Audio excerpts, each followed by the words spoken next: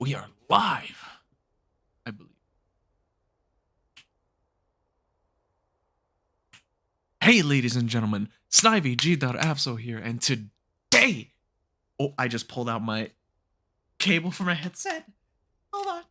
And today, we are going to be playing Resident Evil 4 Remake, the Mercenaries mode. The Mercenaries mode has been released today, and if you don't know what the Mercenaries mode is, it's basically a separate game mode for most Resident Evils, or at least a good amount of Resident Evils, I meant to say, where you get to just select a character, select the stage, and you race against the clock to rack up as many kills as possible while extending the clock, keeping up the combos and kills without letting the combo drop, and trying to get the highest score. I know I'm 1 minute late, but that's because YouTube. I'm sorry. Thank you, is Sparkle underscore pup for joining into the chat. Or better, most likely better known as is Sparkle Pup without the underscore. But anywho, thank you for joining into the chat. Today we're going to be playing Resident Evil 4 Remake, the Mercenaries mode. And let me just say, here it is. And let me just say, I've already played. I've already had a bit of practice. I've already had, you know, just to try my hand at things, and it's already freaking S plus plus with this. Oh man. So let me kind of joined early. That's fine. I'm glad you're here. We're going to be jumping into the into it in momentarily. Now let me just say, I love the Mercenaries mode. It's one of the most beloved, if not the most beloved game mode in all of Resident Evil. And we've been waiting for this for so long, a really good Mercenaries mode, something really ecstatic, like the lovely feel of the old Mercenaries mode. The Mercenaries mode in hello cartoons, peace and glasses, here to stay for a bit longer, I hope. Oh, cartoons. But anywho, what was I gonna say? Oh yeah, oh, happy Good Friday, everyone, for those of you who celebrate Good Friday. But anywho, thank you for tuning into the stream. Let me open up the chat on a separate. What's this? Hold on. YouTube. Oh, there it is. YouTube is doing weird right now.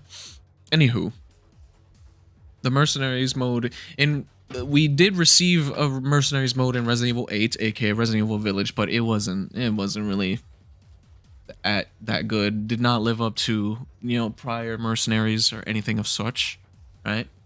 But anywho, but this, let me just say, as you can tell by my scores for the Village for each character.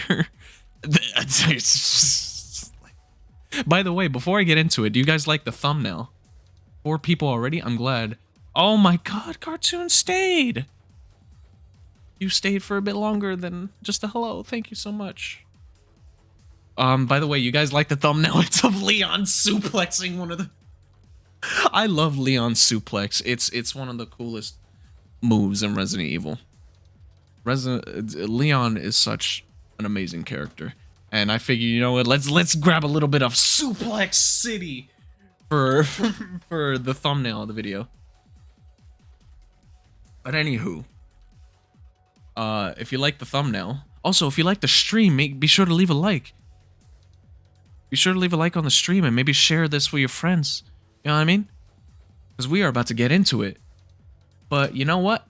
Hold on, let me just adjust myself. Let me actually grab the charger from my phone so I can keep reading the chat. My phone won't die on me.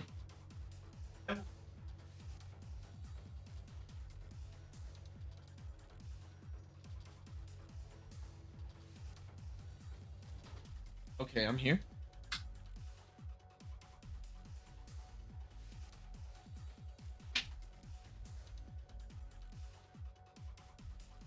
Alright.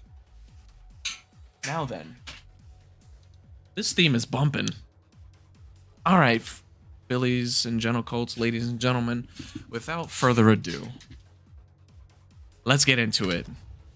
Characters. Leon. Leon is an all-around balanced fighter. During Mayhem mode, his abilities including attack power and speed. Attack power and speed are greatly increased. We're going to kick off with Leon, but I'm going to go through the character lists for you guys. Lewis. Lewis has good firepower, but weak close quarters abilities. That's kind of not true because he has a fucking...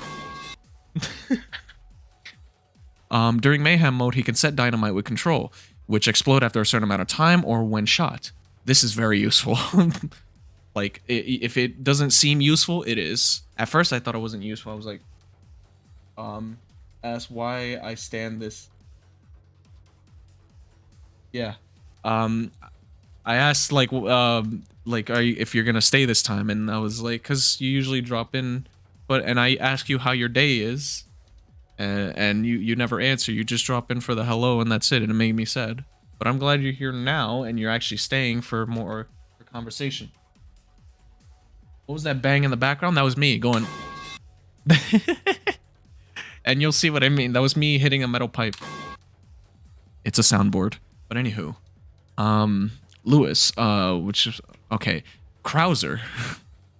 Krauser has strong melee attacks and explosive arrows at his disposal. During Mayhem mode, he mutates and can deal close quarter attacks with mouse 1 or thrust attacks with mouse 2 and 1. Hunk. Oh, Mr. Death, aka the Grim Reaper. Hunk not only has a high performance submachine gun, but also has a unique melee that can instantly kill. That can kill instantly. It's so good. Just got up. Well, good morning, or what am I saying? It's afternoon. I don't know what time it is for you, but good morning, good afternoon, good morrow. I don't know. But anyway, during Mayhem mode, he gains unlimited ammo. That is OP. Yeah, it's his brother, and it's just like how he had in the original game. He had the same attack, and you'll see it too. We're gonna start off with Leon. He starts off with his Silver Ghost 9, a knife, riot gun, and the Stingray sniper rifle, and with ammo to boot. And here we go. It's 1 p.m. Awesome. 10:09 here. Okay, got it. So you are 3 hours behind me. Crazy. All right, here we go. You ready for mayhem? Because I sure am. Yeah. I'm thinking yeah. Let's kick it.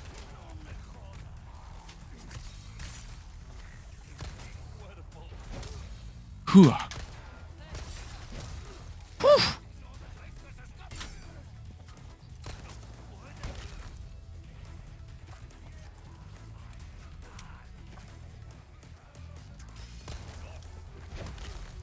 The premise of Mercenaries mode, you want to be hitting so many melee attacks, because melee attacks add time to the clock on top.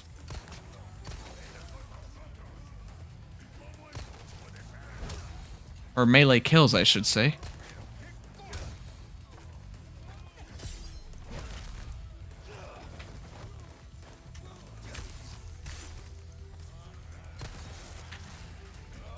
You ready for this? Suplex City!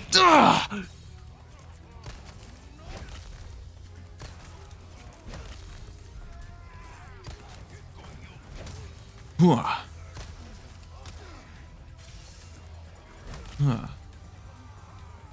Time to unleash the mayhem.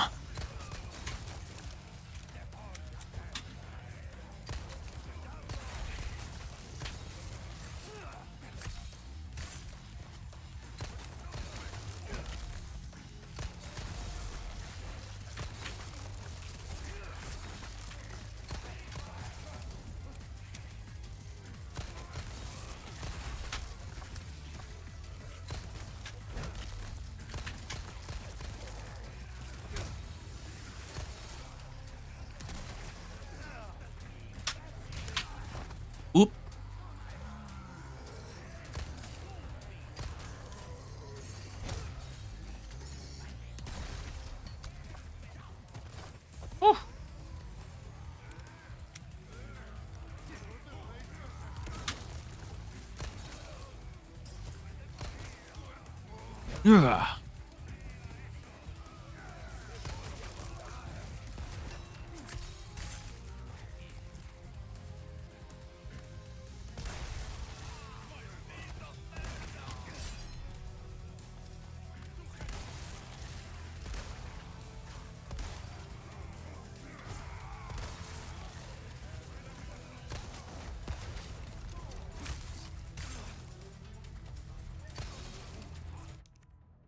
I can tell you're spamming keys on the keyboard. Well, I'm not spamming it. I'm rather pressing them so fast that... Oop.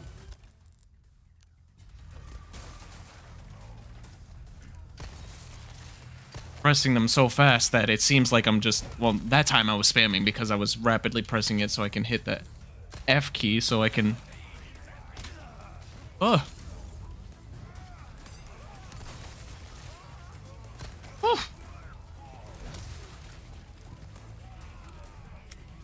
This is how to play. Who the hell keeps hitting me with arrows? It's you up there.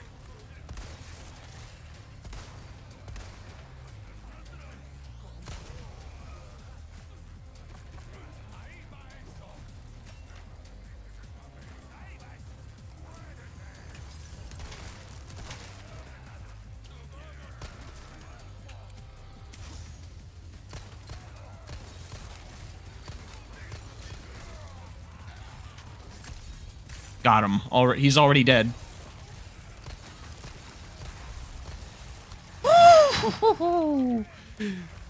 We don't drop combos in this house.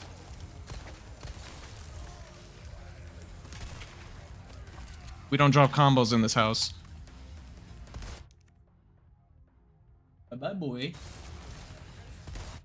Suplex City, boy. I'll get a suplex right now. Oh, I couldn't get it with that one, but this guy.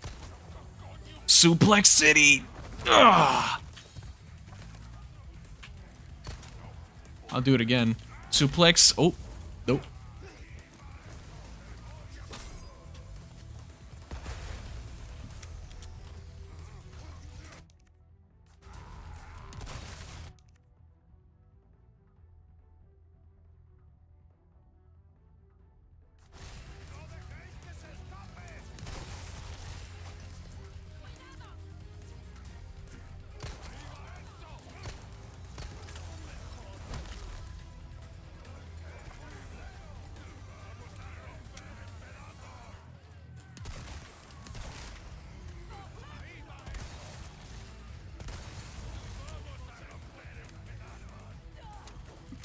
Alright, here we go.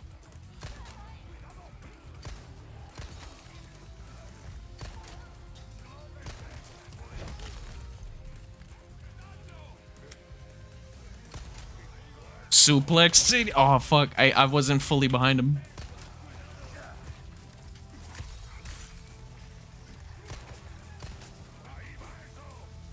Suplex.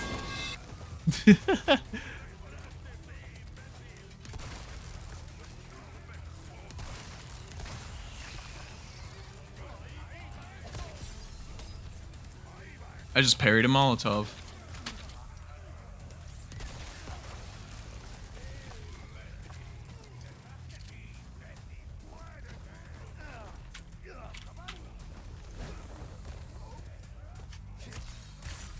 We don't drop combos in this house.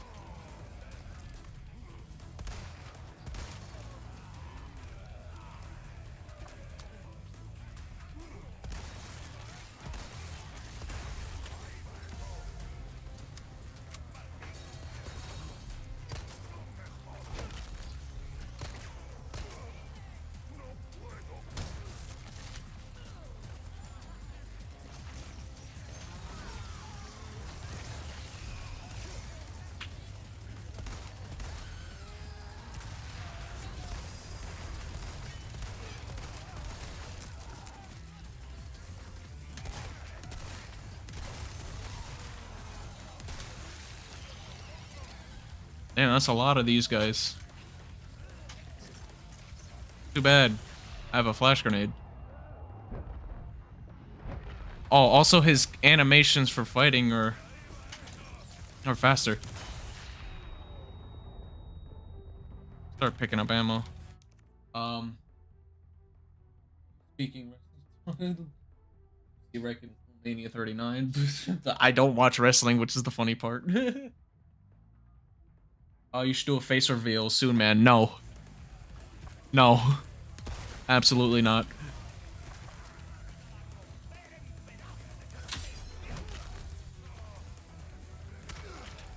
Oh.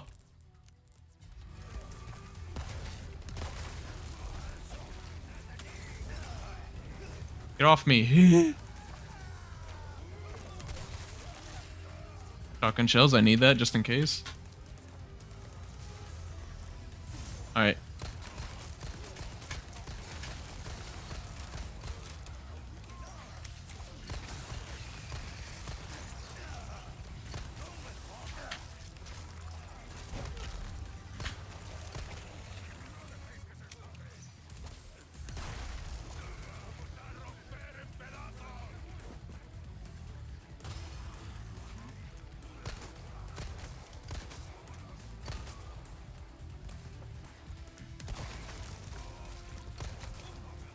Hooah.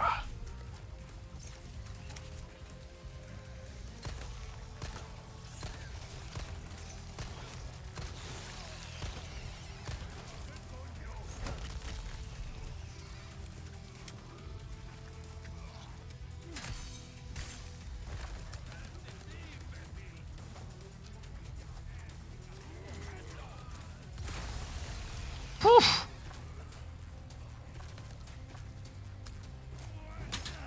Whoops. I tried to parry that. There's three baddies.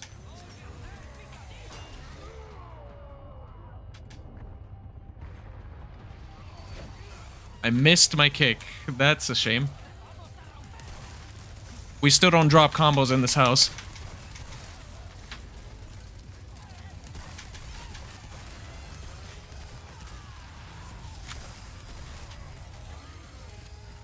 I didn't see where the other one left, so I started to went, so...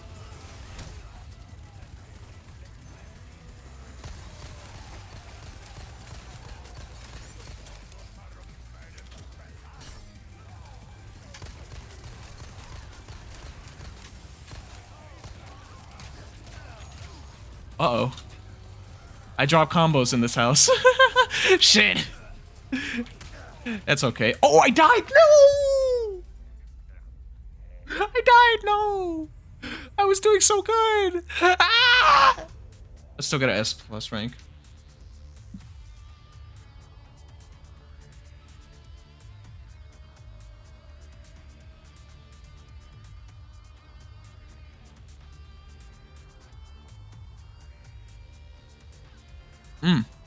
Don't worry. I'll do it again. One person just joined, just letting you know. Snivy, thank you so much.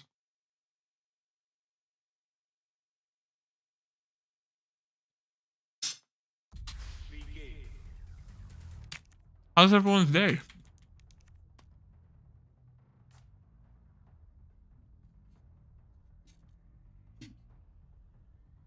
I still did pretty well. Thank you. Don't worry. I'll do good, better now. Let me just eat these.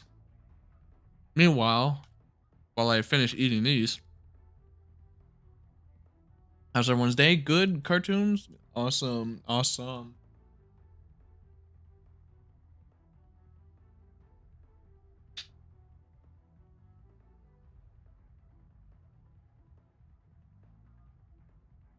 I'm eating blueberry waffles.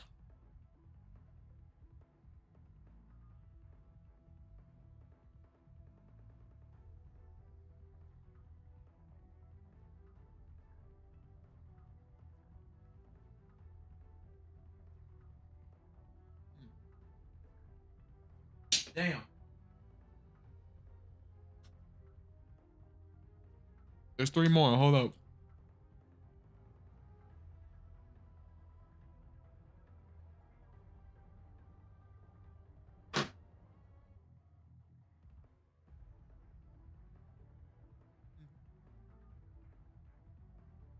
For lunch,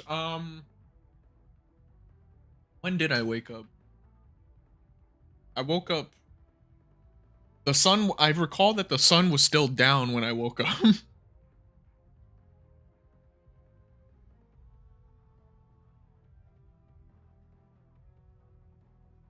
But I mean, for me, eating waffles in the afternoon is normal. I usually wake up in the afternoons anyway, but this today was different.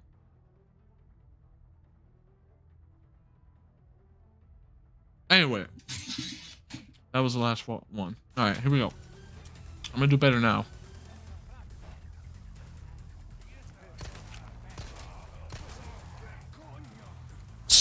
Damn it, suplex him, damn it. Got him.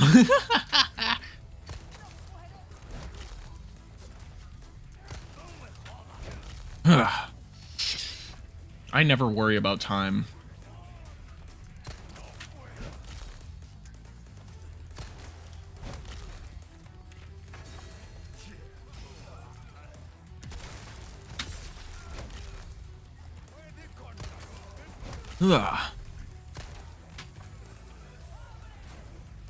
Crowding them up like that is a really good idea. So you can, because Leon has a wide, like a wide kick attack, so it can sweep across and hit everyone.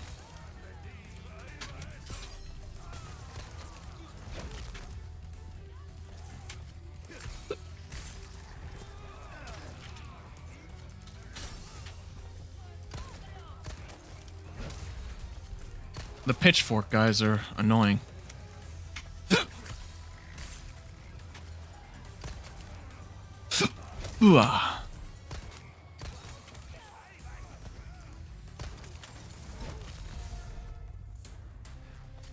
Alright, these guys...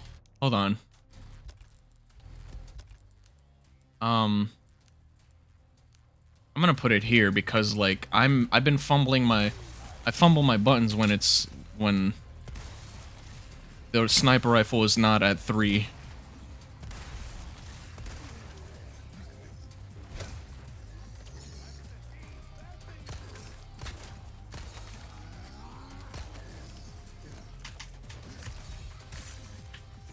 That's how we do it.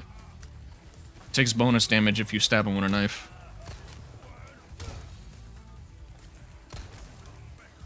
This is how Resident Evil should be.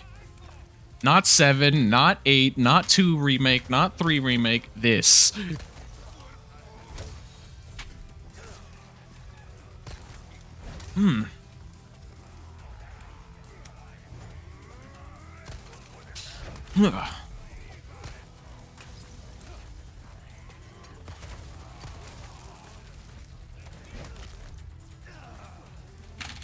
No.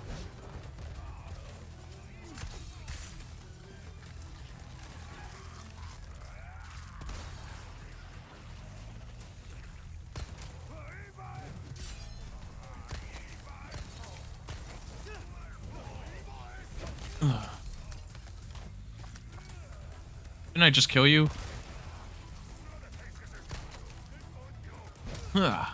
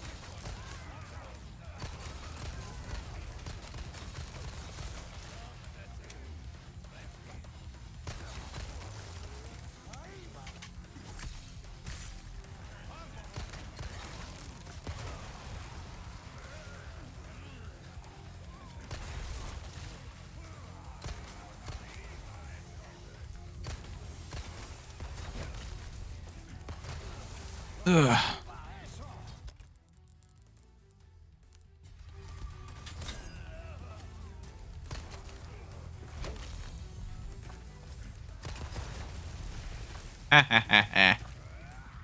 Goofy.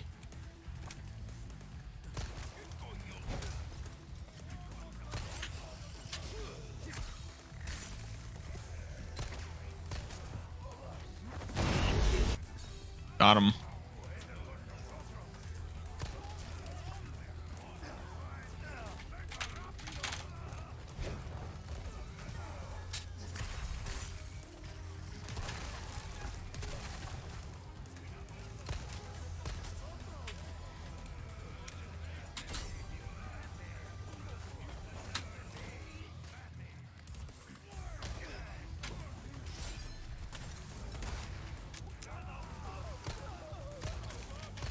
Are you kidding me? Ah, I hate the slow rate of fire on this. I want to restart that. I don't drop combos in this house. Third time's the charm, always.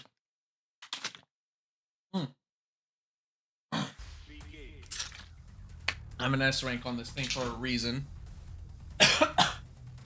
S plus rank. Plus plus.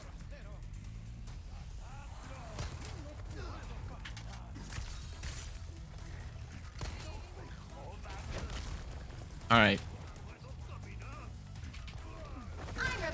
Oh, wrong button.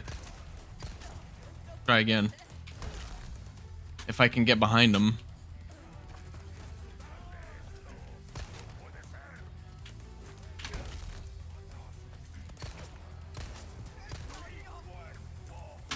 Garbage.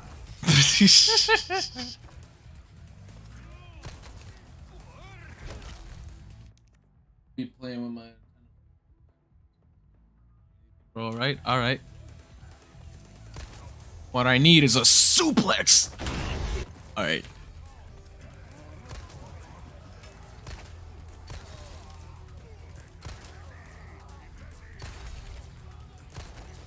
This game has a weird thing where you can't immediately aim after you unaim sometimes.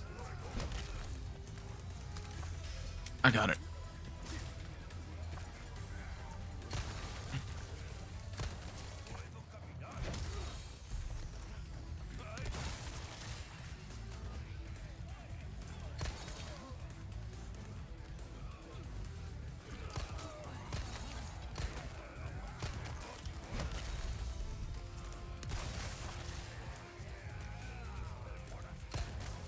Let me,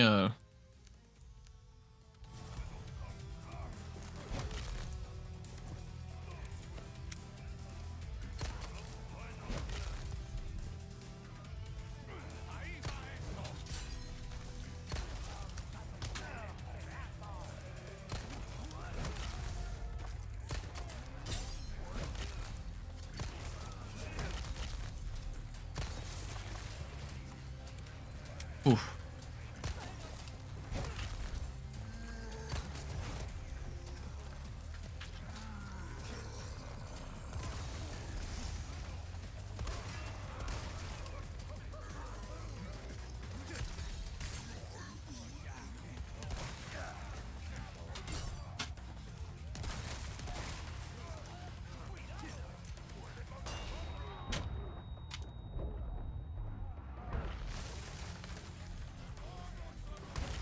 Ooh.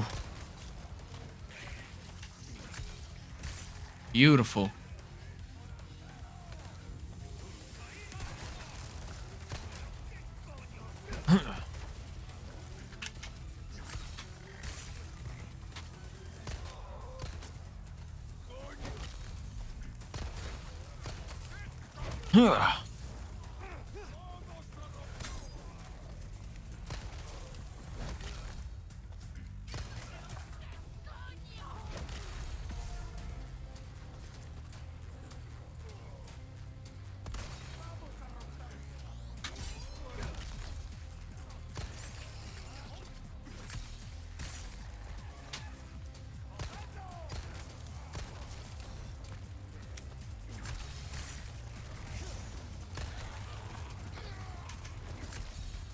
And that's how you take care of them, just like that.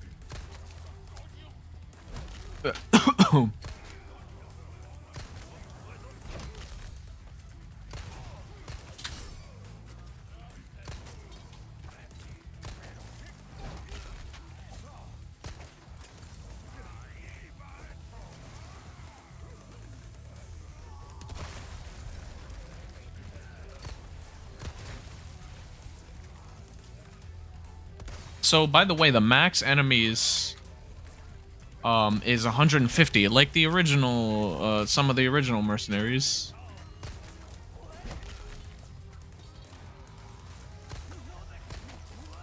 I believe it was like that for 4.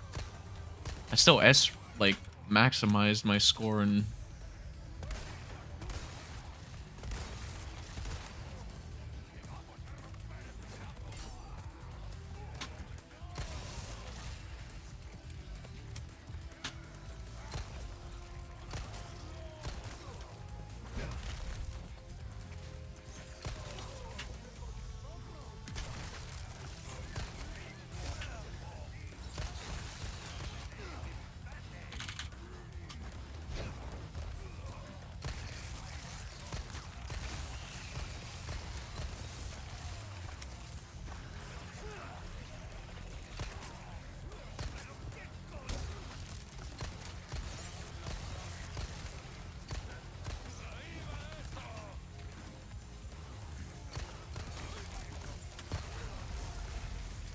that was hilarious.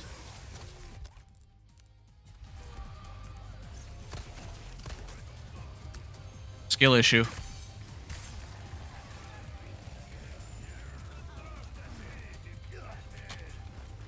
No.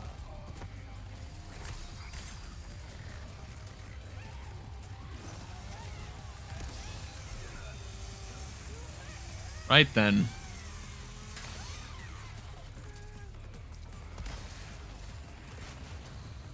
All right.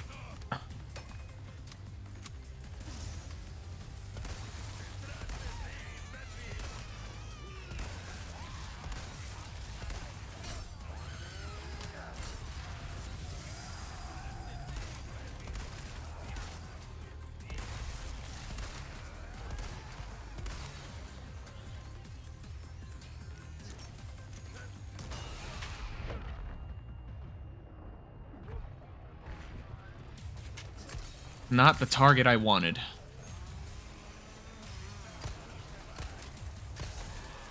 There we go.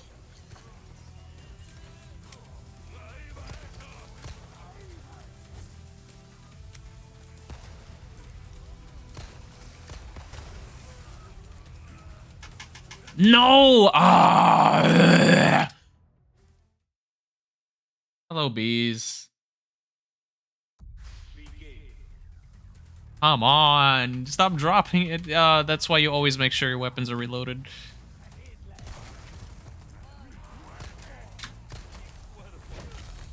Come on. Been on Leon for a hot minute.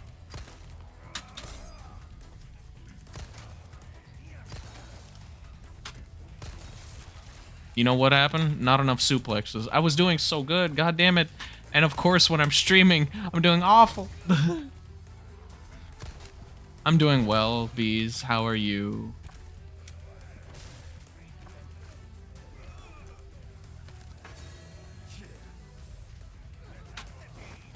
Fuck off!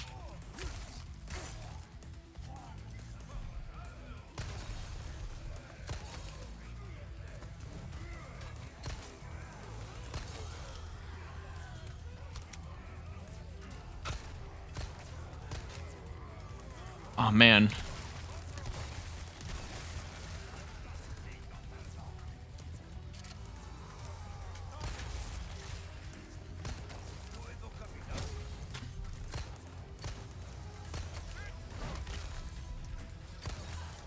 The game wasn't, like, a tad laggy.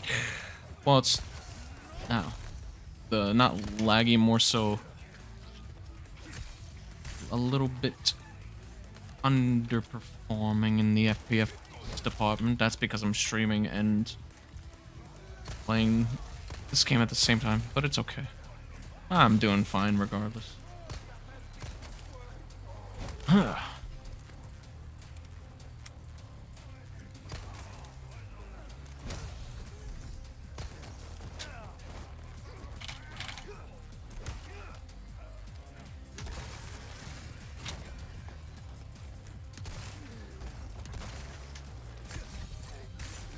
There we go.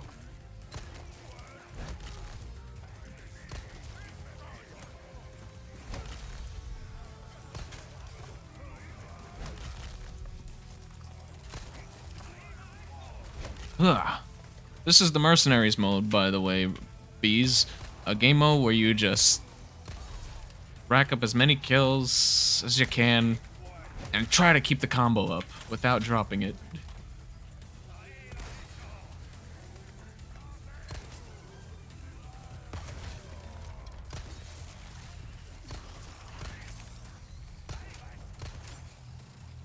Come on.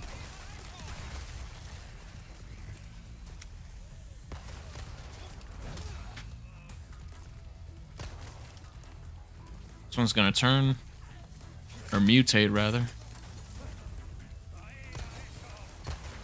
Oh, did you see that shot?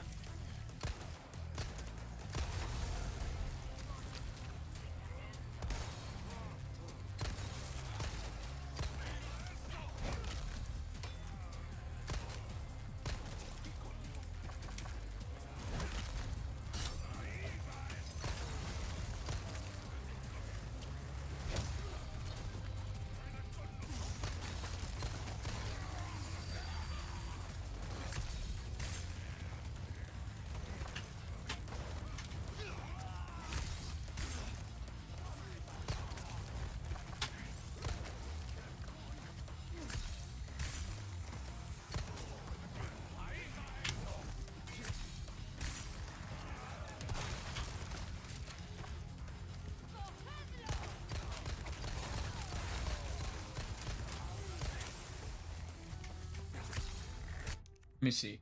Oh, small question tonight. Because I don't remember. In the Spirit Crusaders, is there any special magic artifacts that you've created specifically for the story? Void's magical horn ring and the staff and the armor he wears. That is currently the only like artifact or magical artifact of, you know, of unknown origin, I should mention. But yeah. I'm trying to reload this thing for the longest time. Man, fine, mayhem.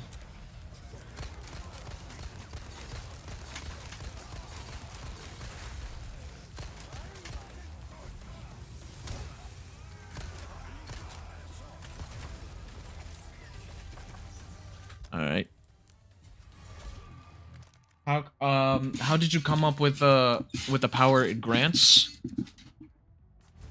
I first came up with the idea when I was designing Void, right? And I had this idea of like, you know, the like of a dark stallion type of individual, right? That has give me 1 second. Of a dark stallion type of individual, right? And with like these cool hazy wings, and I got inspiration from this other like picture that looks similarly to Void. If you go to like him on the DA page, you can see where the inspiration comes from. I put it in the link of the description of the Void's artwork. But specifically, like when I was designing him before I came across that picture, you know, I wanted like a dark stallion, but I needed a reason. I needed a reason for him to have wings, because I wanted to keep with the consistency of like, oh, there's only 5 princesses in Equestria, you know, and they're the only ones who are alicorns. So Void himself is not like a real alicorn. He just gets the power from the ring, which is like something unheard of in Equestria, right? Which is what gives it a you know, a big significance in that, you know, that he has a ring that goes around his horn that grants him wings, but it's not like regular wings. It's like these hazy like cloud type of wings. You know what I mean? Like it's like a haze. Best way to describe it. It's like a haze. You know. But without the ring, he's just a regular unicorn. So he's not an alicorn. He's not as strong as an alicorn. So like the ring does, I will say that the ring does enhance his capabilities, but he's not as strong as an alicorn. At least not yet. You know what I mean?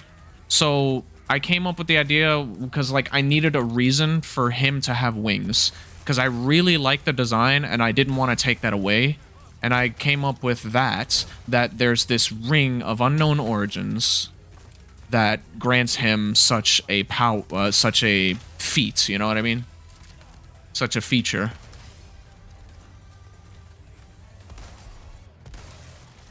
And so I thought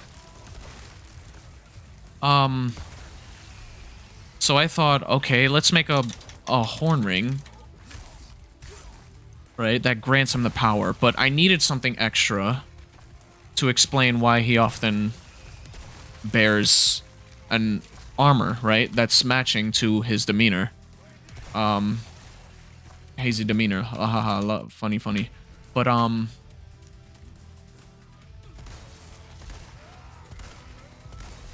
my god, I need to hit my shots.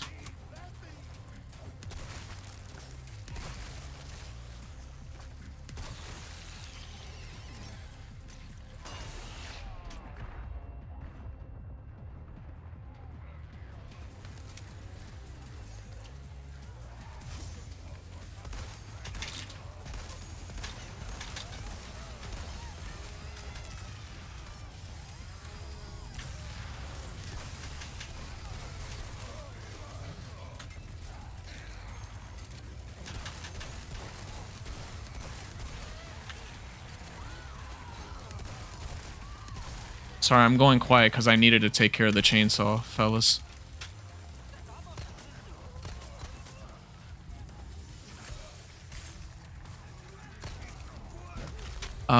But yeah, there's more to it.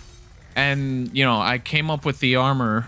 Like, why would some individual... I came up with the reason why would some individual... like... Hold on a second. Hold on. We're about to finish. We're about to finish.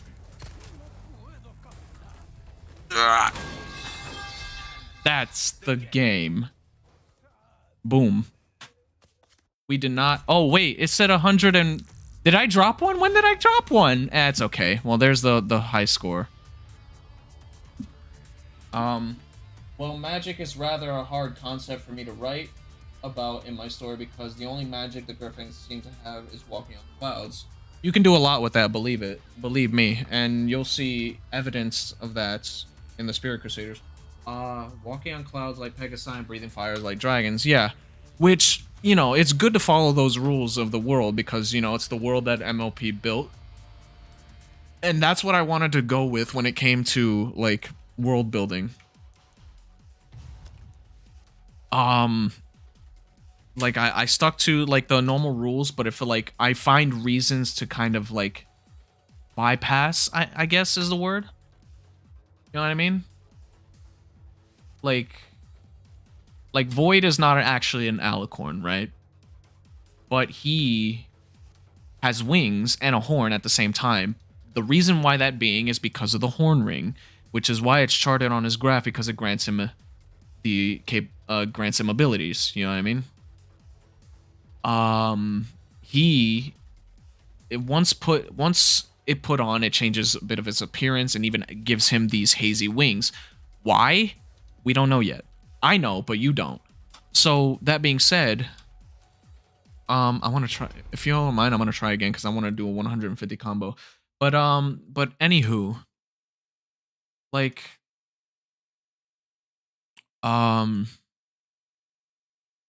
what's it called?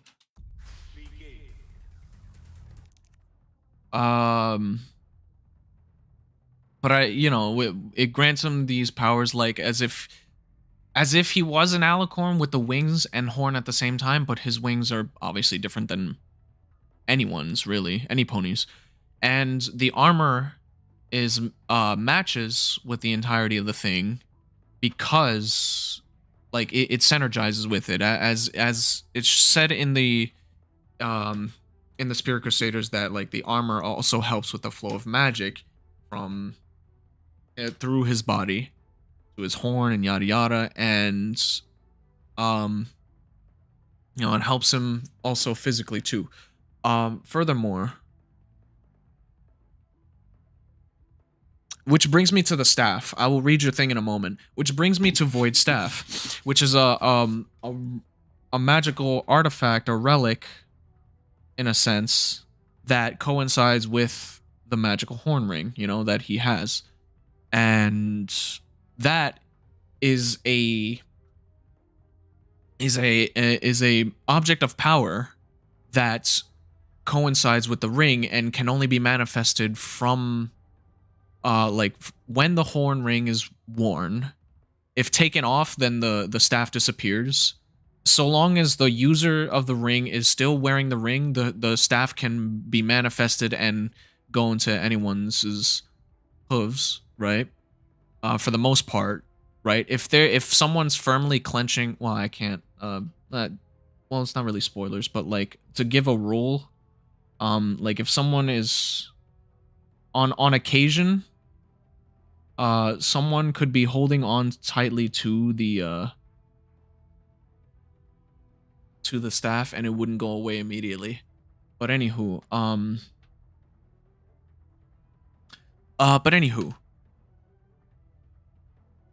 whereas opposed to Flurry, she was just holding it down after she beat Void, and then it went away after. But like, ouch. Some occasions, like it won't go away. When someone else is holding it, when some pony else is holding it. I say that because like, could something like that could happen in the future. But anywho, brings me to let me finish up the staff explanation before I read your thing. The staff, is a is a object of power that generates magic through it and can be projected through magical emissions, like, shooting firing beams and so on and so forth. One of Void's techniques, Darkness Thunder, it's a move that he can only use with the staff for now. And that coincides with the entirety of the set, with the ring, the armor, because it, as you can tell, like it's meant to be a part of like a set, you know what I mean? So if you think about it as a whole, the ring is what generates the staff makes it manifests. Where it goes when it's demanifested is unanswered yet, because we're still early in the story, right? So the staff is manifested by the ring. Same goes for the wings that he has, is manifested also by the ring, right? And the ring alters his appearance, both like, physically, like his hair, his mane and tail, and like his eyes as well. So that's like the explanation of like when it comes to following the logic of the world, where he's a pseudo alicorn-esque pony, but he's not actually an alicorn. He's just a full-on unicorn with the capability to manifest wings upon putting on the ring, right? And as well as manifesting a staff of power of unknown origins. Or at least unknown to before he got it. So like why it was wherever it was when he found it. But anyway, so there's that. So so I followed the logic when it came to the world when making Void, because I really wanted to keep his design. Like I really outdid myself with Void's design, I feel. And like it was just something that I wanted to find like a real something that really stand out because like as a starter for like my first original character, right? I wanted something that was pretty high up there in the scale of appeal. You know what I mean? Like, oh, when people see him, he has a horn and wings at the same time. But is he an alicorn? Is he is something else? You know, like these are the questions I wanted to raise in people's minds. You know what I mean? So let me read your thing. Finally. Sorry for the long explanation, but I do love, you know me, I love talking about the Spirit Crusaders, and if you ask me any questions of sorts, I will go into great detail for you as I have done so. Anywho, I have included the concept, the use of magical artifacts, which is fine, such as glyphs, like an owl house. I wouldn't know because I never watched it. A few episodes here and there. I don't remember much. And a power coming from the idol of Horus, called the magic of the kings. See that I can understand how it works. You have an artifact that grants power, but it doesn't like, but you know, having that be the source of their power, you know what I mean? That's the main concept, the key concept for characters who can't normally use magic per se, earth ponies, pegasi, griffins, right? Have an artifact be the source of their power, right? In terms of their in terms of actually using magic, you know what I mean? Like, which is a good concept. And a little magic feature in their armors that allows them to communicate with each other telepathically. I like that. I like the idea of that. That's actually pretty cool. I'll note that. But yeah, it's something like that can give them the source of power, so you don't like break the rules of the world. And if you have an individual who, like, let's say a Pegasi who uses magic, have a good reason as to why that is, of origin, like because such and so is unheard of in Equestria. And don't say G5 is with, you know, Earth ponies and Pegasi using magic, because G5 sucks. I'm not kidding though. Like that, it is just like boof. Everyone can use magic now. It's like, okay. And then people complain about it. It's like, oh, how could they get magic? It's like, oh, shut up. Anywho, but anywho, let me see. I know what you mean, bro. Glyphs in the owl house are basically symbols that produce elemental magic. Like, let's say fire glyphs can produce flames, plants, those can produce vines, etc. Ah, I get it. Okay, I see. So it's like summoning, like, glyph spells types. Okay, I see. I've seen that in quite a few forms of media and stories. You know what I mean? Where they summon a good example is if you watch the animated short film of the Fall of the Crystal Empire, and you see the fight between like Celestia, Luna, and versus Sombra, or specifically like namely Luna, you'll see Luna spawning glyphs that summon swords that fire at Sombra. That is a good example of such. I don't think I'll include G5's magic extension. Good. Explanations, I mean. I don't know why I say extensions.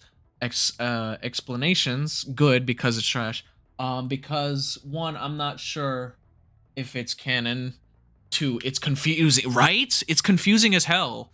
Brother, let's like think up in our minds. Okay, let me nah, we're talking about this. we're not playing the game anymore right now. We're talking about this. Tell me how, like in Generation 5, like these ponies, right? The main 5, whatever. Just think about what they want to create, and then a fucking magical lantern just happens to do so just like that, without no building montage or like setup for it. It just does it. Why does it it? It turns a broken down trolley into a fully functioning first class airplane. Huh? that are you that's so it turns it into that just because they willed it to be. They wished it, or they thought about it for how, man, I wish like we could just, you know, like I'm talking about I'm talking about main 5 and G5, like the generation 5. I know main 6 is generation 4. I'm talking about like the new generation of MLP, the new generation of Garbage. anyway. But anywho, and then they, excuse me, dude, where did that come from? They just willed it to be, and that thing turned into that. Where does that make any freaking sense, right? Like, okay, and here, okay, you have like, you have trash tier virgin, trash tier virgin writing. I probably shouldn't say virgin, but like, I don't know. It's better. It's a good analogy. But you have trash tier writing that is G5 when it comes to like the explanation of how an artifact or an object of power works, right? When it comes to transforming something into something else, right? You transform a broken down trolley into a fully functioning first class airplane, fit with mechanics of technology and all sorts of things, right?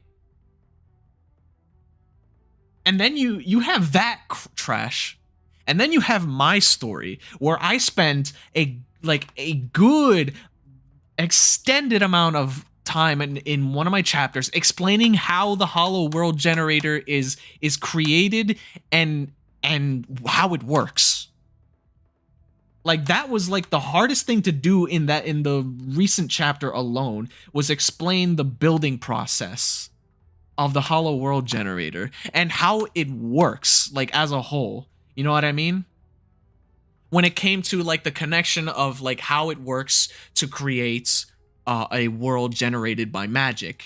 You know what I mean? When it so it combining terrain manipulation magic with manifestation magic, as well as illusionary magic, into like one whole thing, so it can be properly controlled and conducted, so it can create a world of its own from what you type on a freaking remote or on the screen, or if a pony is connected to it, because the machine itself can link to a pony's thoughts with its own magic because it has magic inside of it, right? And whatever they think is what the world will start to generate from the Hollow World generator. You can read my latest chapter and you can see how I explained all of that. You know what I mean? Meanwhile, G5, oh, this lantern just does things. It turns a trolley into an airplane. How? It just does. It's trash, bro. Which is why I'm trying to make the idol of Boreas, yes, magic, actually makes sense and not just grant wishes like some kind of lantern. Apparently that's what the freaking lantern does. Not only that, like, oh, another thing about the trash writing is that like when the airplane was starting to fail because of the bad weather, they just like hoped for the best really hard, and then it just worked. The plane like regained control. They regained control of the plane, and it's so on and so forth. It's just like, if we wish for something very, very hard, it'll come true. It's like, okay, what? You know what I mean? Like, it's such it's so just no.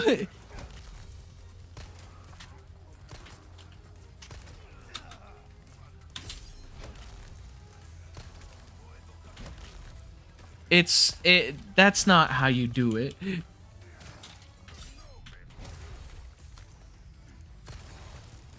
Like that, So following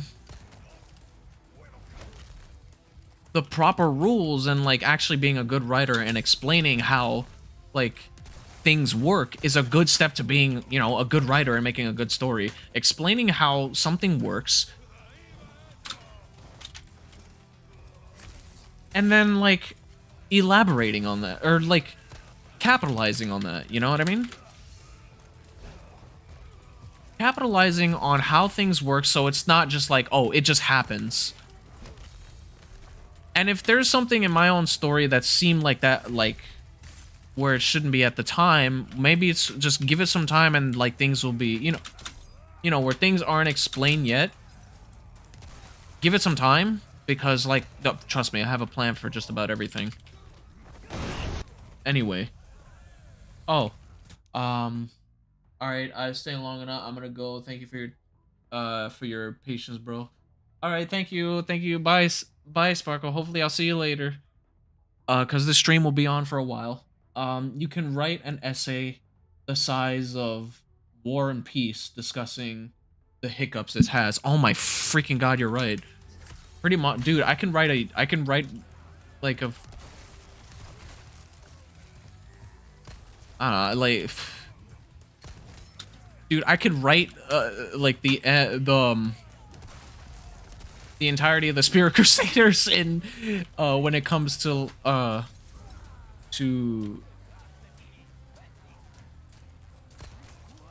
in length of the entirety of the Spirit Crusaders is how much I can freaking like um address how many freaking issues G5 has.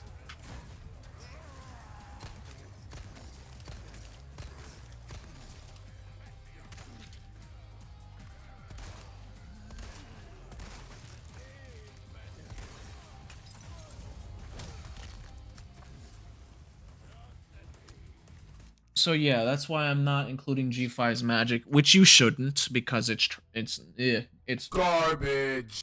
Because I'm not sure if it's consistent and it's downright confusing. It's not consistent. I will answer that for you right now. It is not consistent in the slightest.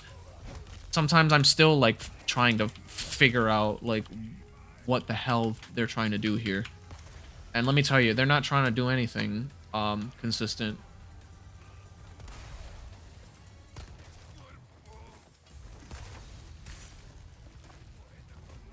Like it's annoying.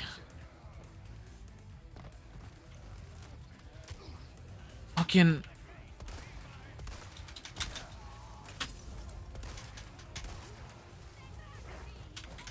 My god, I am not doing good right now. Hold on.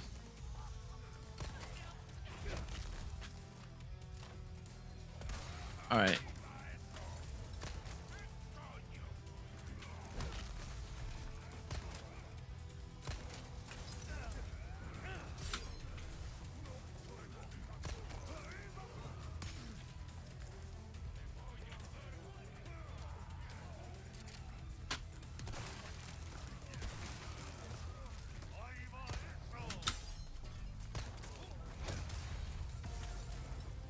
Like, geez.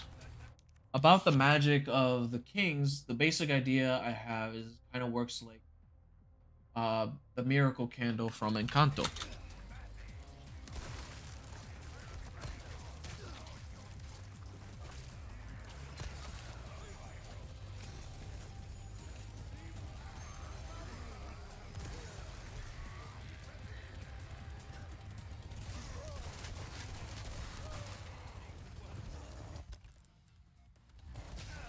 I knew that would happen.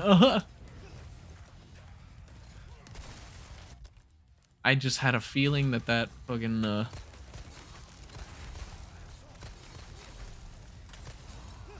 Man, stop throwing stuff at me.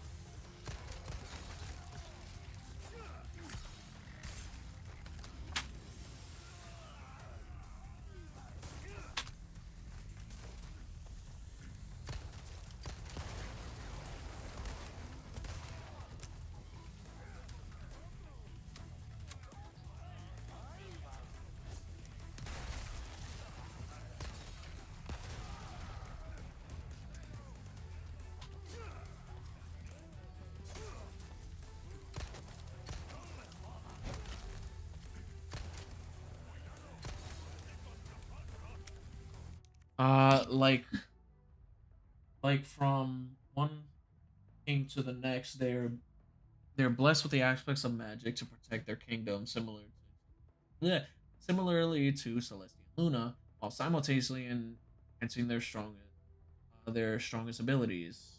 Example, strength. Okay, I like the concept there.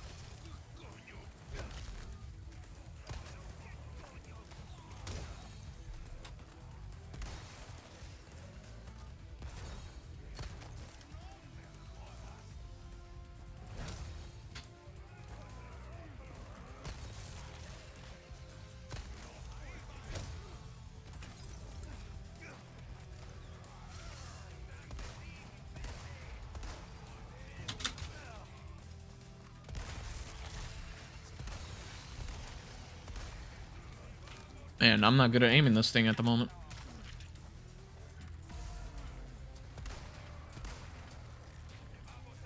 Like, I'm trying to, like, take care of the...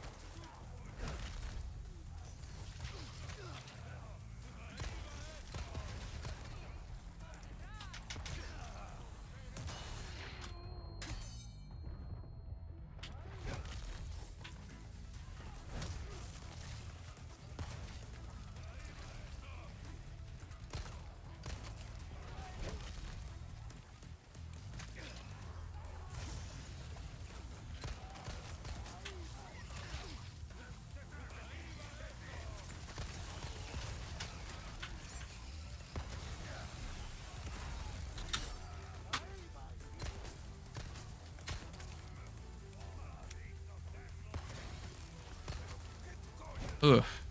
Alright, sorry if I went quiet. I'm just, like, trying to really focus to not drop this combo right now.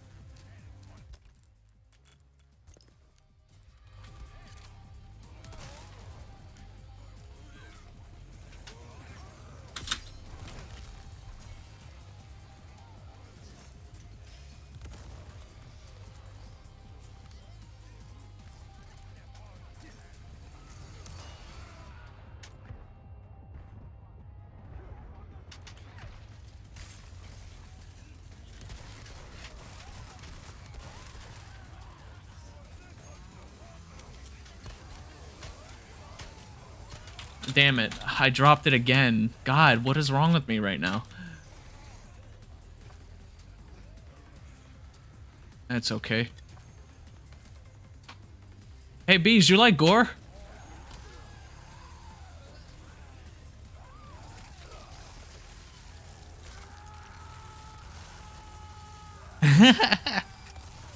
That one was for you, Bees. I know you like chainsaw deaths. Yes. I figured I'd just like die on purpose because it's like, okay. All right, let me actually read this. Oh, hold on. Let me get this plate out of here.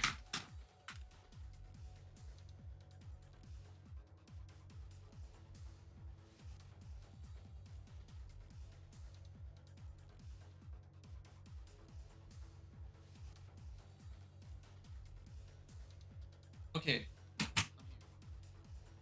Let's see. Where did it go? All right. Um.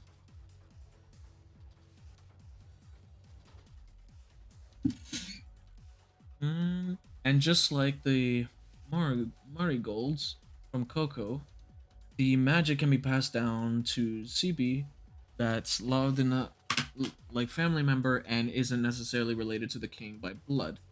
This is why Guto successfully passed down the magic to his 6 friends that you may remember seeing your group. Actually, wait, no, I got it wrong. It's not the idol that has the magic; it's the king's crown. It's uh, it's canon that it has magic. Okay. Either way, because said magic blessed 6 different individuals and not one, therefore split into 6 parts, meaning each member has a small tad of king's magic within themselves. Okay. So Gruff is physically strong, so the magic enhances his strength. Gideon flies slash runs really fast, so enhances speed, etc. I get you. I get you.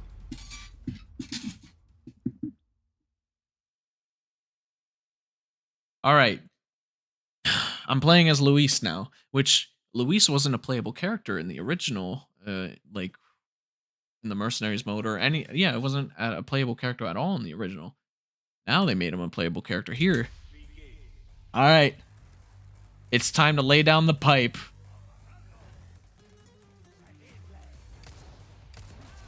Here we go.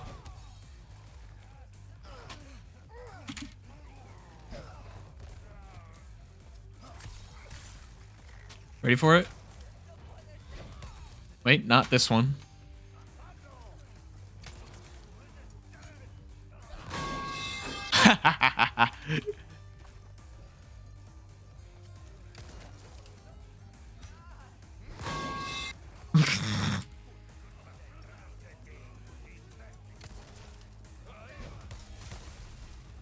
Ooh. Can I kill myself with this?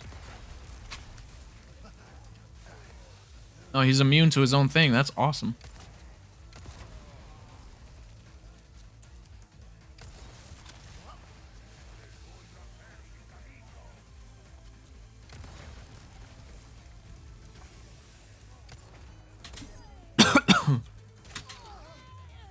Oh, God.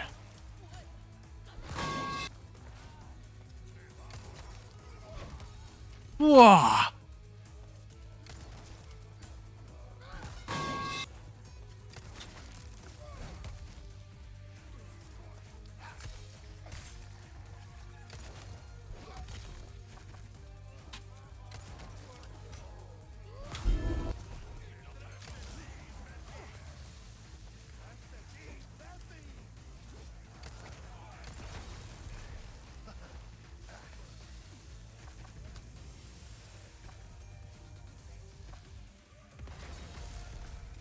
Magnificent.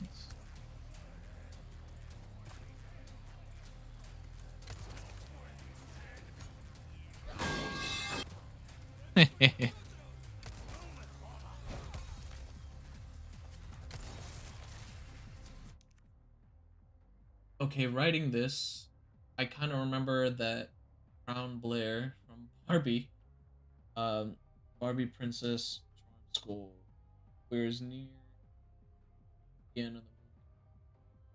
I do have some empty holes with the idea. First off, I'm not sure just how much magic still gives up. Like, say, how does he give it?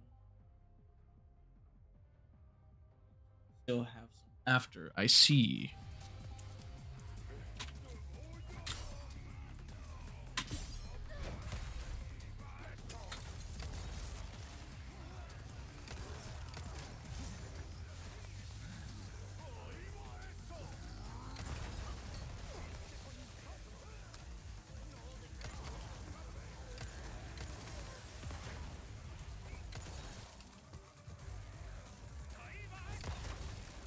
Oof.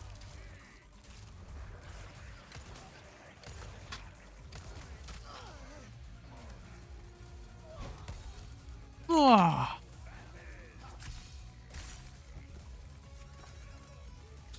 Anyways, I do have some. Oh, I already read that. Oh.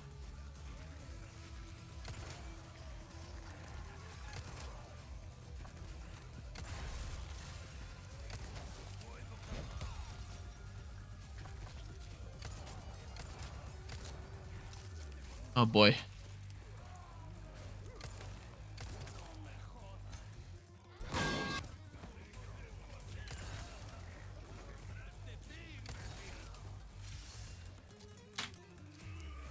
Luis's theme for this is pretty cool. Also, it sounds like a certain soundtrack from video game.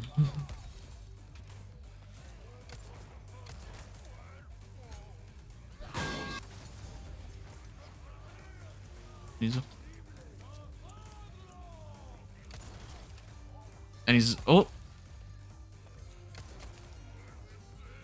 and he oh.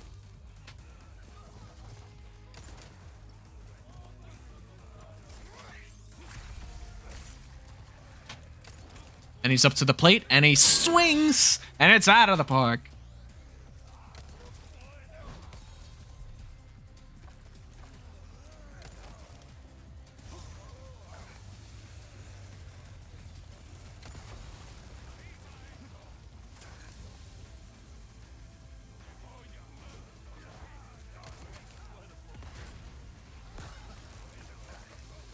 You can cancel?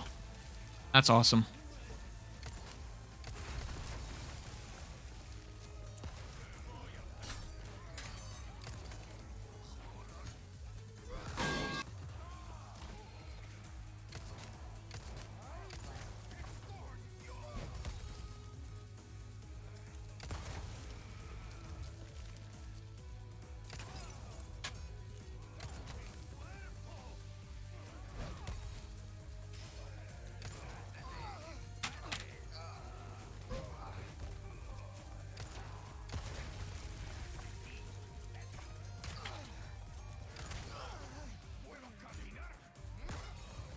Backswing.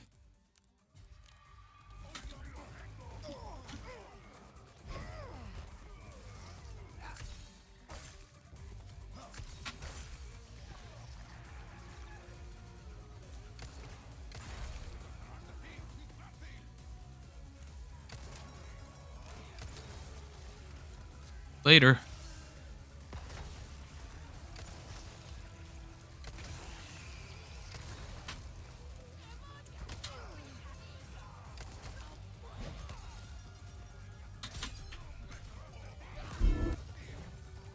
All right.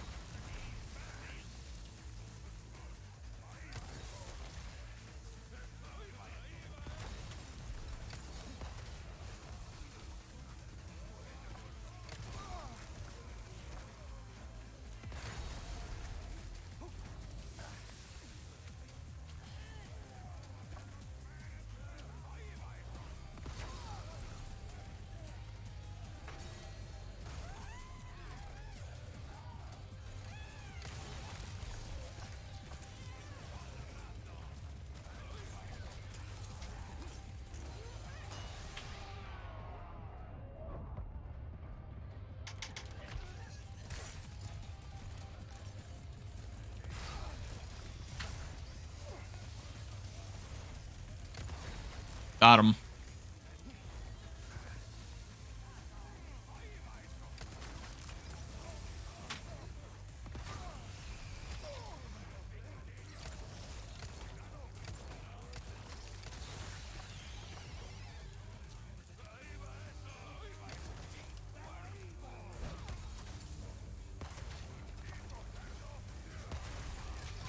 There's a lot of these guys. Hold on.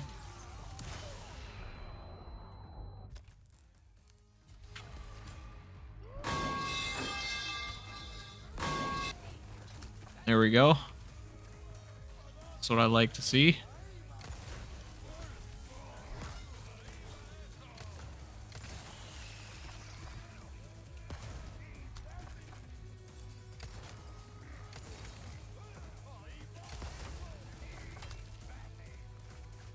Ooh. Sorry if I'm not reading chat. I'm just focused on not dropping this combo.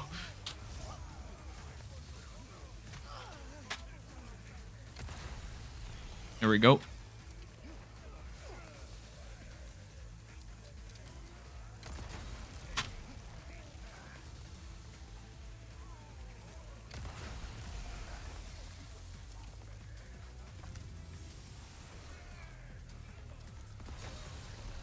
Excelente.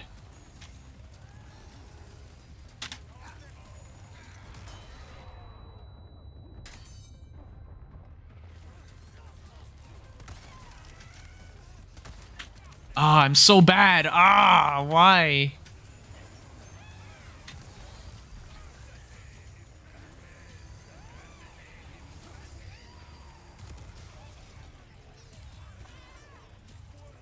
I am so bad at keep.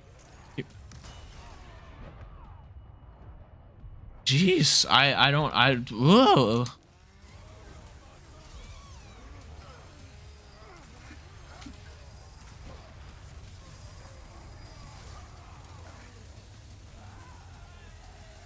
That was close.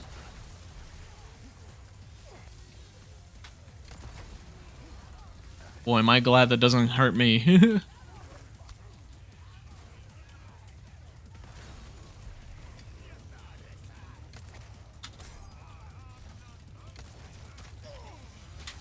Oh, damn.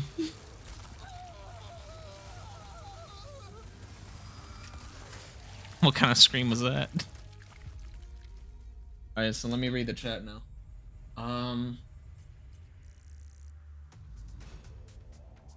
Second, I have about 4 Griffin's enchantments covered. Gruff Strength, Griffin Speed, Keen Sight.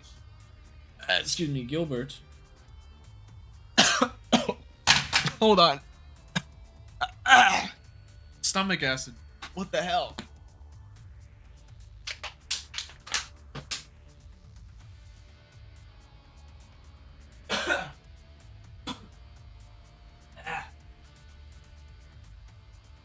Oh.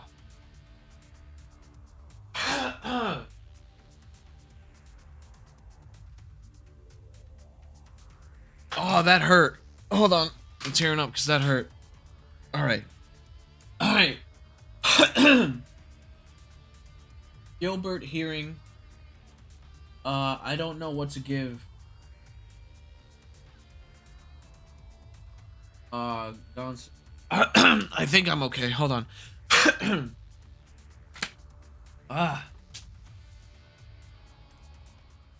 Going back to Leon. I want to get in it.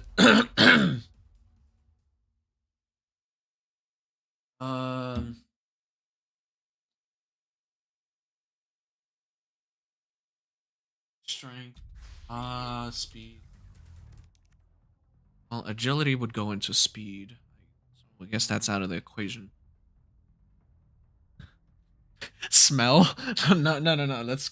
I mean, that's an option, but I was gonna say like, because you know, keen eyesight, keen hearing, keen smell. I don't know, but that's kind of. I mean, it can be useful, but like, um,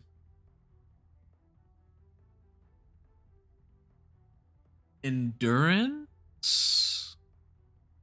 like tanky kind of endurance. I mean, I guess that would fall under strength, but at the same time, I mean, well, in my chart it doesn't.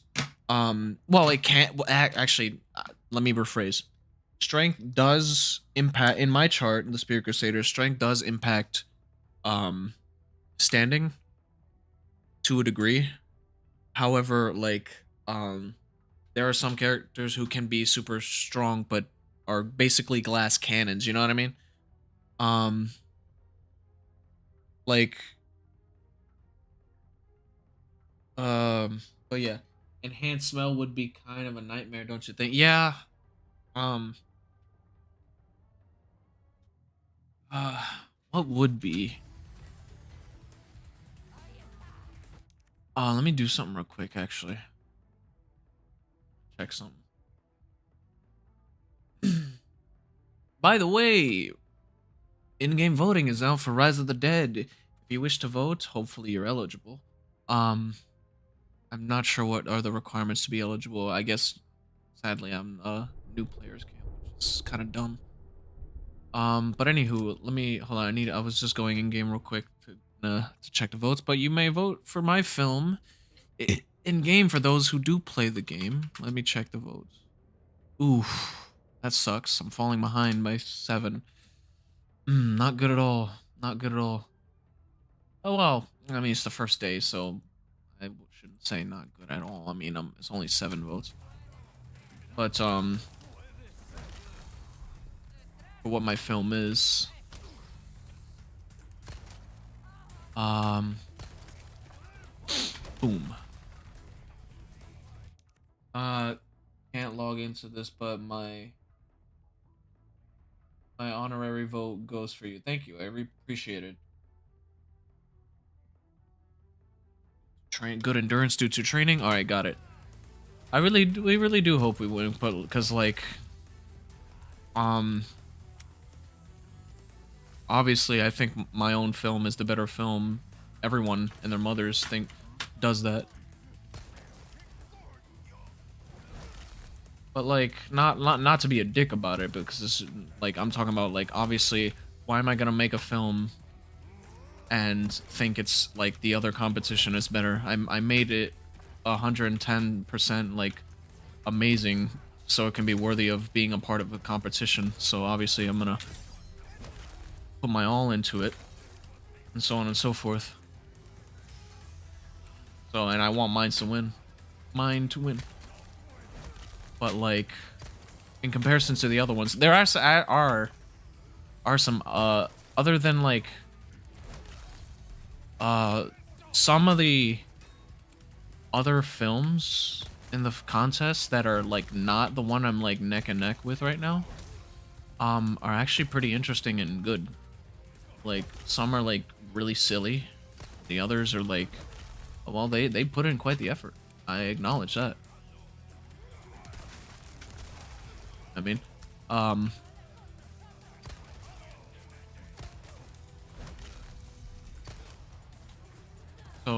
anywho, but I certainly hope, you know, we come out on top in the end. But like, you know, being fair about it, because, you know, it's friendly competition. No one should be upset at each other. Hold on, let me see. Okay, nothing in chat net, but oh, I cannot. I am so bad at parrying the pitchforks.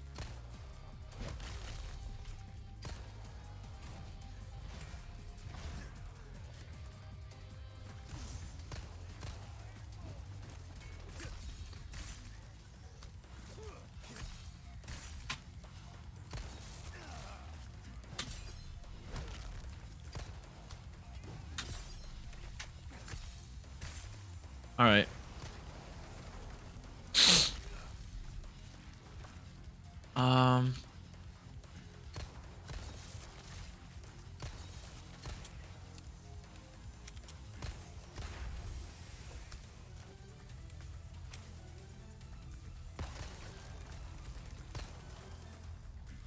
He's gonna turn into one. I can tell when they, yeah, it's all in good fun. I'm bringing this up to a point because, sad to say, earlier I was actually harassed by some of the other, like, competitors for me trying to promote my own film. I'm a content creator first and foremost, or like in this whole thing, and so why wouldn't I promote my own content? It, like, you know what I mean? But yeah, it was because like I was promoting my own content, and I simply because like I put like, hey, vote for my film in my in-game name, and they got upset at me and calling my methods like pathetic. like voting. It's dude, I'm doing the same shit I did last year, and I won last year, so I don't want to. I don't want to hear it.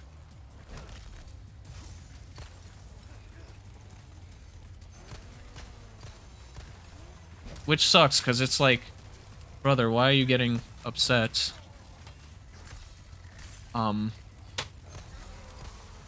Like, this is all, like, just fun and games right now. It's a competition, yes, but we can be grown-ups about it, you know what I mean?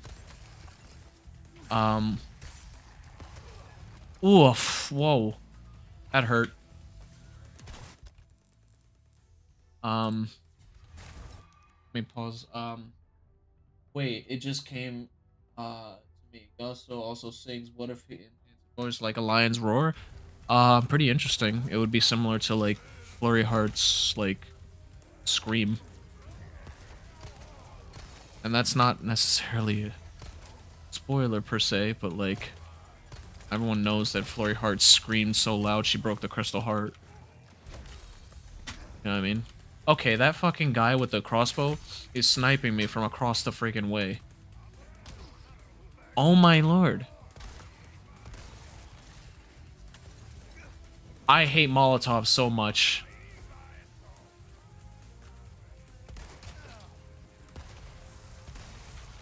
Let me shoot this guy. Thank you.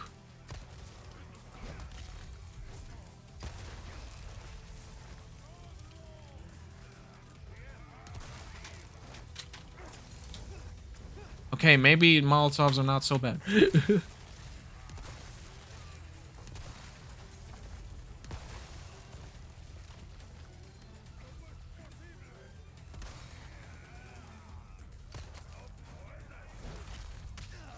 Ugh.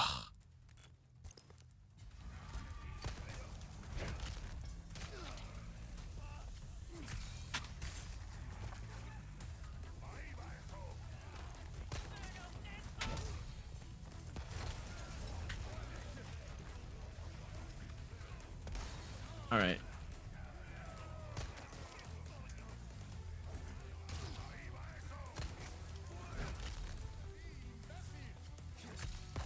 All right.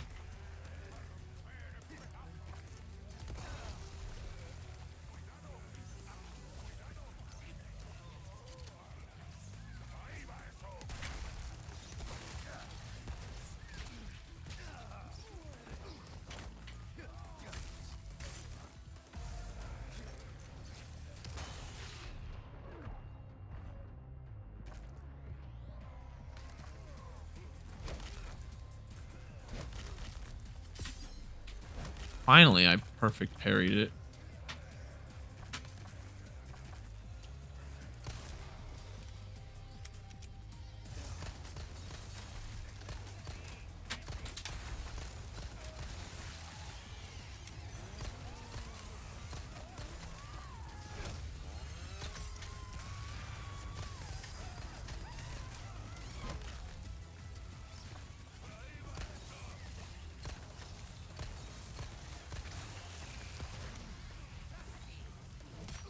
Are you kidding me? I was stun locked. Ugh. I mean, strength, hearing, sight, speed. What more is there?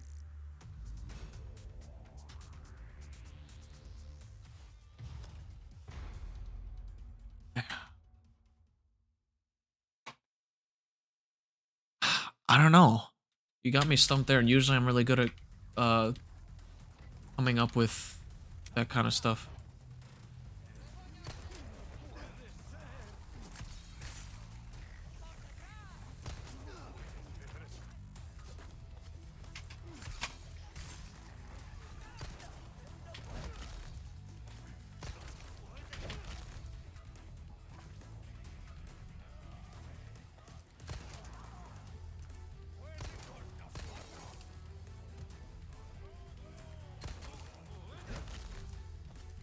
All right.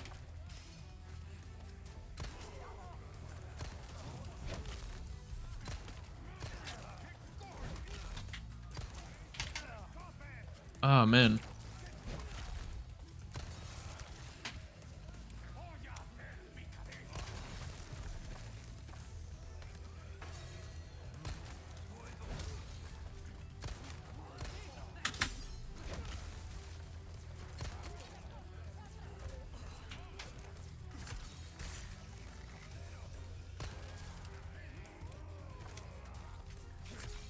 can always tell when they're gonna do that.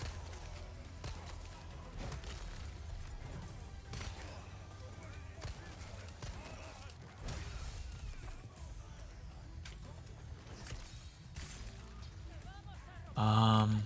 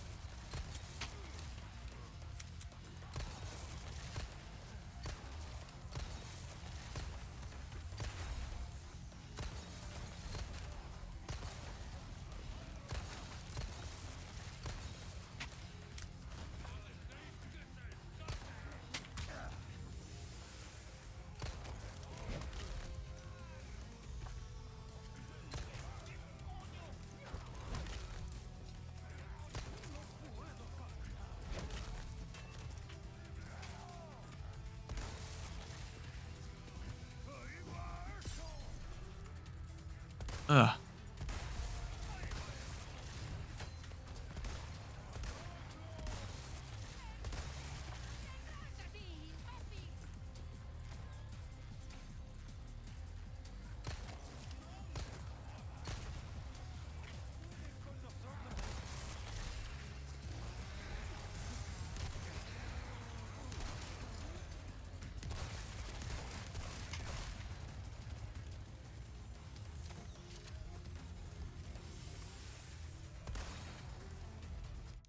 All right. Let me see. Hold on. Your message was. Oh, I didn't. Oh, wait. Retracted. I can't see what you retracted. Um, sorry, I didn't see it. But anyway, let me see. One more. Is there getting a special ability in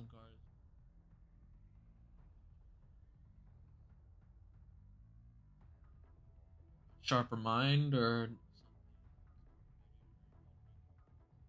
really don't know. Damn, I'm actually like stumped because the entire time I was trying to think while playing this. The Perryton's magic is another story because I literally can't think of anything other than the typical unicorn like magic coming from their antlers.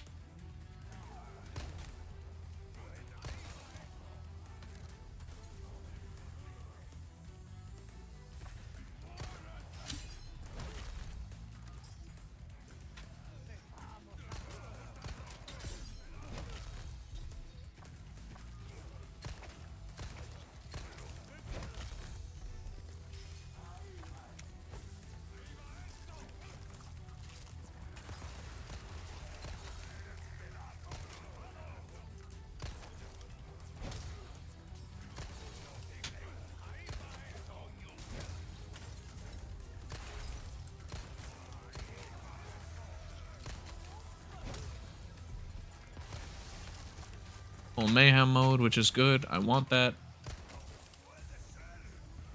I need more ammo though.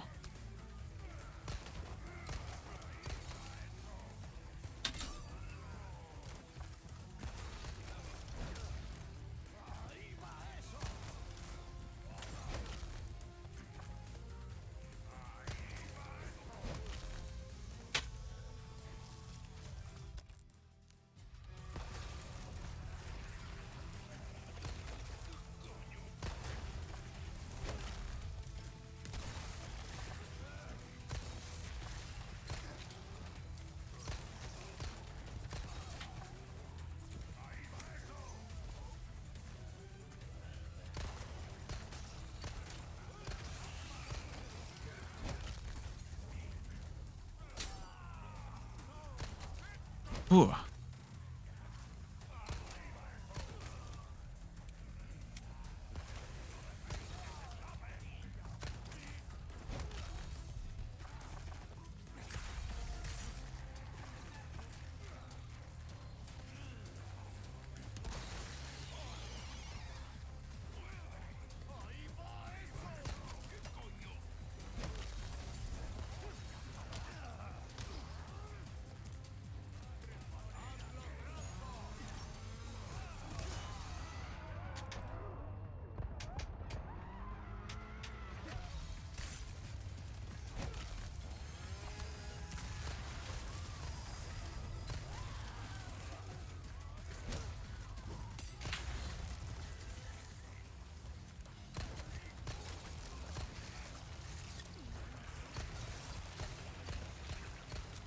Ugh.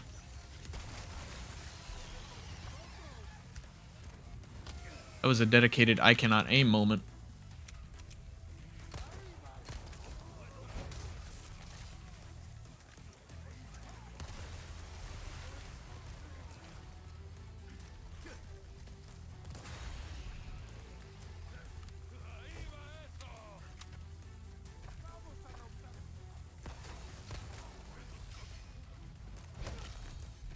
All right, almost there. Keep it up, Snivy. Keep it up.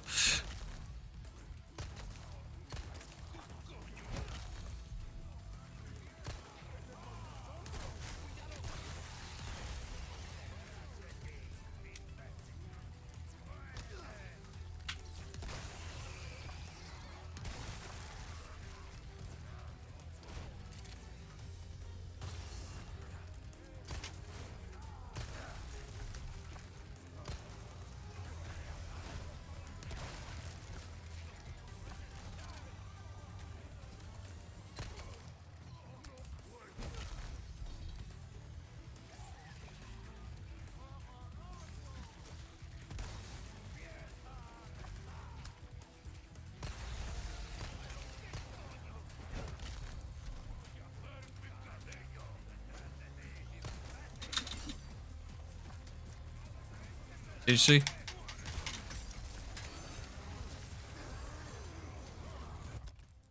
Okay.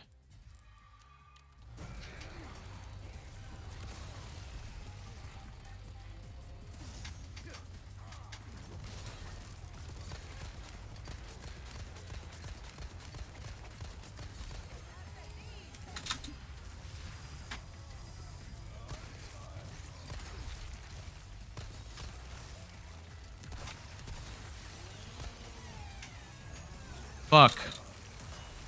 There was nothing I could have done about that one. And I fumbled my buttons. God damn it. Any suggestions? I'm really gonna think about this. Like, well, I mean, I've been really thinking about it. God damn it, I needed 8 more to restart. I'm gonna get this 10. I'm gonna get this full 150 combo. I'm going to do it. I'm just, for some reason, I'm really fumbling the bag right now. Oh, it saves the registered shortcut. That's cool.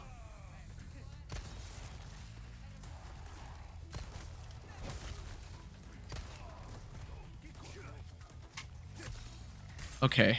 Welcome back, by the way, Sparkle. Let me... Suggestions.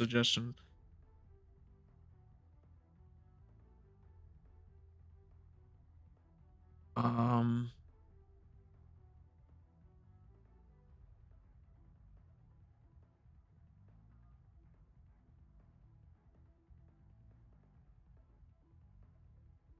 What would be a good idea? So, still, I do have one special ability that I gave to inheritance as they're supposed to be antagonists.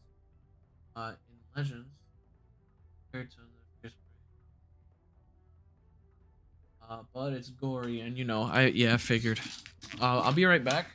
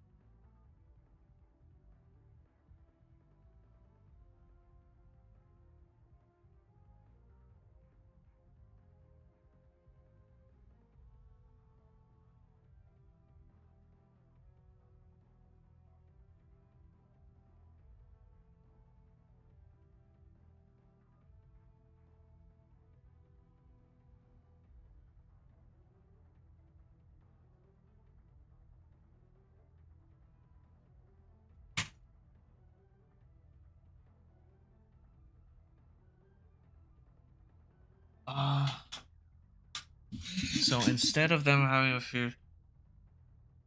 feast on either magic or souls, still can't decide. Said victim. Similarly to Lord Tyrek and Queen Crystal. Yeah, I was about to say, point out that's like, that sounds similar to Chrysalis and Tyrek.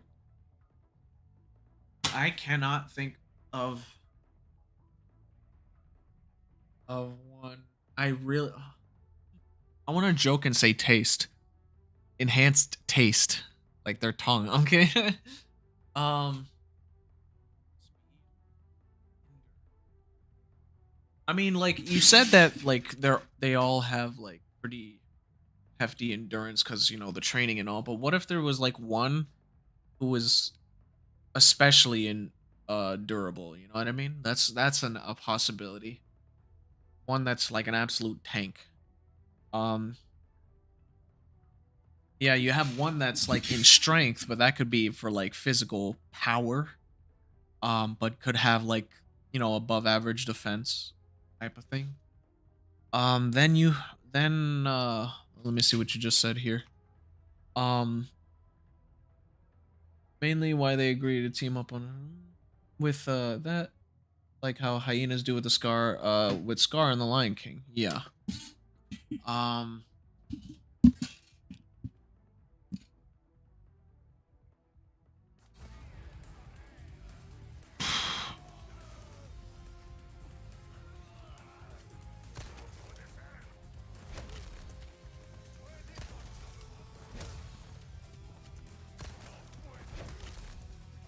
uh how about instinct? Here's a good one. How about instinct? Meaning like when someone like one of them let's say have the power like enhance instincts like something when something they're about to enter a place and like maybe the one with enhanced instinct starts getting like a really bad feeling that lets them know that there's something wrong ahead, right? Like they have an instinct that tells them that they have an instinct that tells them that like we shouldn't go this way or we are about to be ambushed, like kind of like a disaster sense, something of which absols have, you know, in Pokemon lore. So what do you think of that?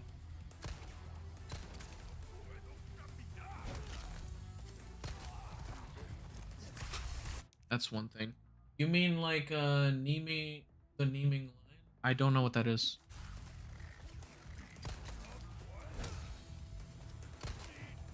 I might if you.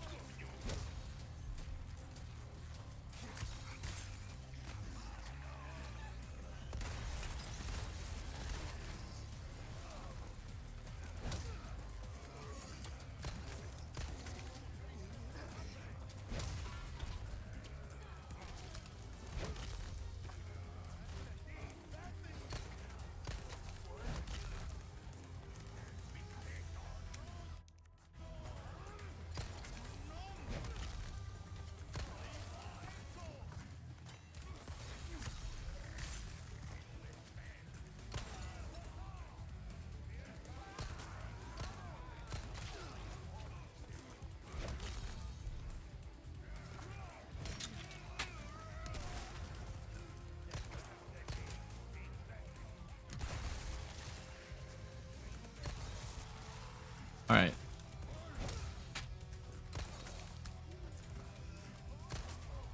All right. I know I've been on the stage for quite a while.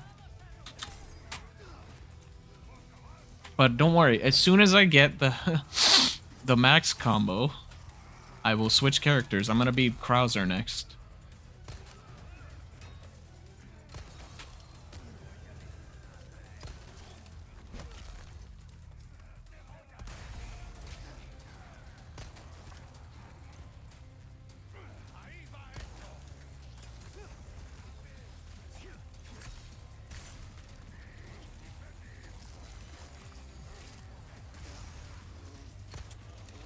Oh, come on.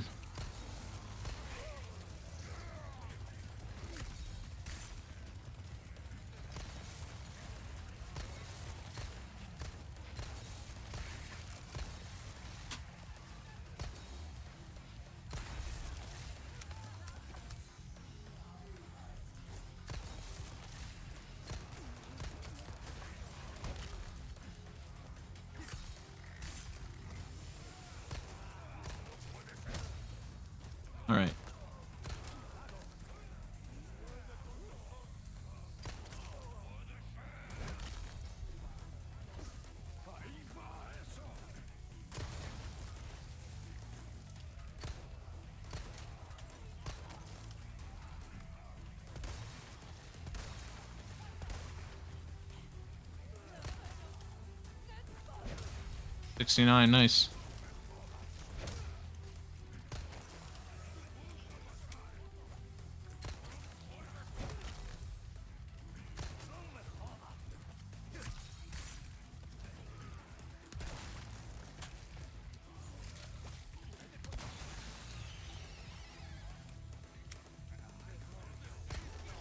I should really start collecting ammo right now because it's gonna bite me in the ass if I don't. Alright.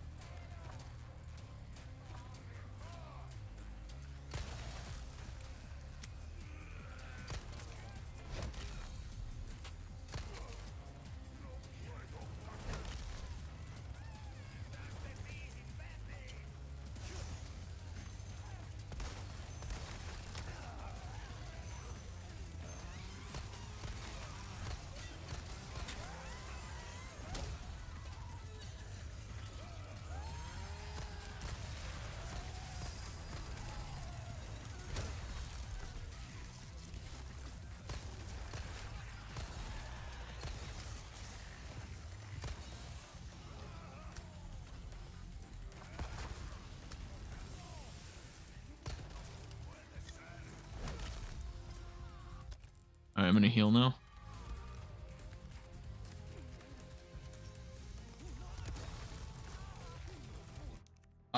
Let me see. Chat time. This is actually a part of Gilbert's ability. He has enhanced healing.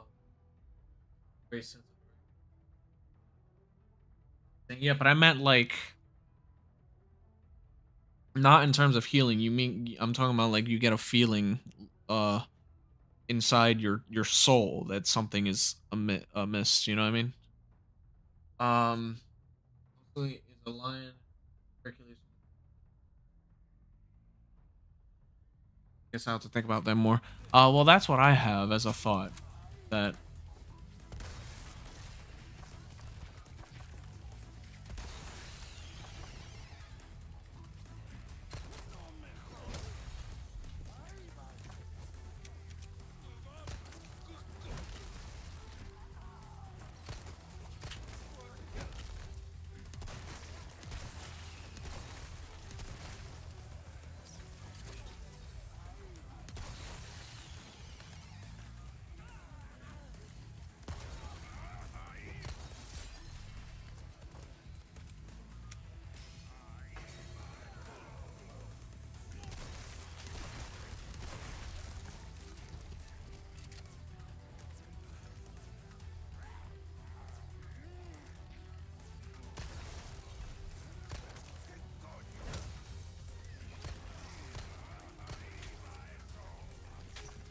oh god.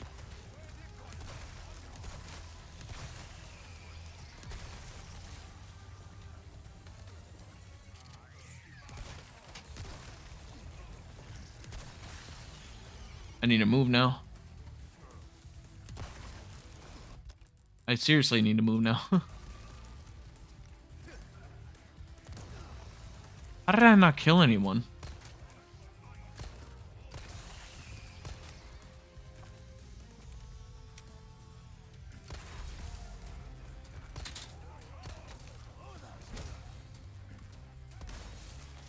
Okay. The final stretch right now.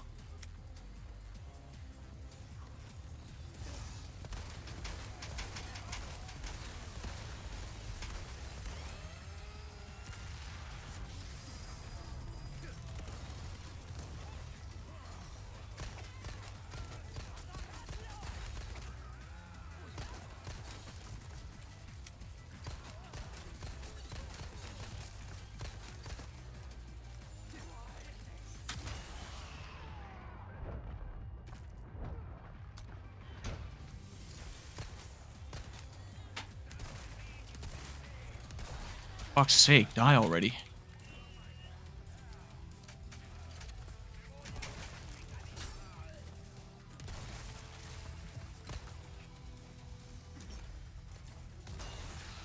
That's it.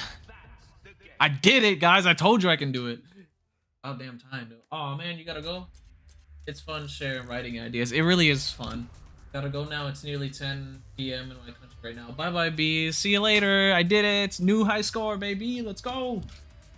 My head out. No. You're perfect. The way you are, and you're amazing. Aw. Never forget that. Especially you, Snivy. Oh, thank you so much. Thank you. I did it. I got the top rank before you guys got to go. Yes. Alright. It's gonna be lonely without you, but I'll see you guys later. I'll still be streaming for a bit longer. How long have I been streaming for already? I have been streaming for in 30 wait, hold on. In exactly 30 seconds it will be 2 hours. I'll go back into this game real quick and check the votes. I often check the votes. I was gonna let me last time I checked it for a while. At least till like many hours later. Well, 63, still 63, and okay, huh? At least that's. But anywho, we are now going to finally change characters. I'm gonna be Krauser in the castle, and now I'm by myself. I already miss you guys.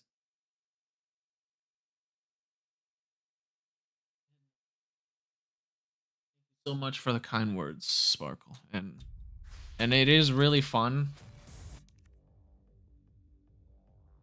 It is really fun sharing writing ideas with you bees, like, cause I love talking about writing.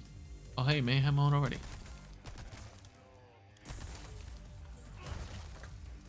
Krauser.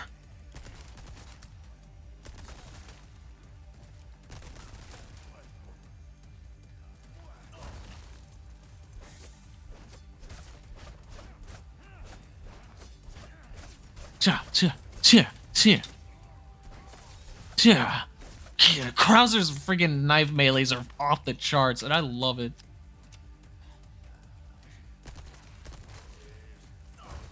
Oh my god.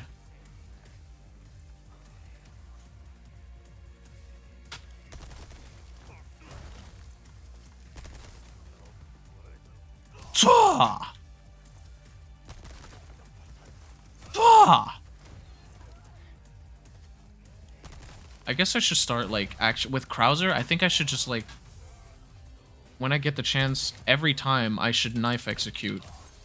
Woo! I think his theme is like a remix of like his in-game theme, like main game theme. Oh shit.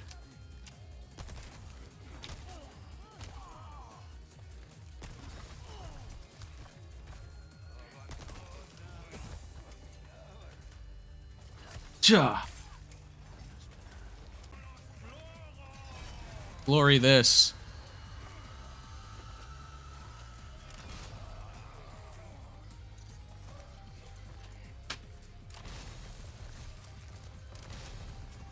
Got him.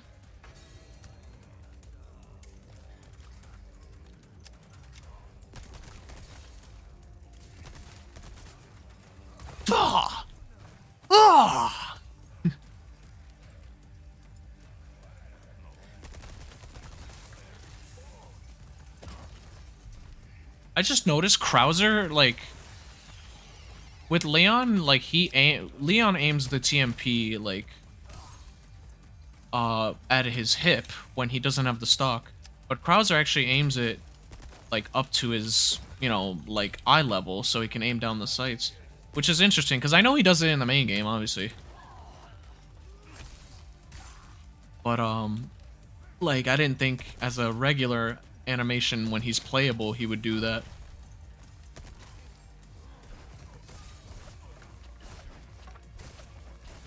I can't wait for the mods where like Someone makes it so like you can play as Krauser in the main game. Oh shit.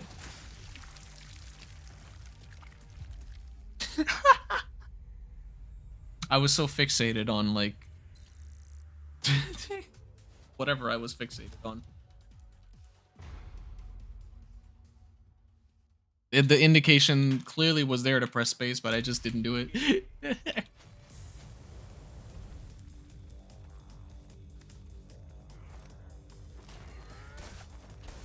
Damn.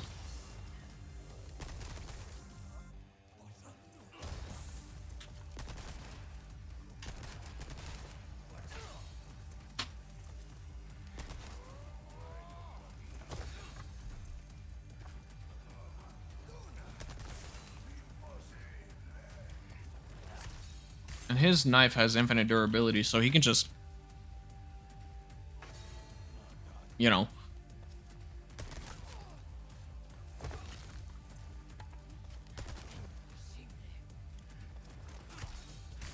Might as well guarantee the kills, yeah?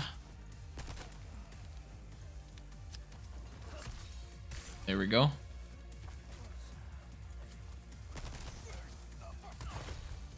Ah!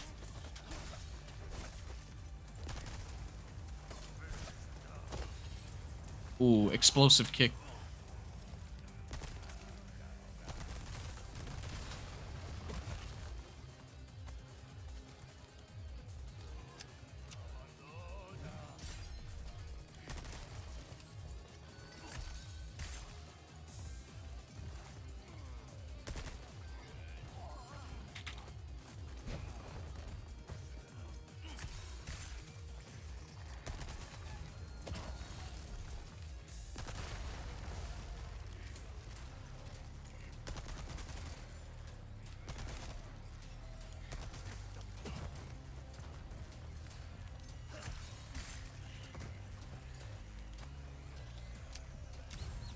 Here we go.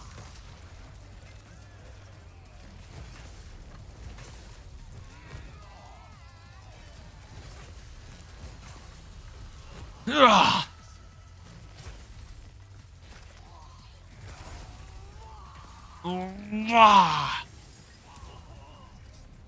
I can't believe this man just went straight up to me. Did that.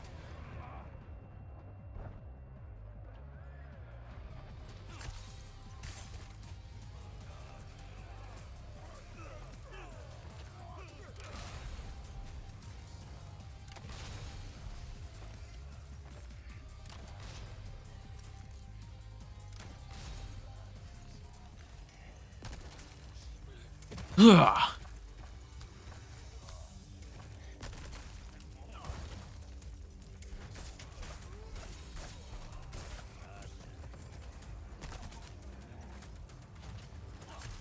She.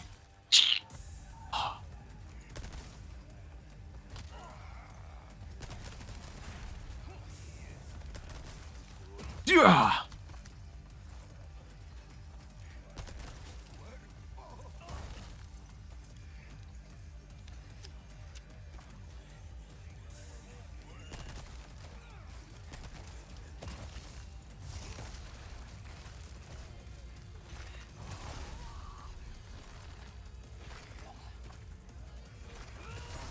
Ugh.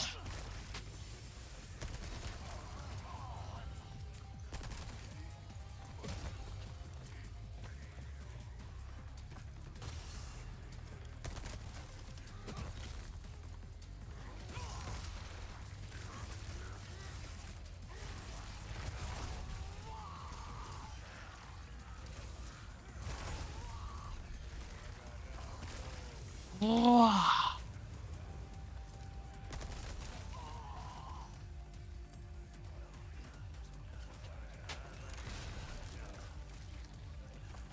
Call me Hawkeye.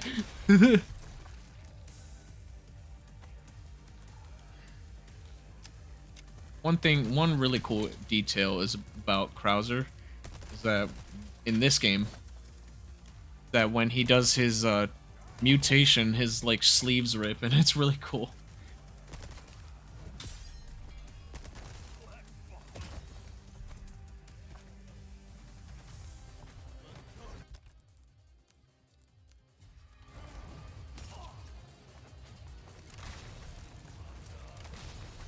Nice.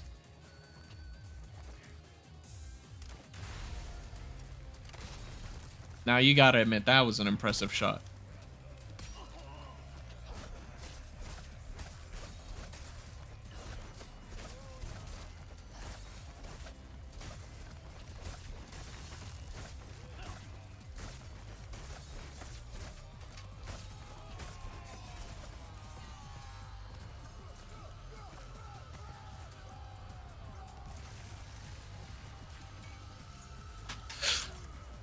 Whoop.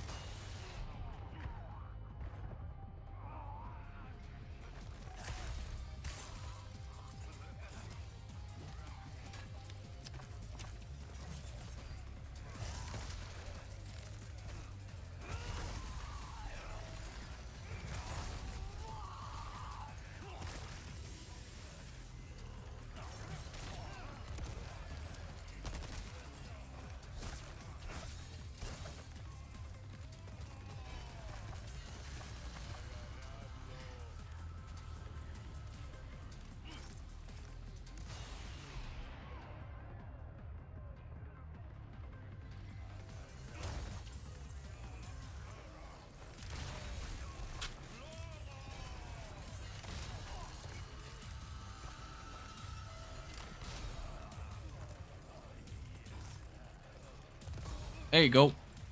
Now that they're gone.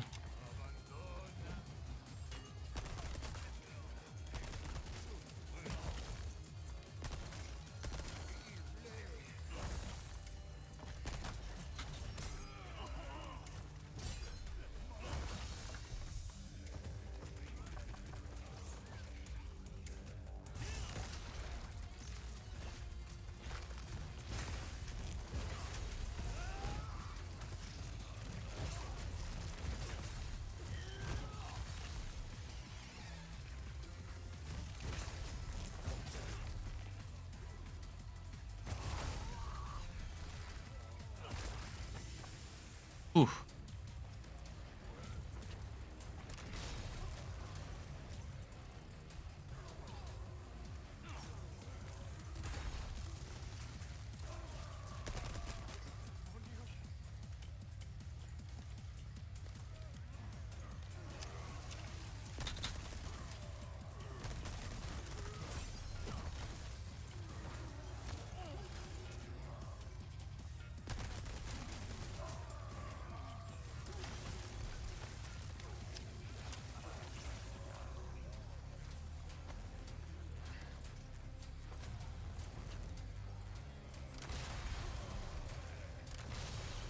Got him.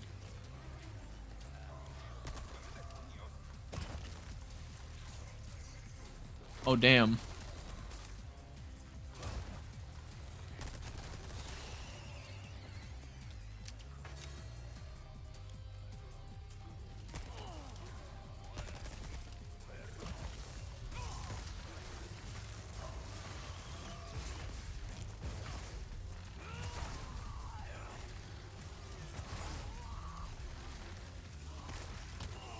Oh, damn. That sucks. My mayhem mode ran out.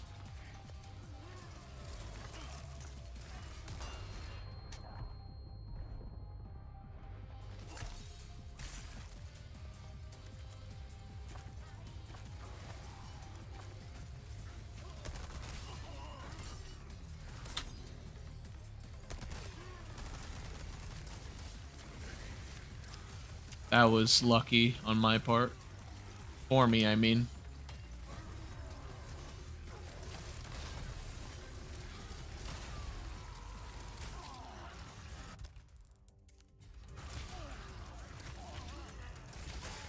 No! Because he killed me even though he was already dead! No! Ah!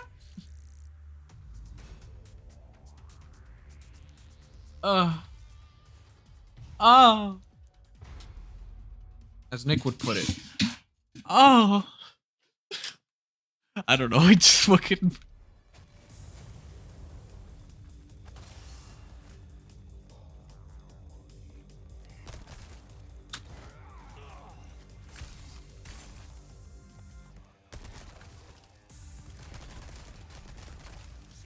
Yeah. Yeah.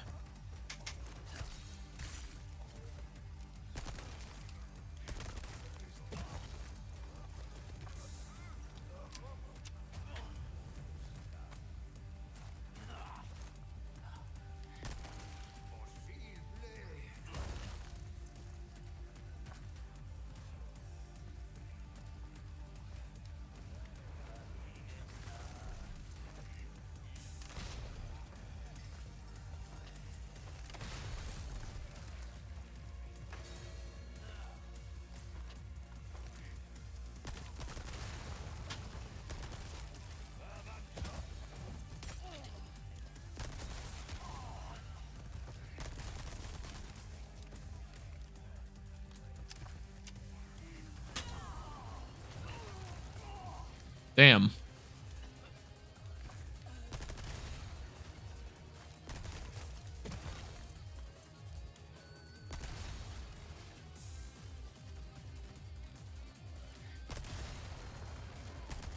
No more catapults. I'm gonna take care of this guy right away.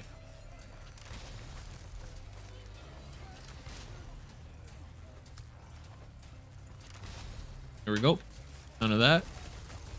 And a whole bunch of dead ones right there.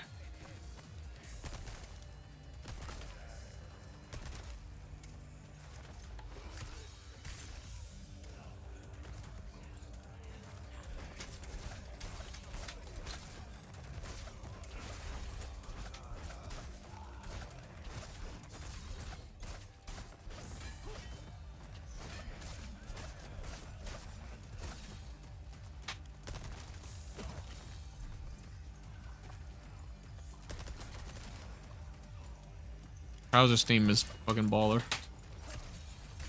Baller.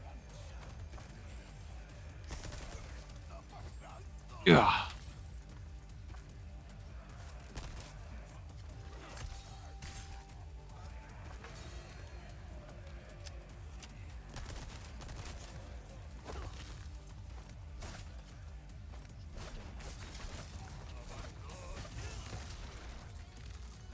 This seems like the perfect opportunity to do it, so why not?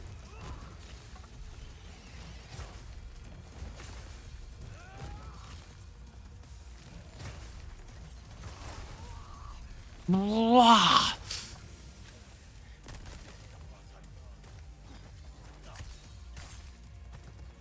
Browser for DVD? Just saying.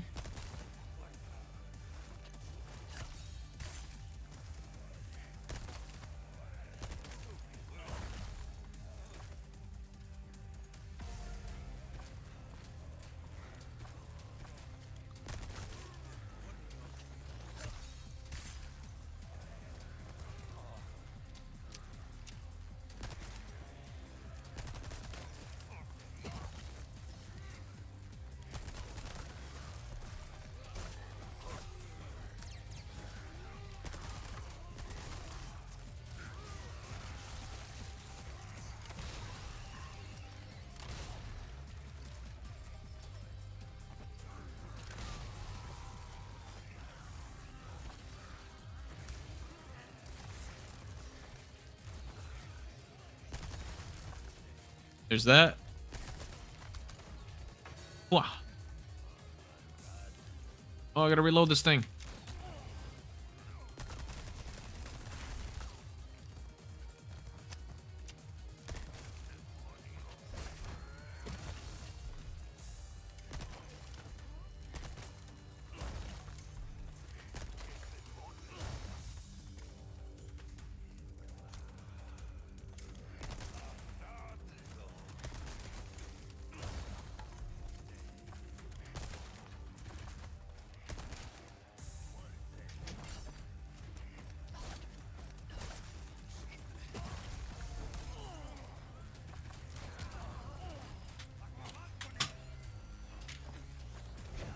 Oof. A little close.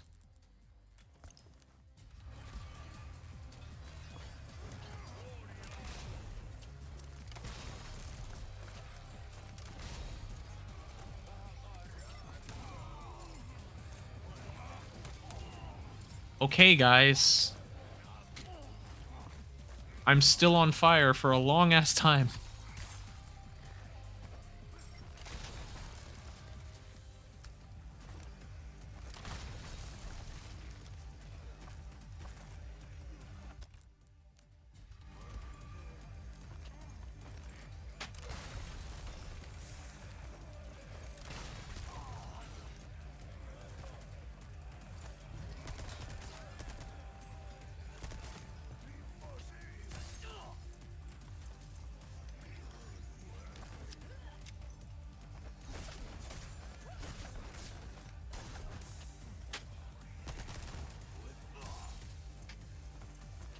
Come on.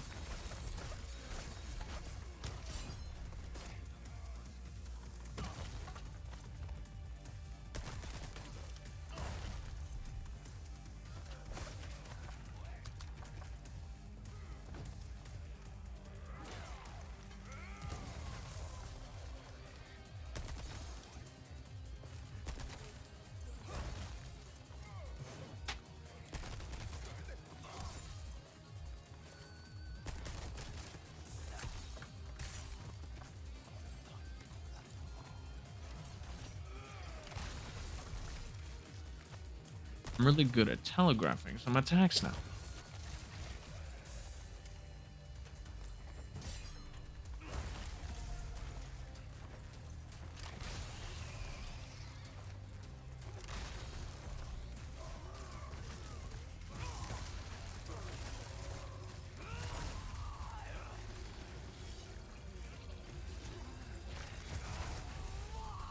Oh, like how savage he sounds.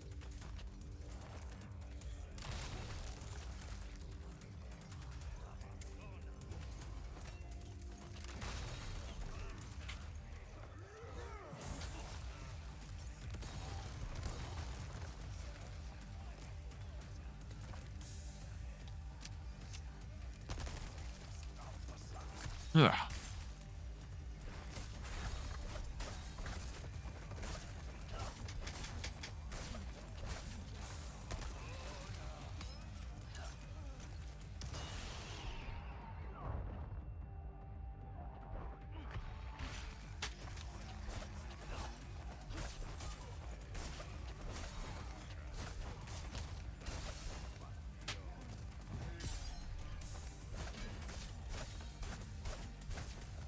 Crowds are so much fun with a knife. Holy shit. Look at that. Just went behind him.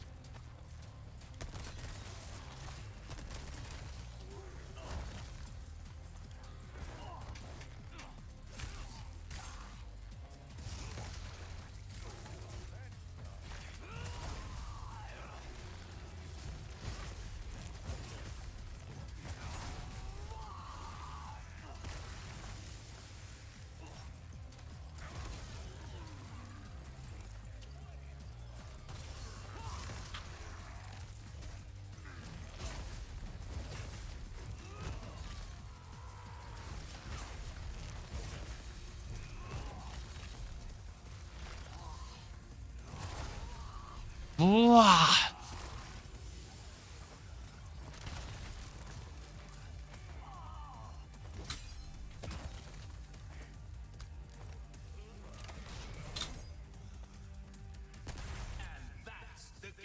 Boom. Oh, 150.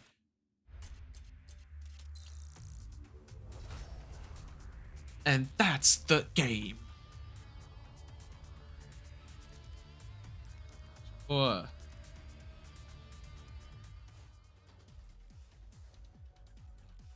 I haven't done this one with. Oh, oh, excuse me.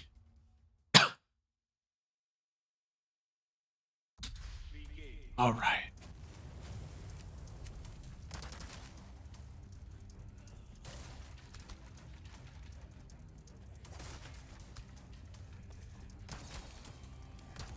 Whew.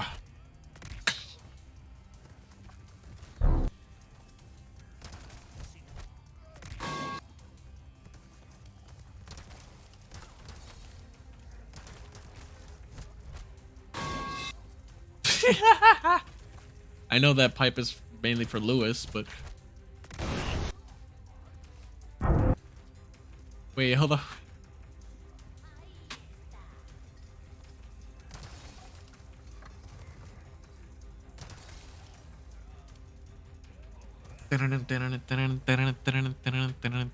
I love how they did like a remix of his theme from RE2 Remake.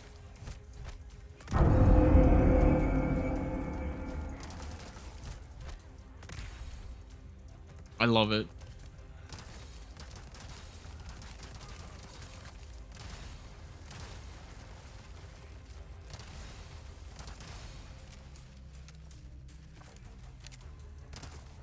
I ran out of mouse space.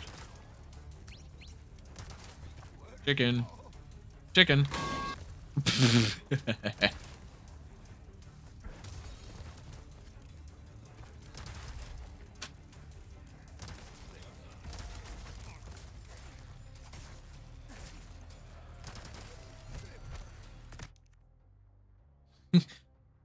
Hold on, I'll be right back. I just remembered something.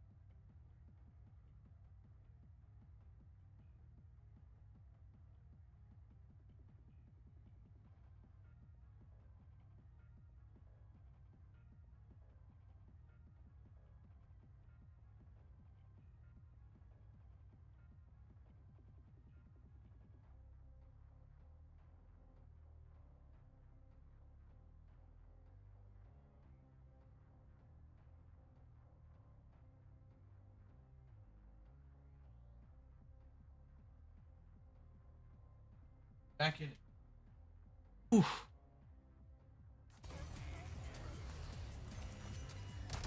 My freaking neck hurts.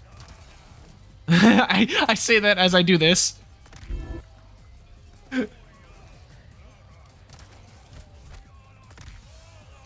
Wait, can I snap this guy's neck too?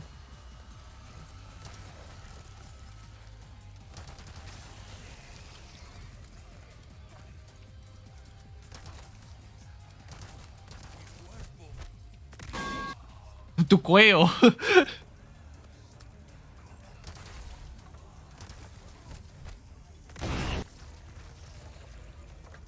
Wait, I got one. Hold on. Oh, I gotta reload this.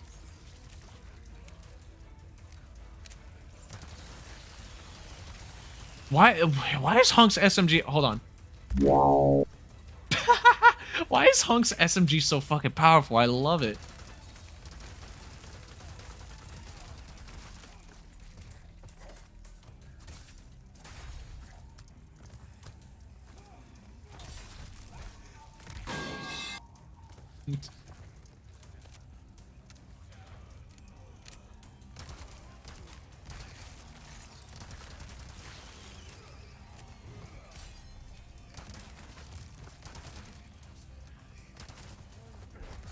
Football kick.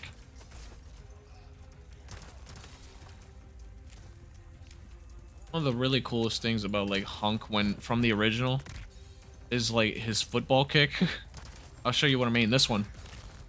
And they kept that from the original. It's such a cool move too. Like he just punch you with all the force of God behind that kick.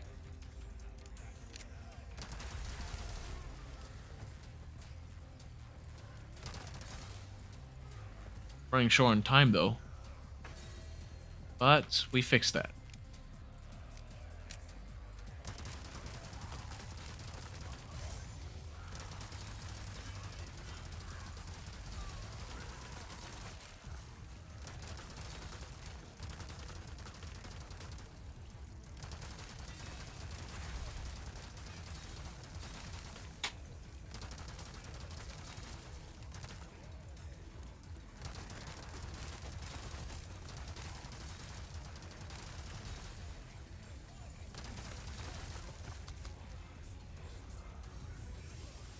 His mayhem mode is stellar.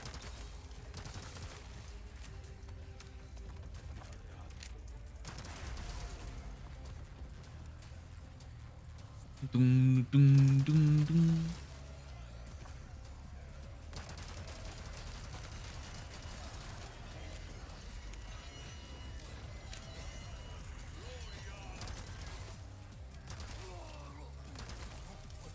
Come here.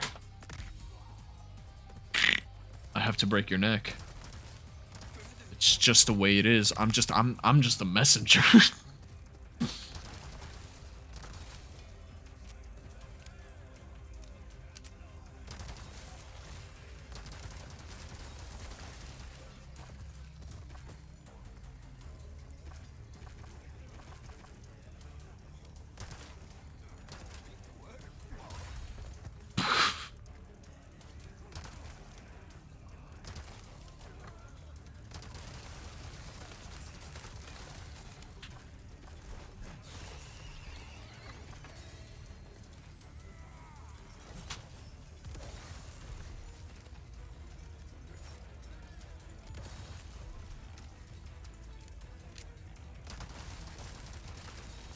Lee doggy.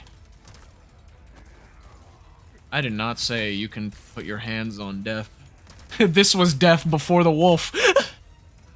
And that's the reason. He'll snap your neck.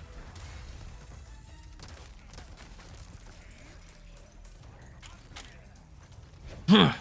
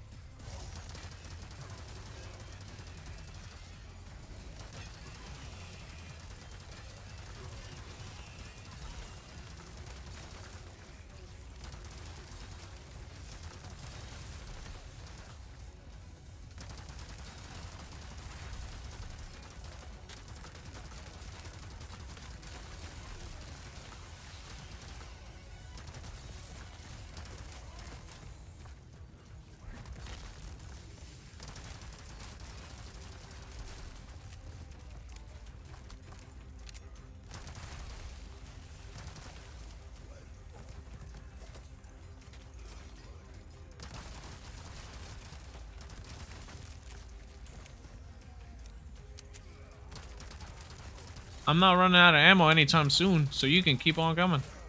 Oh, not like that though.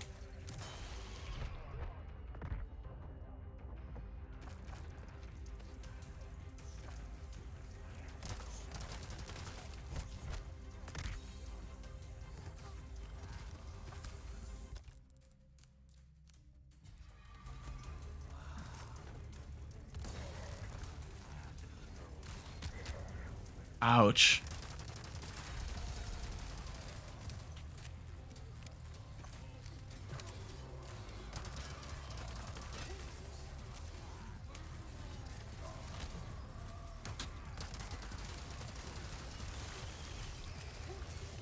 That was a close one.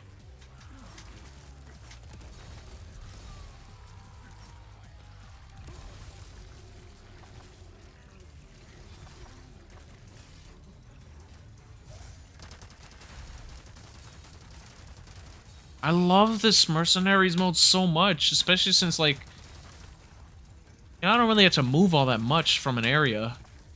Because, like, the enemies for sure come to you. I say that as I'm moving, though. Oh.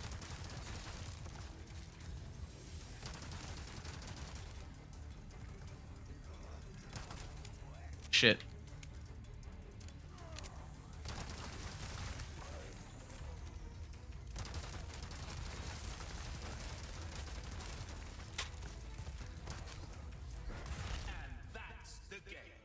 Fucking beautiful. Just fucking football kicked them into next week.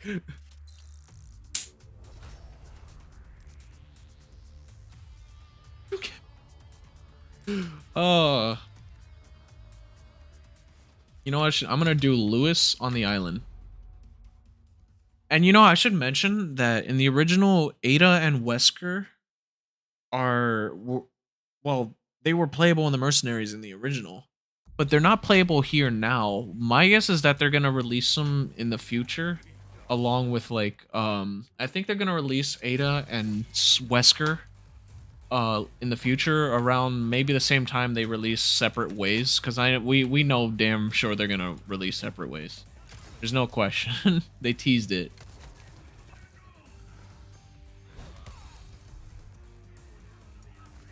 So yeah. Yeah.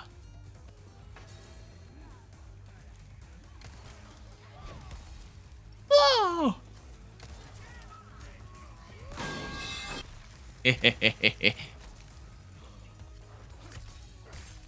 That works.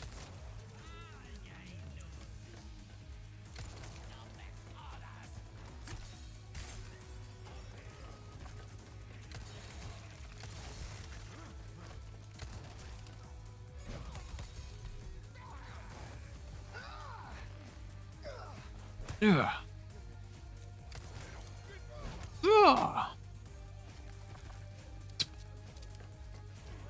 Hey, what's in the box? Damn it, I fucked the joke because I missed the button. It's... What's in the box?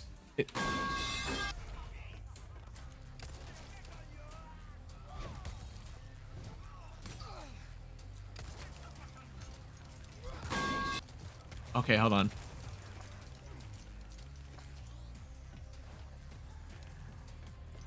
Why was I running so slow there? What's in the box? Oh, hold on. I'll do the joke. I'll get the joke right.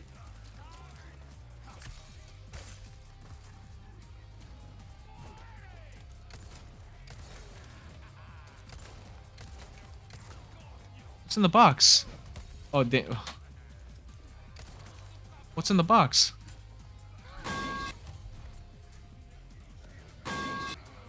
What? That's ridiculous. You can't put in a box.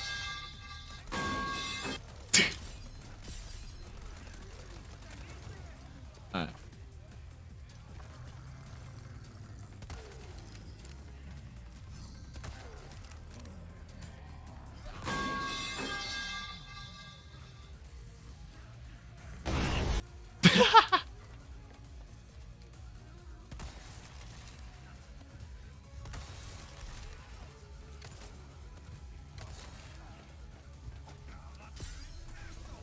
Ooh, right back at you.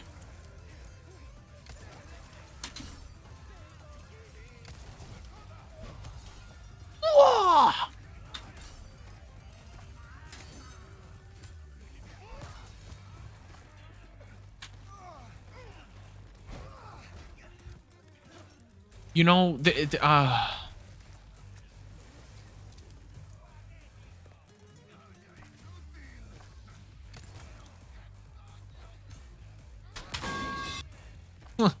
never gets old.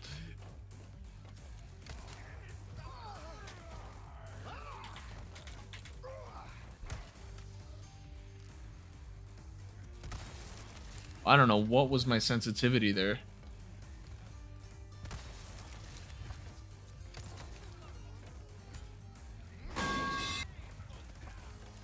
All right, okay, I'm gonna move on.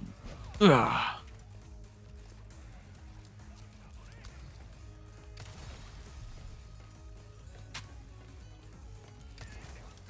One last swing for the road. Oh damn, that sucks. That hurt.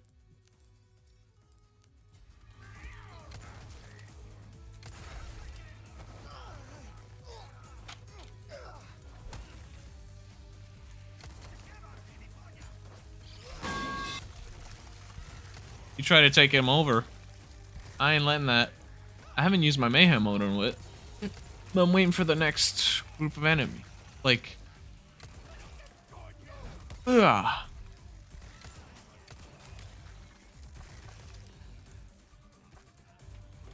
Ugh. Yeah.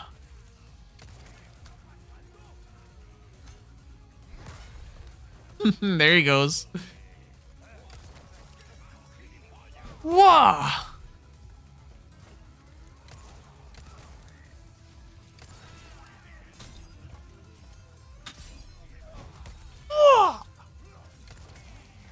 One more swing for the boys.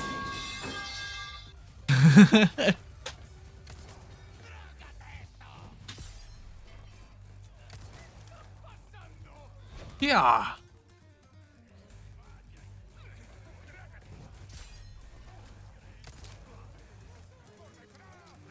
Hang on a sec. All right, there we go. Ah. Oh, there he goes.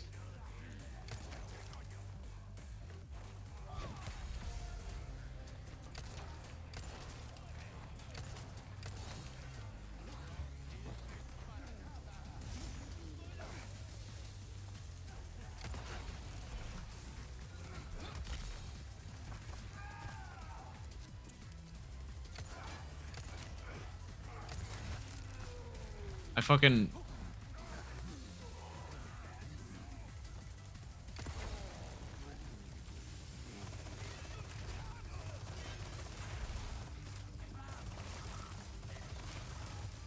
Someone behind me, isn't there?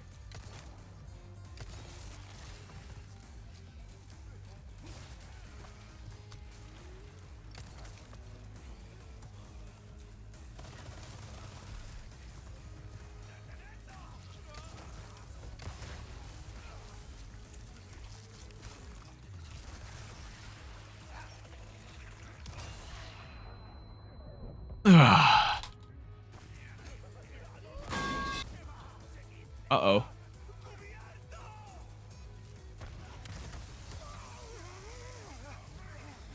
Damn, I'm getting kind of crowded here. Y'all need to back up.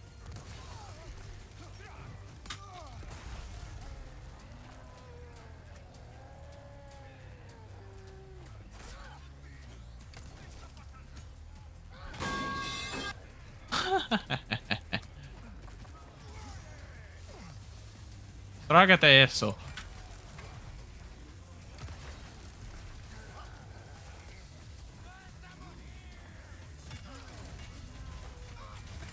Damn it, he fucking 3-hit comboed me. No.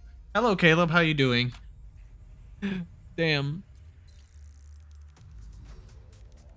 I'm gonna try that again, because... No, not the castle. I want the island. Luis. This looks awesome. Yeah, it is awesome. It really is awesome.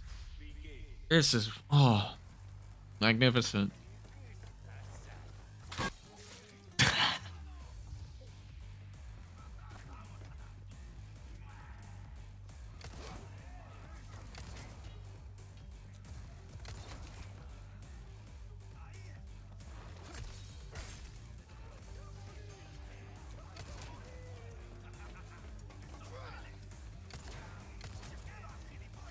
Wow.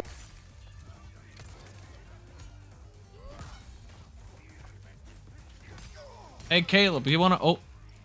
Hey, Caleb, you wanna see me lay down the pipe? Oh, fuck.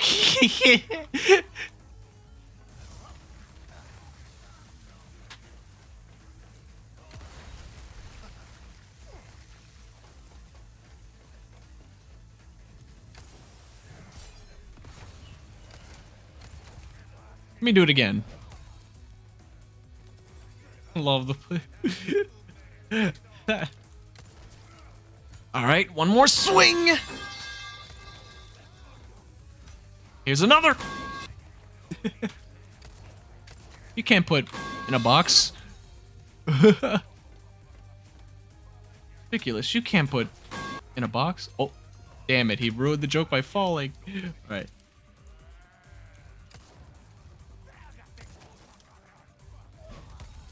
Whoa.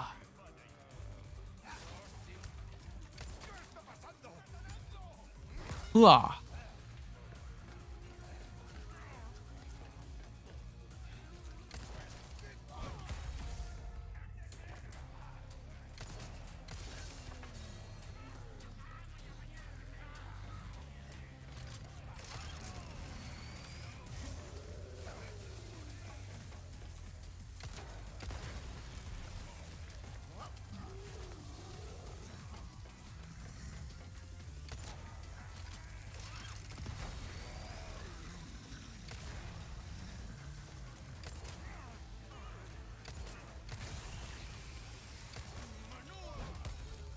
Out of here.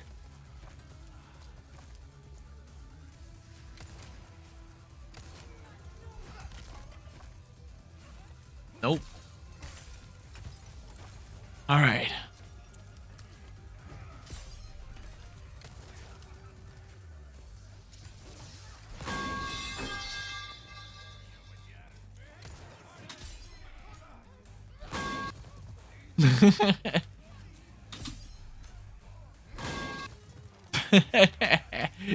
It's just too damn funny.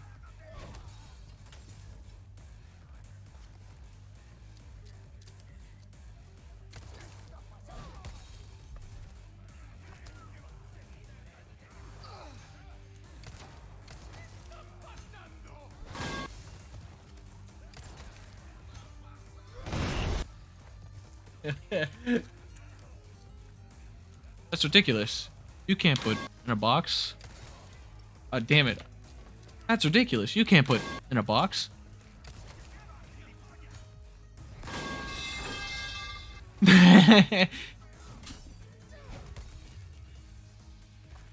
All right.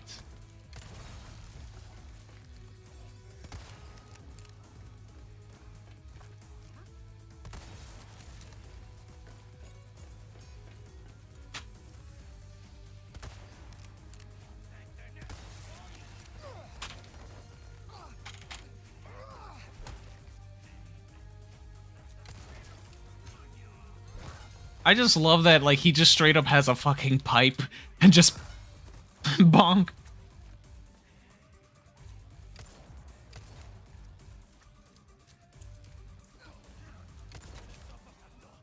Later.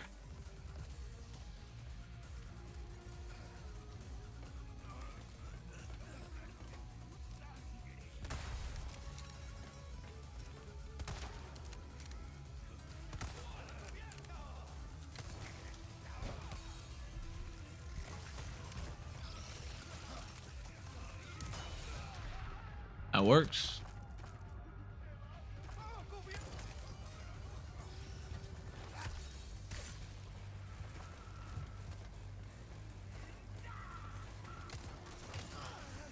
Damn.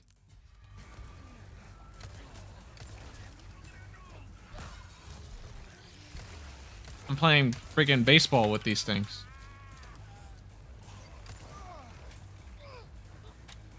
Oh, I can't break free because it doesn't have a head.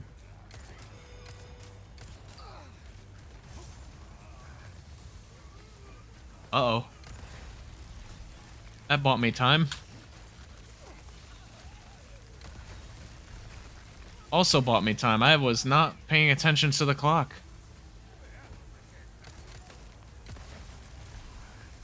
Have some of that.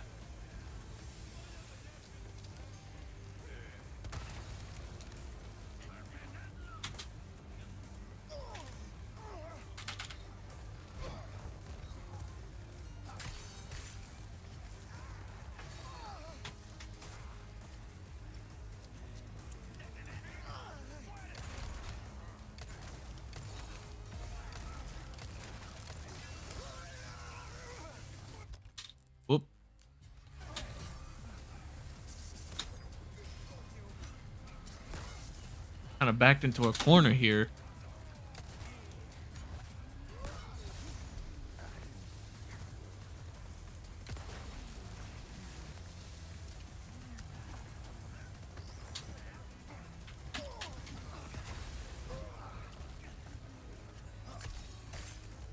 All right, I got 2 minutes.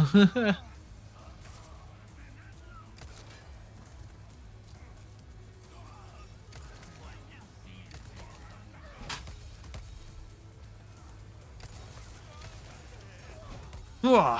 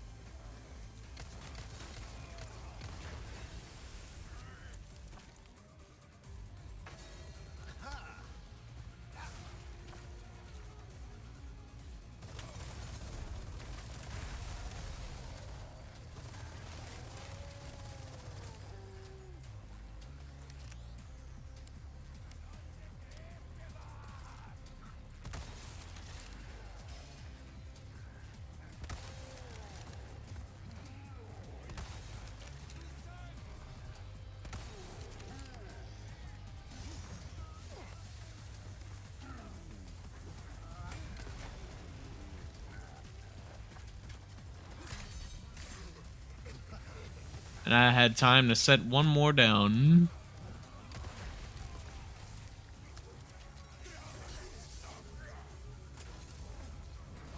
I am getting a bit cornered, though.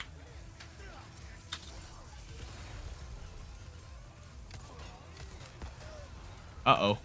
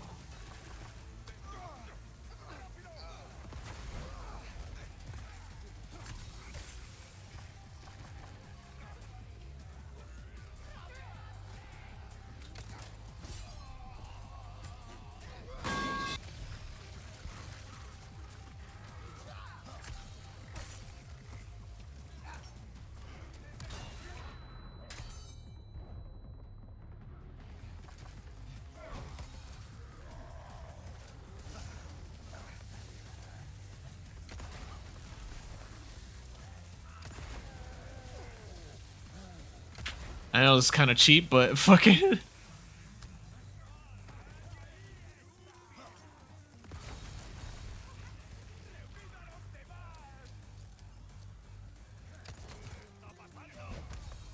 Ooh, music timing.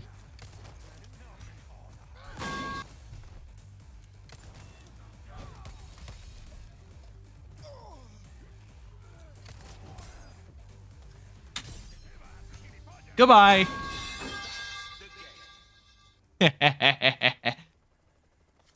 Full 150 combo. I still got it. Woo! I still got it from every single Resident Evil that has a Mercenaries mode. I got the max. Because that's how we do it. We don't drop combos in this house. Let's go. That's why he's MVP. That's why he's the GOAT. The GOAT. The Max. Welcome back, Sparkle. You popping in and out? Oh, I'm already about to S rank everyone. Like, in all the stages. I'm just that good at Mercenaries. Like, look, S++ is like the max rank. Here we go, Leon. Wait, Suplex City! Alright. I did the thumbnail. I did the thumbnail, guys.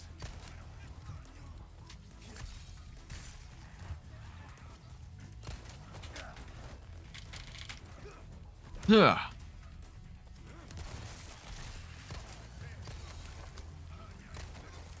Ugh. I don't know why my gun didn't shoot there. I had to shot in the back of his head. Whoa!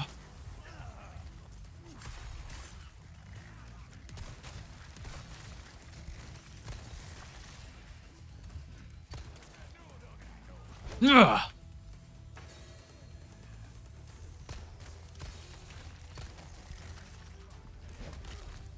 Out of here.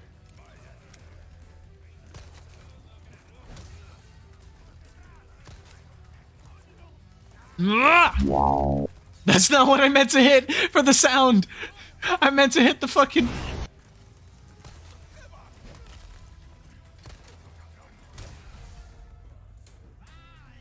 that a hell? Hey, it's Mike!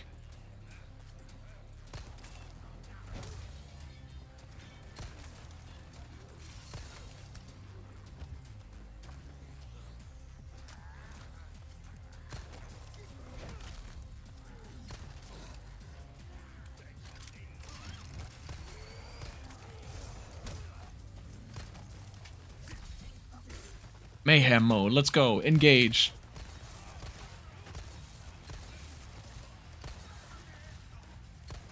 That one can't be killed with a headshot.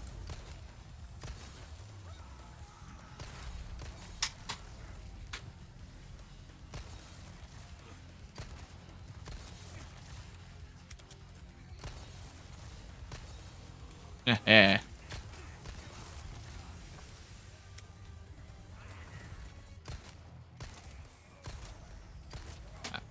I think I need to turn up my sensitivity with this thing.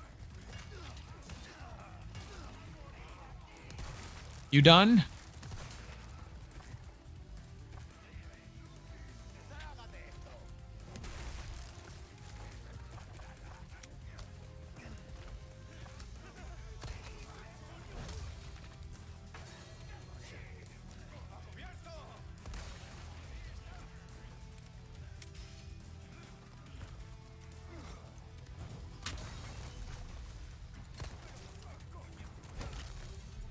Ugh.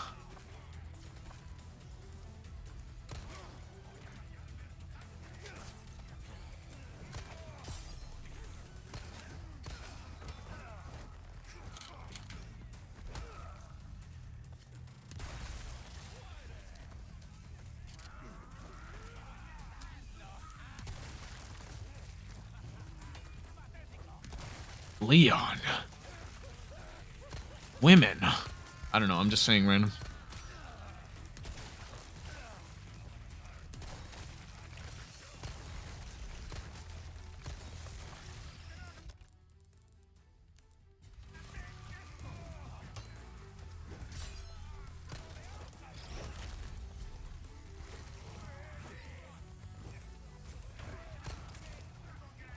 Ugh.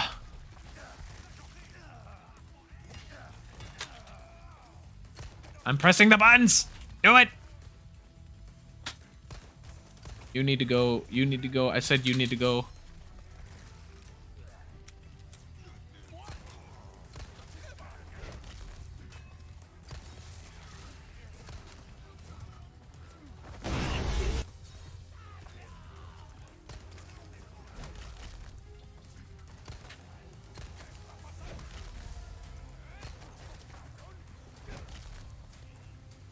Ooh. Hope your day is going fantastic, Snivy. Yeah, it's going fantastic so far, minus the what happened earlier, which I told you about.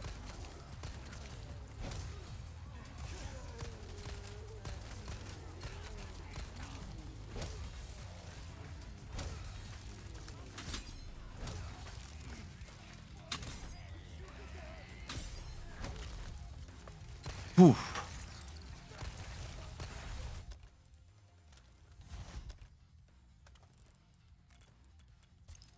Can't believe I'm actually running out of space in the Mercenaries mode.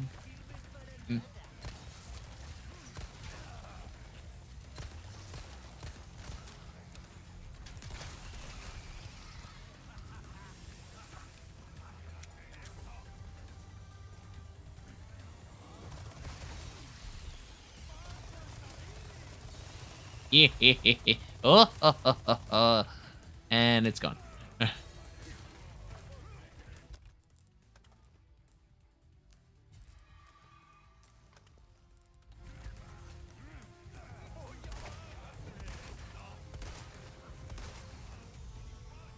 Ah! Okay.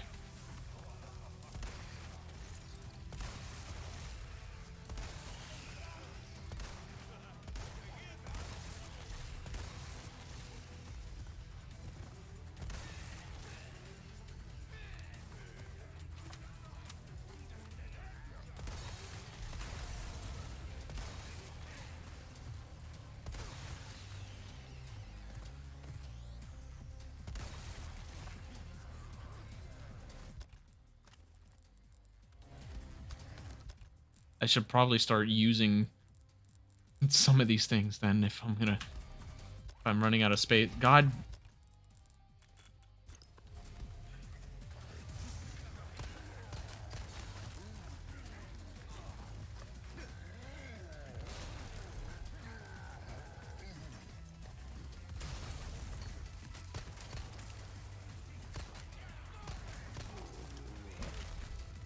Damn, I kicked this freaking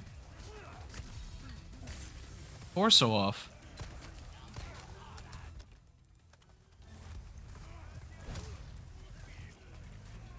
Feel like that sometimes.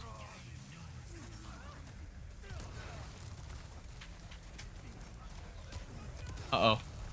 I'm about to get 3 comboed. Ah! Look at that.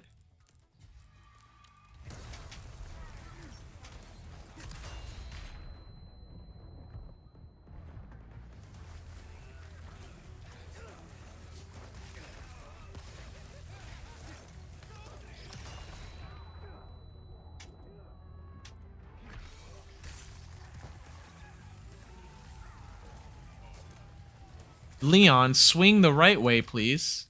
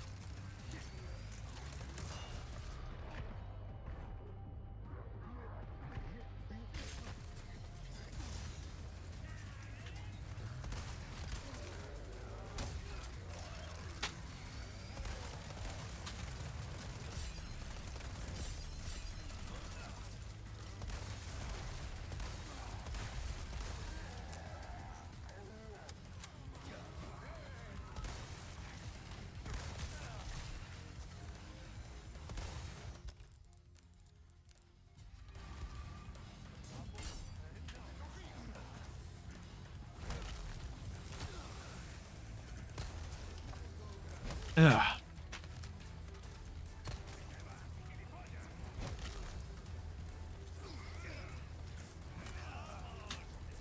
Ow.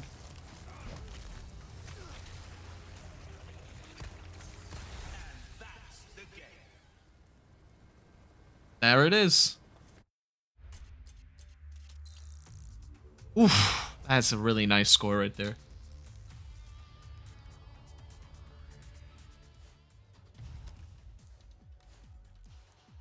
Look at this. Look at my scores. Holy S and everything except for this one with Krauser, and I know why. Yo, you ready to see Krauser? Krauser is insane. Like, is actually nuts. Like with how he plays, you know what I mean? Get ready to see this.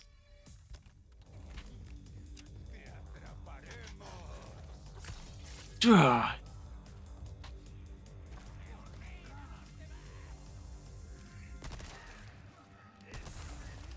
Ugh.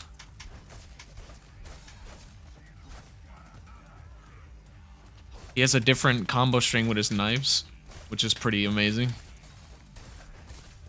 And he actually like lunges towards people with his knife. Like, look at this.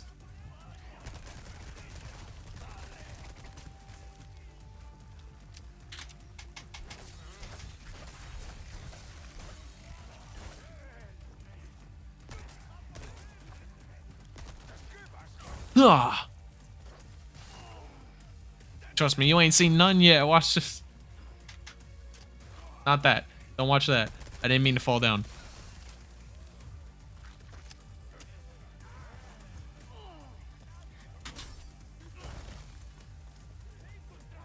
Or jump down, rather.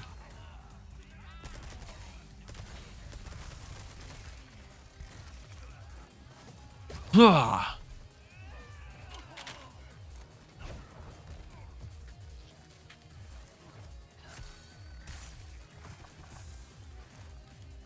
Ready for this?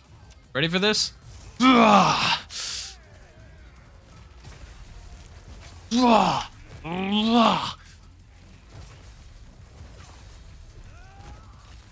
Ooh, I got someone midair with that. See that guy over there? Ah.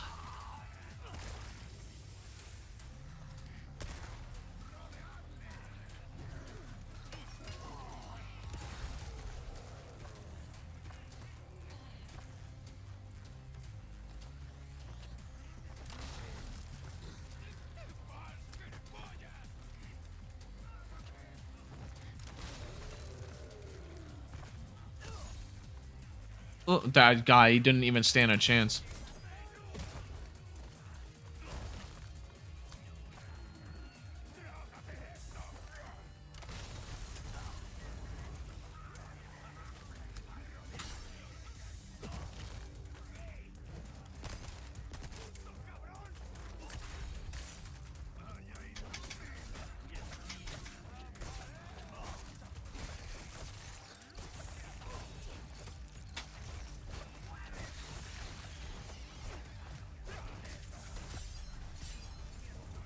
I just blocked, parried 2 things without even looking.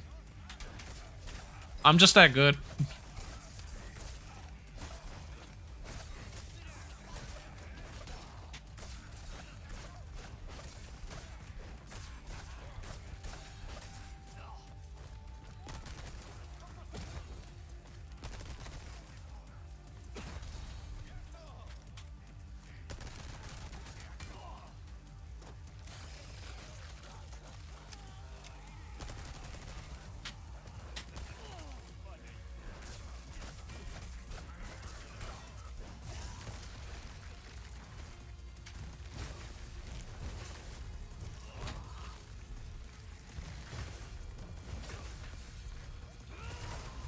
Ugh, just annihilates everything. These little buggers, oh man.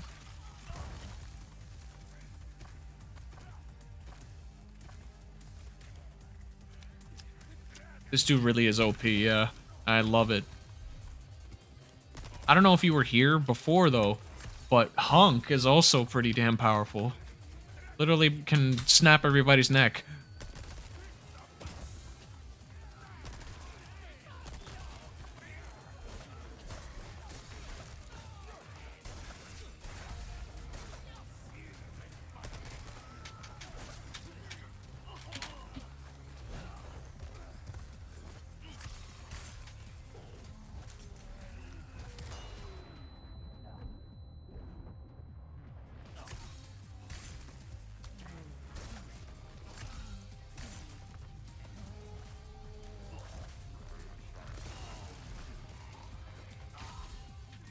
Ah!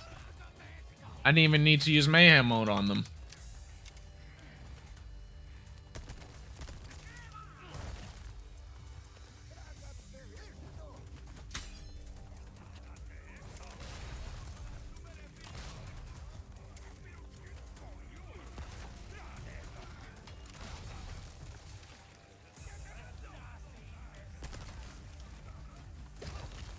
Whoever, like, came up with the idea of, like, parrying for the remake and all that stuff, they need a freaking raise. They need, like... and they need to work on every freaking Resident Evil from here on. Whoever... just the people who made this. Like, this is so much effort, and I can't wait till freaking Ada His red beret, yeah, it's really nice. His red hat. It's real nice. I'm glad they kept that in. I mean, it would be weird if they didn't have his hat. Because it's Krauser's hat.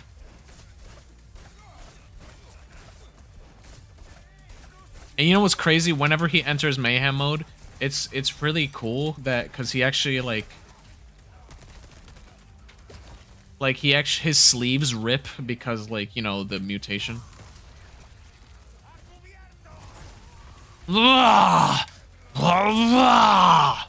I just killed a whole horde just like that. Who the fuck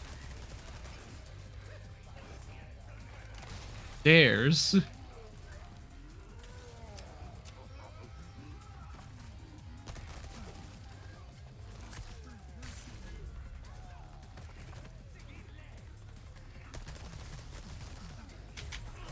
Oh, I dropped the combo. Oh, I'm sorry.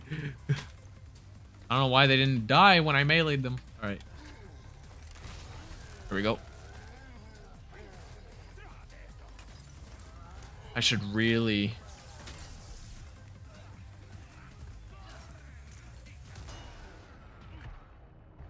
time my freaking... better.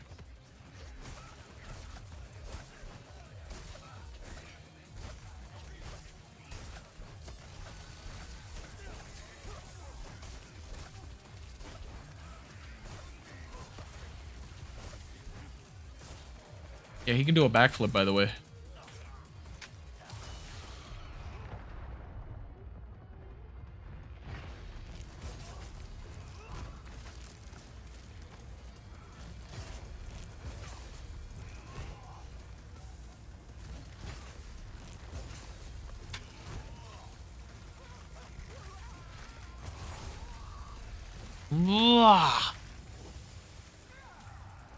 Uh-oh.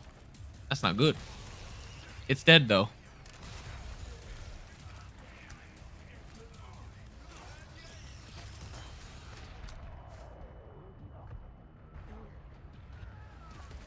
Ugh.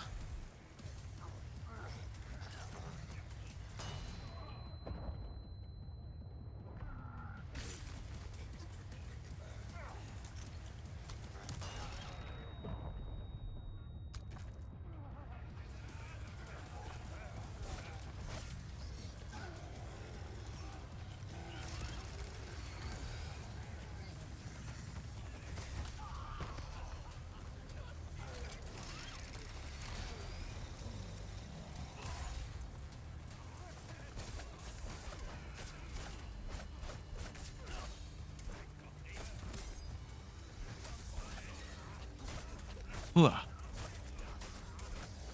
Ugh. These are the last two, so... Look at him.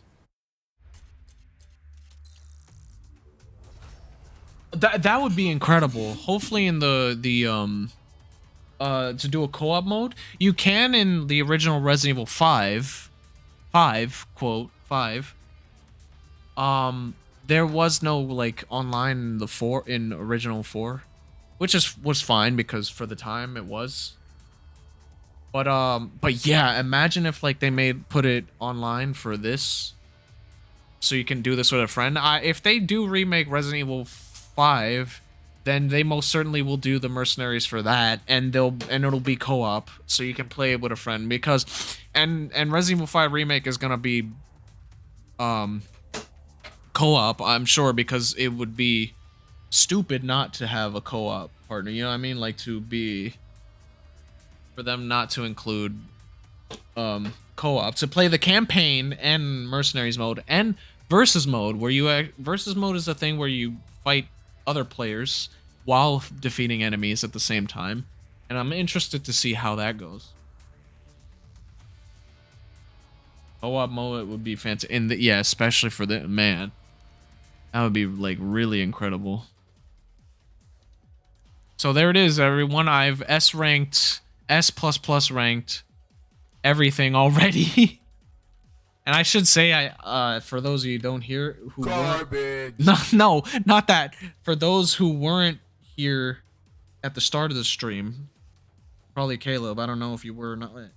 Maybe you couldn't text at the time if you were watching. But anywho, I did get a head start early this morning when I installed the update for the Mercenaries. Then I played a little bit, and my very first time playing, and you know, obviously I selected Leon in the village. My very first time playing as a test run, I already S++'d it. I already got the max freaking rank on my very first run because I'm a natural at the Mercenaries mode.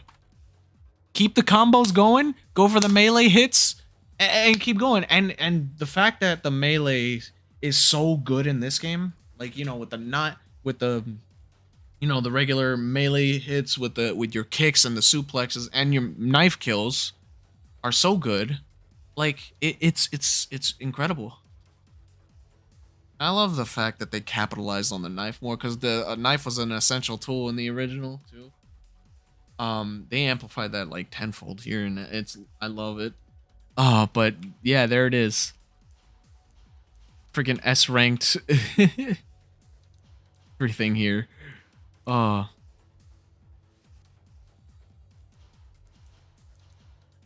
Let me.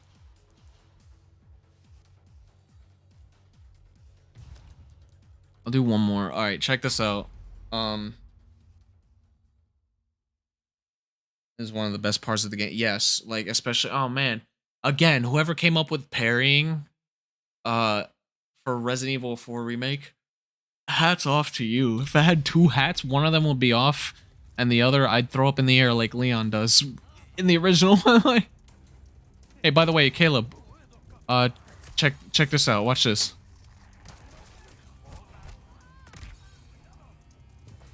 He snaps your neck. He snaps their neck.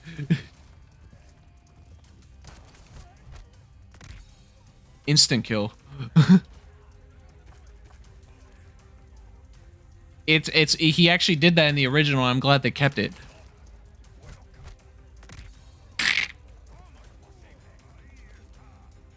I have to break your neck.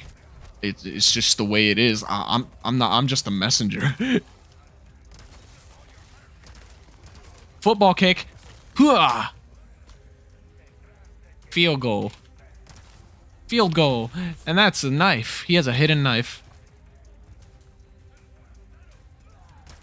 This theme song you're hearing is actually like a remixed version of his theme from Resident Evil 2 Remake, which is good.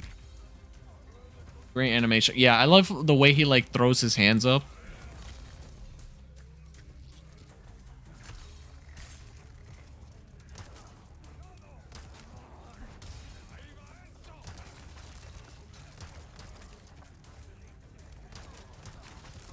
God, his SMG is so freaking good, and it's his only weapon, like firearm, I should say. This is Hunk, by the way. Hunk is like a prominent character in Resident Evil. Like, he's technically a bad guy, but like he's very badass, and no one. And get this, I'll say it in a moment. Very badass character, who works for our Umbrella, or I guess at this point used to. He's a mercenary now, which makes sense for the name of the thing of this game mode. But like he's a prominently known character in the series for being like a badass Umbrella operative, who's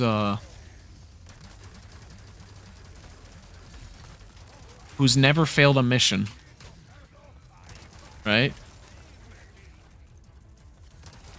And he's one of his nicknames is called Mr. Death or the Grim Reaper, both of which, because he is a walking nightmare. Like he's just slaughters. Like he gets his name for a reason. Like the nickname, but he's called Hunk, and just, he lives up to his reputation. Like he's actually like, look, he can just snap your neck. He doesn't care.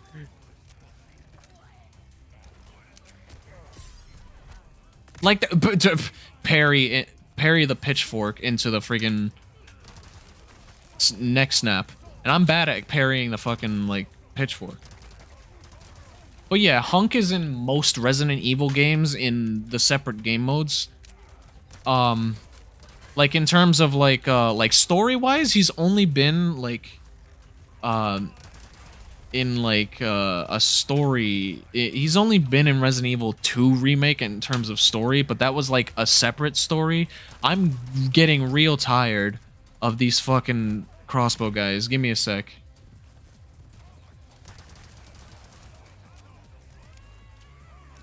Oh, by the way, you see the chainsaw guy? Now he's dead. That's it. Just like that. Just like that. Not even an issue.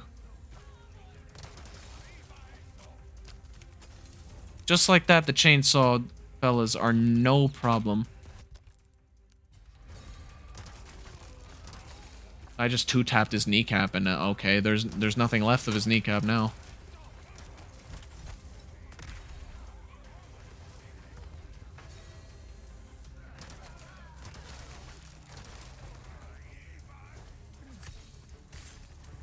And now. I timed the knife so I would have iframes when the bomb was about to go off. Mayhem mode, fuck it. He gets infinite ammo on his mayhem mode, which I should mention, mayhem mode is not a thing in the original. They just added that in as like a special trope for the character, or feature of the character, you know, which I dig it. Having each of the characters have their own like special feature and making it so each character is very unique in their own ways. It's incredible, honestly.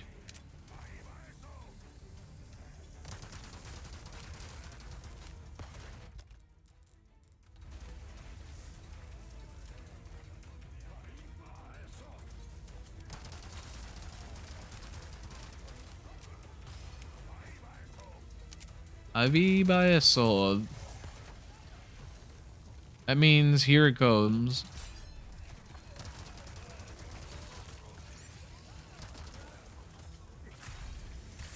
Essentially, like, here it comes, you know, like, take this, like, you know, they're gonna throw something. It's their telegraph for throwing objects.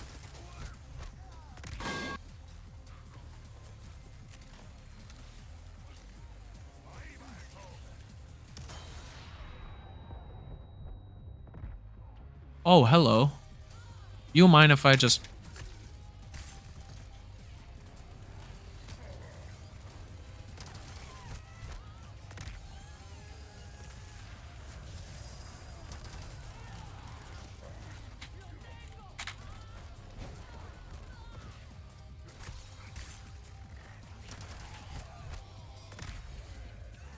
Not even an issue.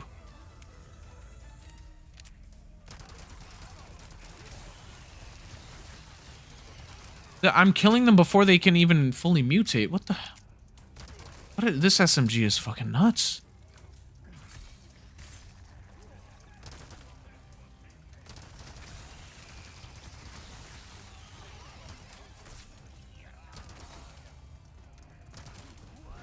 Ugh.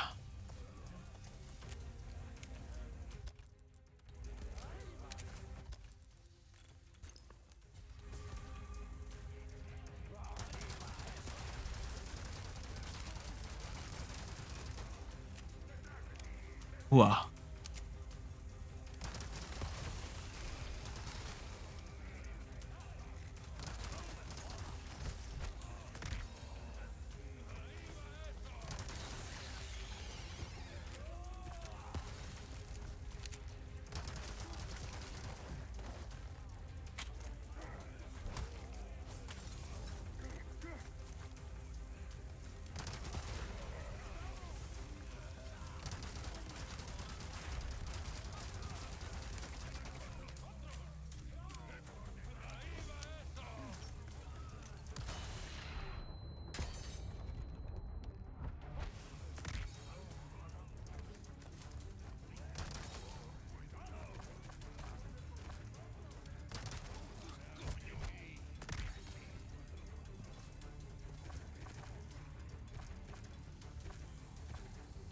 Getting all the stuff.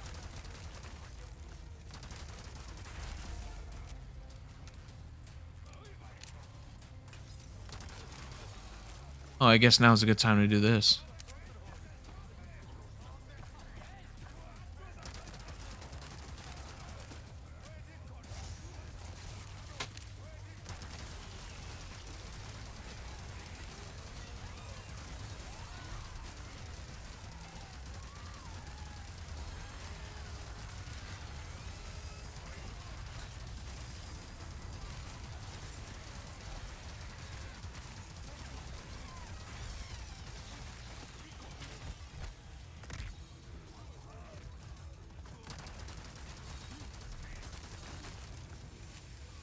Whew. I'm not no, don't worry, I ain't losing the combo.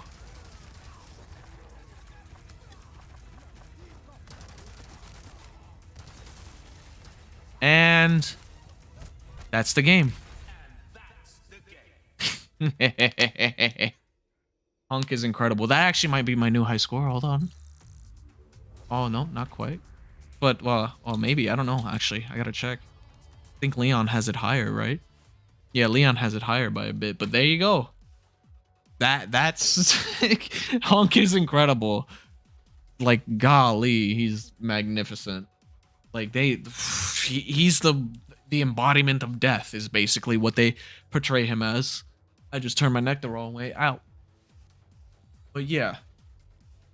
He's like a walking force of death. But is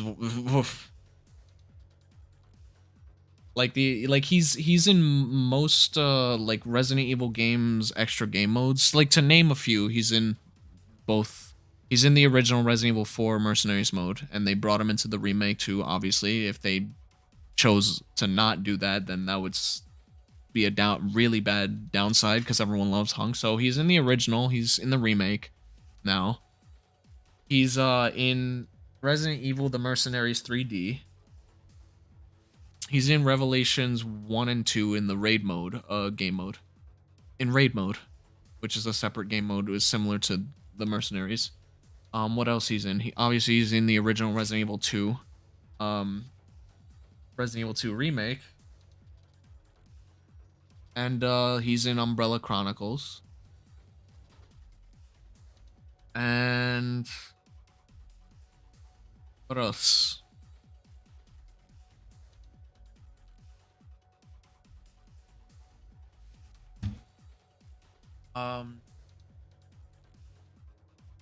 That's just about it, at least. It's quite a lot, actually. For a character who's only been like whose only story has been in like one thing. They capitalize on his like stuff a lot because he's supposed to be like a... Oh, by the way, get this, nobody knows what he looks like. Hence the mask, you know. Oh, he's been in Operation Raccoon City. So that's actually two things in relation to where he's been in terms of like a story. And nobody knows what he actually looks like. And that's the charm of his character. Like, who knows what's behind what's behind that mask? All you need to know is that he is death.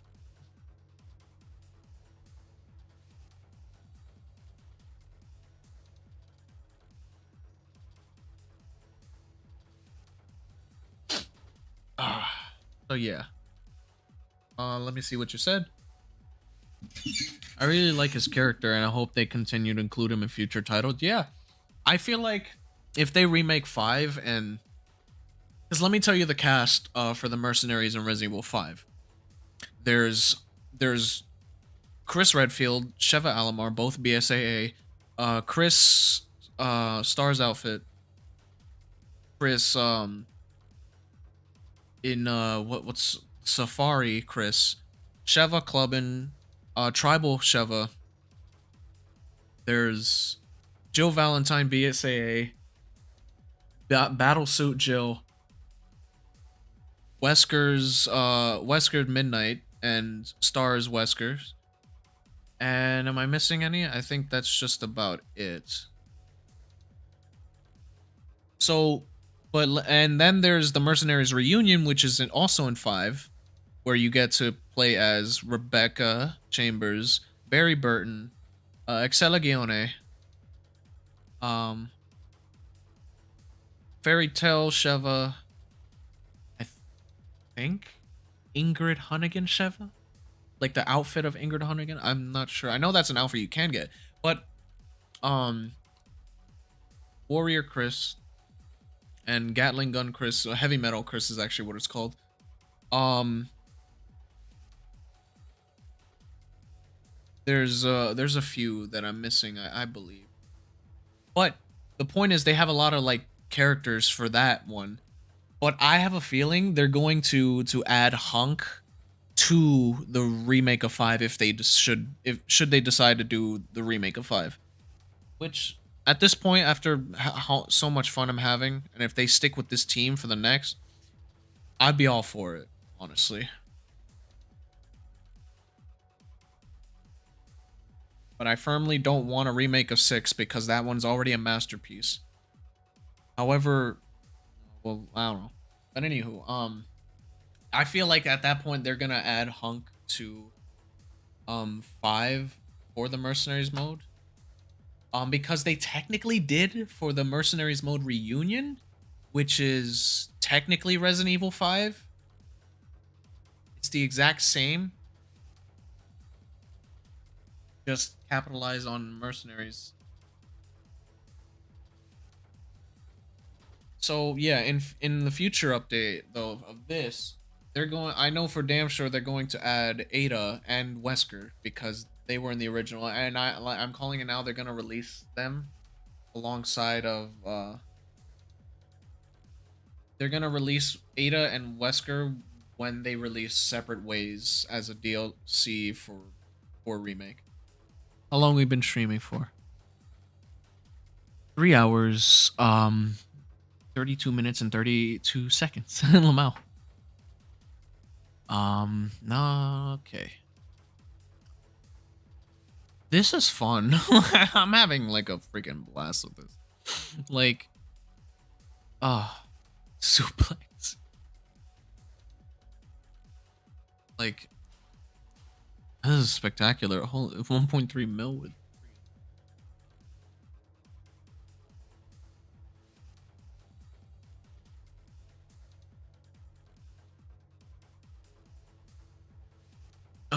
Can't wait for Separate Ways. I bet it'll be great. Yeah, if they get a better voice actress though. Let me stop. It's fun watching you. Thanks. Yeah, I'm glad that it is. I'm an entertainer and that's what I do. But yeah, I hope that Separate Ways will be good. It will probably be intolerable with the voice actress unless they change it.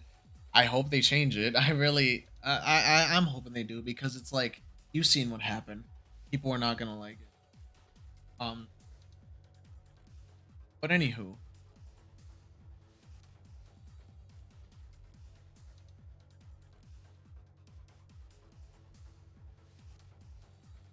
what was it?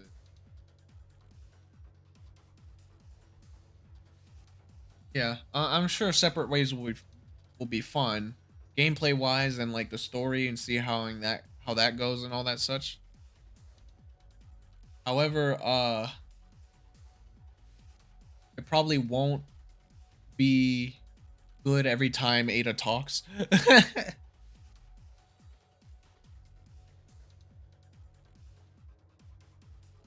Oh, that's the air conditioner. I was like, what is that sound? Is that my computer? I had that on and it was on a timer.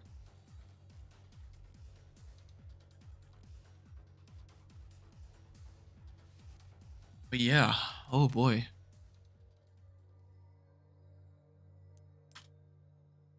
This is just really incredible. Well, hopefully it'll be better with a new voice actress. Yeah, hopefully it'll just be good. Because like I'm still calling it now. They're gonna have the boss fights that I mentioned in Ada's campaign as extra stuff. Like, but yeah, Separate Ways is coming. They would be stupid not to do it. They should definitely make a remake 5, a 5 a remake. like I said with 4, 5 doesn't need a remake. However, after seeing how great they remade Resident Evil 4, like I'd be all for seeing like how they remake 5. Like I'm interested because like if they stick with this team to remake 5 and they do a good job, or just the first part, you know what I mean? Then I'd be all for it. You know, like if they stick with this team to make 5, then please,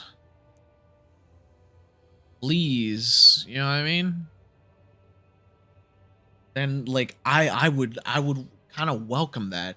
I say kind of because it's like I don't like there's a part of me that doesn't want to see 5 remake because like it's already so good, you know, but like seeing, like I said, seeing how they did such a good job with 4 remake, it's really like bringing back my hope in and faith in Capcom, because they fucked up with 7, 8, 2 and 3 remake.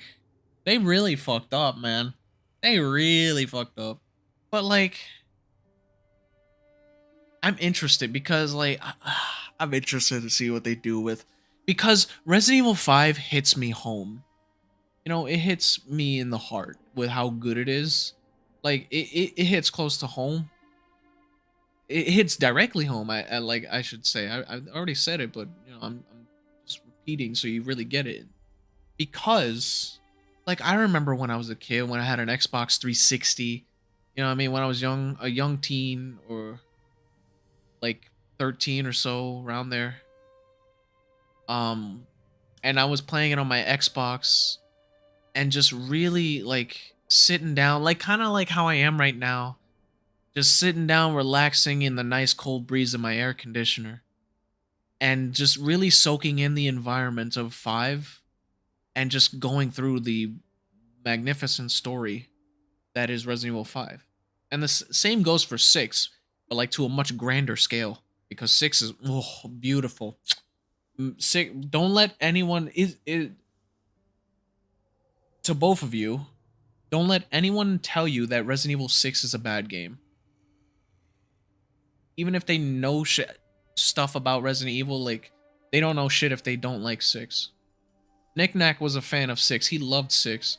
So if you deny Nick's words, I'm gonna punch you. But anyway, no, but nah. Go with my word. Resident Evil 6 is a fucking masterpiece. Don't let anyone tell you otherwise. I'm telling you that it's a phenomenal game. Caleb has played it, so he can vouch for that. He's played it with me, and he's had a phenomenal fucking time. You know what I mean? Like,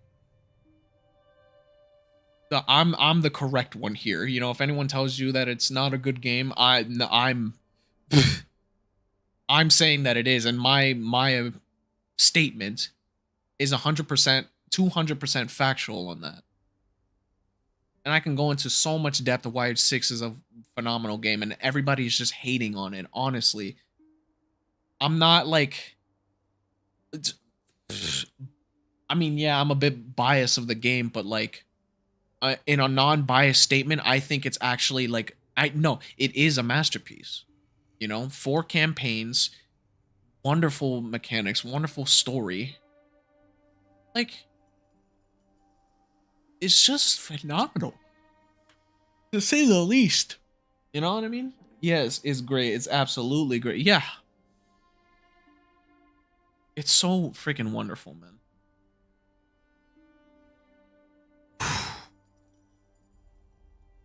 Like, absolutely freaking wonderful. If anyone tries to tell you otherwise, no. Like, then they're just objectively wrong, period. Because I actually know what the hell I'm talking about. And 6 is a phenomenal masterpiece. They just don't understand. Just think to yourself, if someone tries to tell you that, just think to yourself, nah, they're wrong. Snivy knows. Period. So yeah. It's a wonderful thing, this game. Resident Evil 6 and this game, 4 remake, like it's just like I'm looking at all this right now, even like in the main menu, in comparison to like the original and like how much I feel like nostalgia yet in a new light, a new perspective. And the team that made this game stayed so faithful. Like it's unbelievable, you know? Sure there are some stuff missing here and there, like unironically the line of Leon saying women. Like I know I was making it kind of as a joke in that April Fool's video, but it was like in an actual criticism standpoint, like I'm upset that that wasn't it. But um in terms of something that's not that line, uh in terms of something that's not that line, right, is like they didn't stay faithful to Ada's character, which is like annoying. You know what I mean? Like she's not like the same Ada as back then, and it's kind of like really sucks, especially the voice actress. It's just trash. You know what I mean? Um, and what else? Like like they took stuff that wasn't in the original, or like that was in the original, and just kind of schmixed it up. You know what I mean? To make it much more cool, dare I say? Like the minecart section and the whole thing with Lewis, like him being around longer than he is, capitalizing more on his character, just making all sorts of really cool stuff. And like the changes they made on admittedly for the better. And that's hard for me to say because I love the original, you know what I mean? A turning point. And maybe that a turning point in Resident Evil's franchise to like something much more wider branched, which I think like 4 Resident Evil 4 has a gift in that, because like even in the remake, I think now this is another turning point to something greater, because this is how it should be. And I've had no faith in Capcom ever since like 3 remake, and 8 was it was all right here and there. Um I'm sorry, I haven't been reading the chat, but that's because I'm trying to get my point across. Like it's just so good. Like, and I'm so like they just, and it to the point where it's hard for me to even find like stuff to point out as negatives, or like rather critiques in comparison to the original. Because like the game is almost perfect, you know what I mean? The only things like some little iffy things here would be like, okay, Ada's voice actress and just Ada as a whole not being good, you know, not being all that good. And like one thing, well, and there was some like cut boss fights, but I think I made my predictions that it's not over yet. They're going to have the cut boss fights from the main game in Ada's campaign when Separate Ways releases. Because we already know we're gonna get Wesker as a character in Mercenaries mode. They're just holding on to that, you know what I mean? And like I rightfully so, I would. It's what I would do, like to hold on to Ada and Wesker for the release of Separate Ways. But like for this game, like magnificent, honestly. Like really something special. I they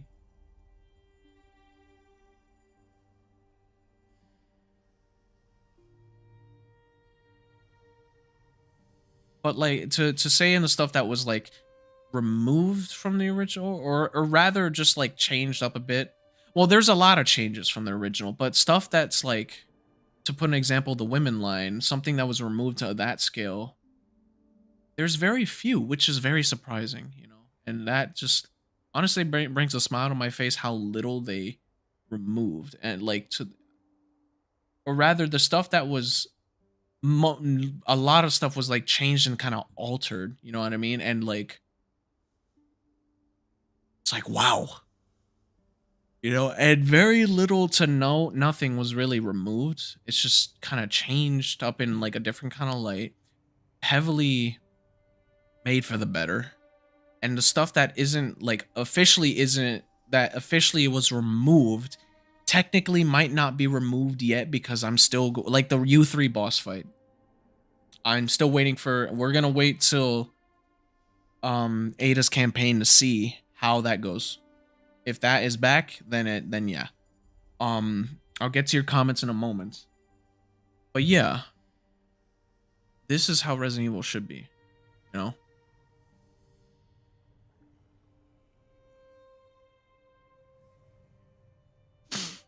So yeah, if this team keeps it up, then I'll be very happy with future Resident Evils. Yeah, no kidding. Like, bro, what the actual hell? We'll keep it in mind, bro. Thank you. I'm glad you'll keep my words on the stuff about all the games, like the 4, 5, and 6 in your mind, especially 6. But yeah, this is fantastic. Mercenaries is incredibly fun. Resident Evil 4 remake as a whole is just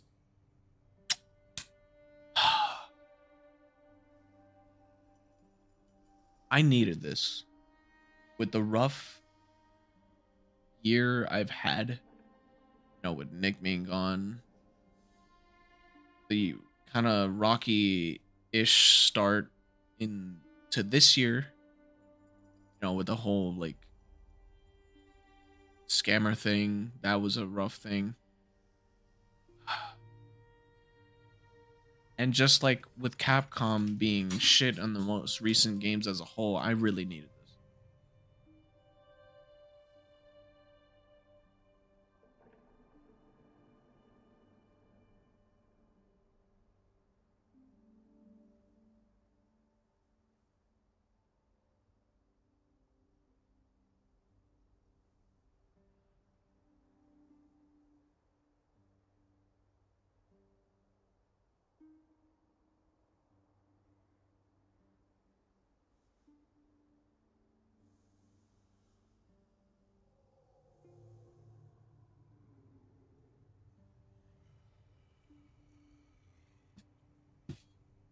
Yeah. Oh damn, hold on.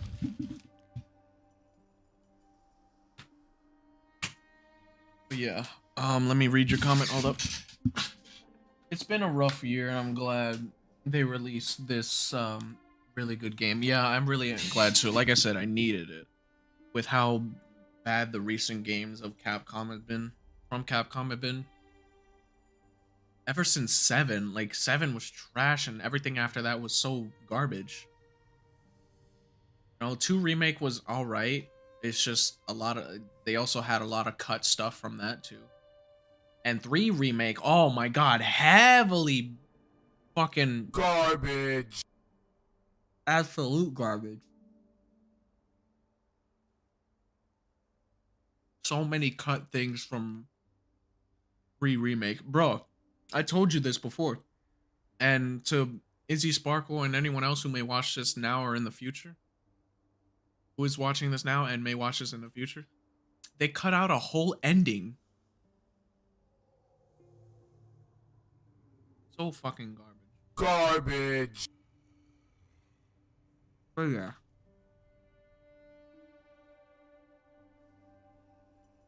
Also, I got pizza. I'm taking a moment to just eat this now.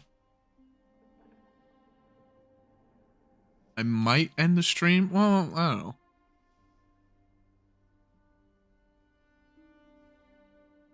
I mean, I could definitely keep playing more, but hold on. I'm just gonna eat. I guess we'll use this time to just talk. You know what I mean? So, yeah, if you have any questions for me or want to talk more about it, then we can.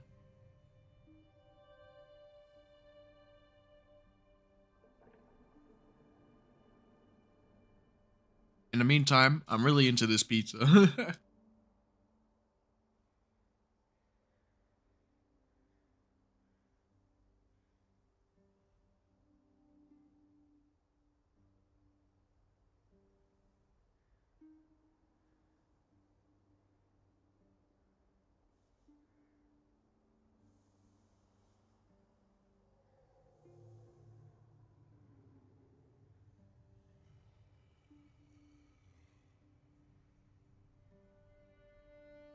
Pizza's always nice. If you could write the story for Resident Evil 9, what would it be?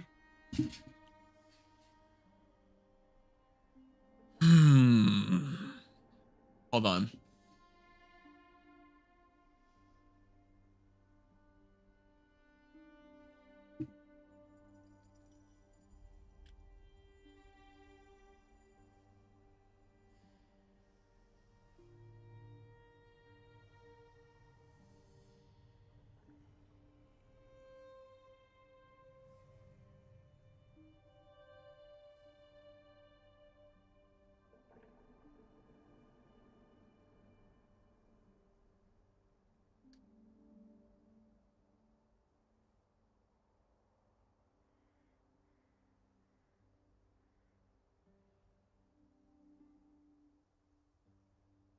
I can't find the image. Damn.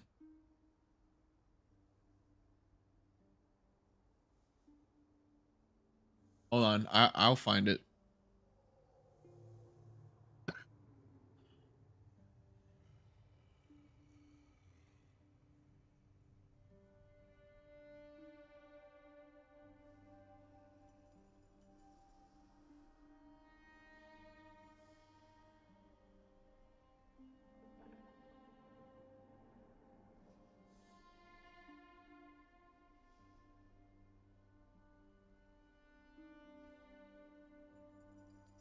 Where the fuck is that damn picture?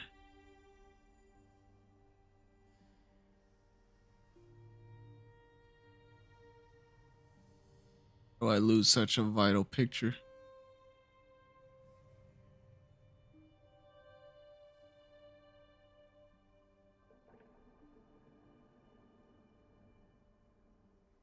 Oh shit.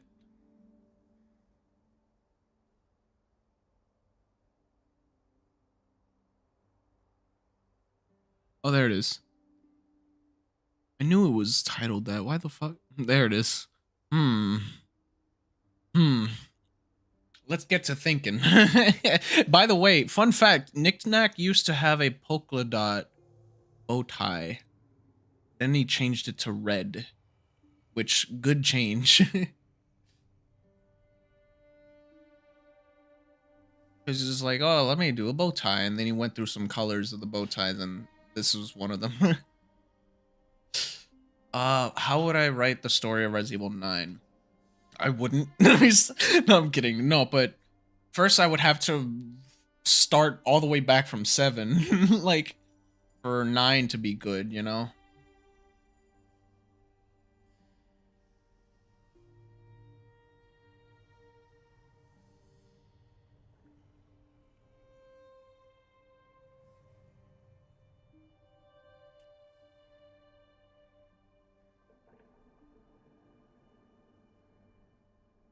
Uh,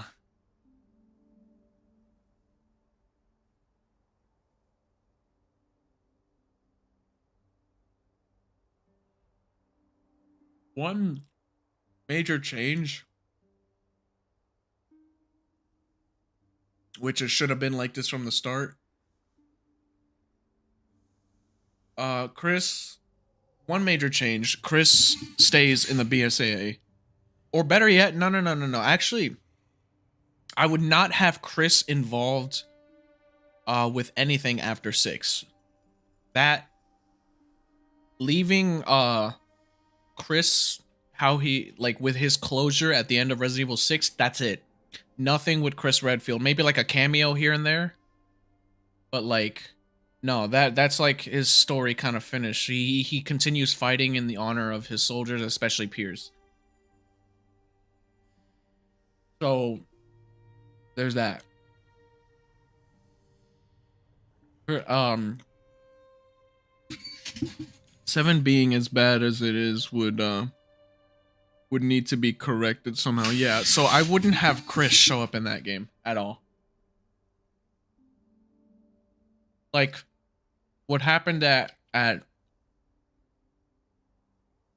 what happened in 6 and Vendetta, everything after that, and I guess Death Island as well. We'll see where that takes place. Um like, it's just done. That's it. And who instead of like Chris showing up, let's see who I can think of. Um Not Barry because he's basically retired at the end of Revelations 2 and goes to like to raise going back to being a father, You excuse me. Yeah, I'm here. I'm here. I've been talking. Can you not hear me? Um but what else? Yeah, what other Resident Evil character? Maybe well Rebecca's already in Vendetta, so leave that out. Um Sheva stayed in Africa.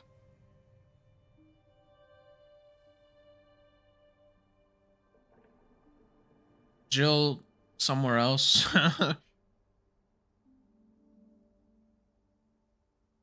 mean, because she had good closer in 5.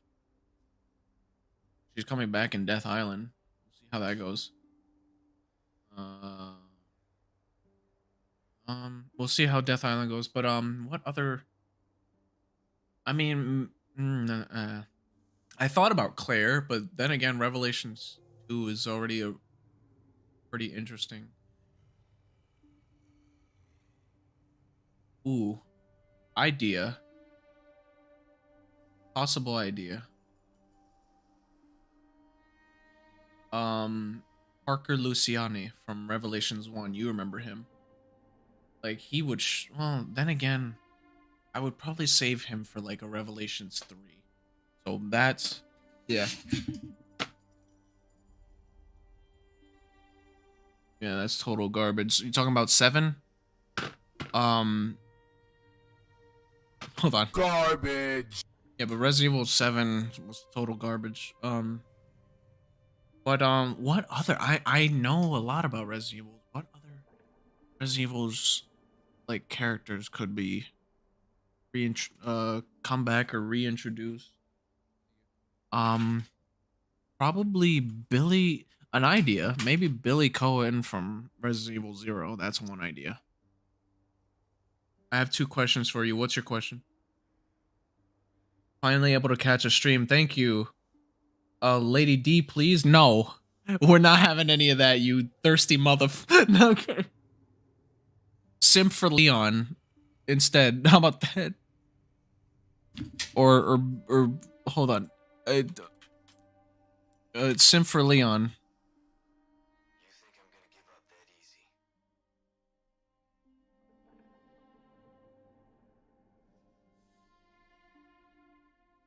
Yeah.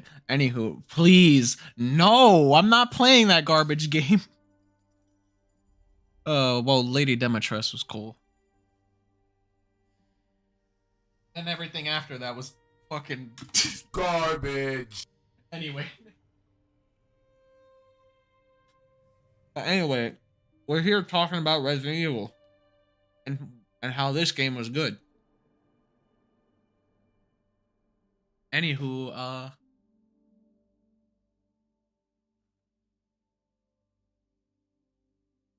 hold on. I'm chewing food because I've been streaming for quite a bit, and I'm hungry. I wanted to. I'm using this time to take a break, and I'm talking with you guys in the chat. Izzy Sparkle, what is your question? Your 2 questions.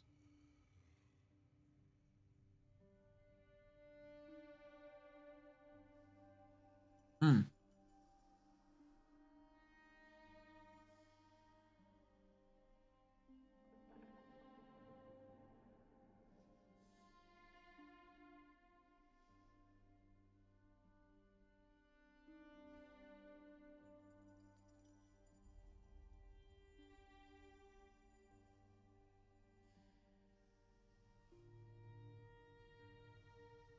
Uh, one, how am I so calm? Is that what you meant to ask? How am I so calm? Like, what do you mean by how am I so calm? And number two, what am I gonna do after the stream? Um, Good question. Probably nothing much. Just probably either play a different game or take a nap, and then I know I'm gonna probably like talk to Caleb later in a voice call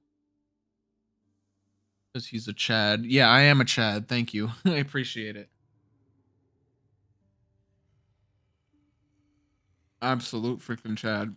But anyhow, let me not stroke my own ego here, but um, I do try to be. Um, I think I'm just like after the stream, I'm just gonna relax. Think of what I'm gonna do next in terms of like content, what I gotta do. Oh, probably tomorrow. Oh, tomorrow I'm gonna go watch John Wick Chapter 4 with my dad.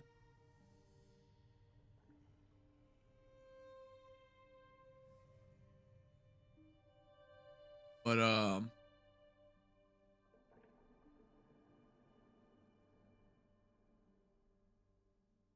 if you're asking why am I so calm when playing video games like this, is because I have quite the level head and so on and so forth when it comes to this thing, because you gotta maintain such to really be good at a video game, you know. Um,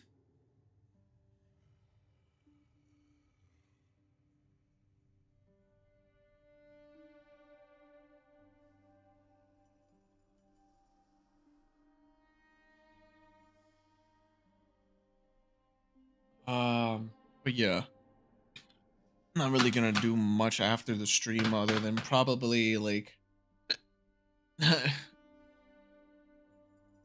there's a chance I'll play more of this, but oh, excuse me, hiccups, or just like oh, the Division 2 is an option for me to play.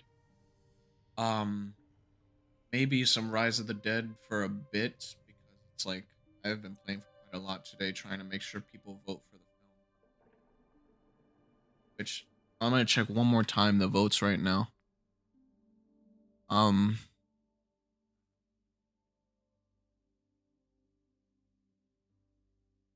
oh hey, Caleb's on the game. Why? I tried voting, but the game wouldn't let me. Yeah, well, I appreciate you trying. I wish it did let you because that would be one more vote. That like, but apparently, you know, it doesn't allow new players, which I feel like it should personally, because it's kind of like, oh, only people who have a certain amount of hours in the game can vote. But it's like, uh, hold on, slash vote. We are sitting. Ooh, Caleb, it's not looking good for us. Well, we're sitting at 64. They have Exodius has 78. Unfortunate. Mm-mm-mm. I'm not gonna say my opinions now. Holy shit.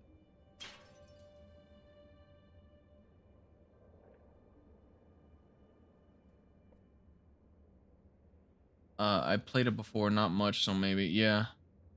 I'm just gonna say one thing. Uh, Actually, no, I'm not gonna keep my. I'm not gonna say my opinions on stuff about Exodius on stream. But you really need to know what you're voting for. Is all I'm gonna say.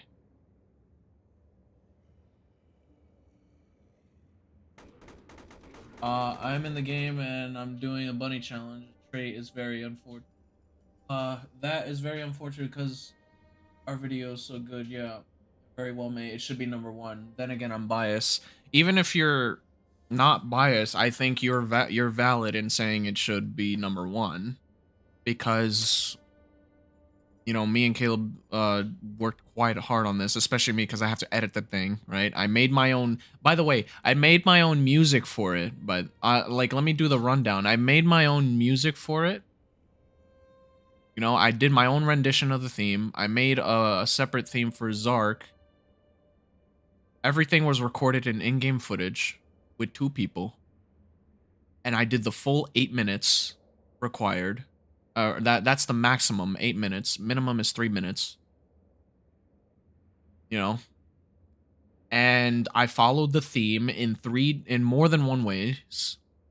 With the thing being the last infector as being a literal term of the last infector, being the literal term of like the theme. The theme is simply the last one, as in the last one of something, whether it be literal or figurative, right? The literal term for one thing is the Zark's talking about the last infector. That could be the last infector Rightendale has to offer, and without it, his plans cannot continue. And then bringing up the point of the last hope, Rightendale's last hope, the woman. The woman being the last hope of this city, right? Of Rightendale, where it's a figurative, you know? Um where that expresses that she is the last hope and she is the one who can stand up to Zark, to fight against the evil, to fight against the bandits, etc., etc. So that is a number 2, right? And the third thing that can be interpreted as the last of something is when Zark says his final lines that um I'm going to deal what I even forgot my own thing of what I had him say. Hold on. Let me go into it. Um what does it say? I think he says I won't stop till, yeah. He says I won't stop until I've dealt with every last one. That is also a thing that can be interpreted can be interpreted as the fitting the theme, because he's referring to that he will bring down every last one who gets in his way until he's taken over Rightendale. So that I think uh fits the qualifications and the theme. So there's 3 things that can be interpreted there on the thing. The main thing is the last hope, the woman being the last interpreted as the last hope of Rightendale, because she's, the main character, right? So etc., etc.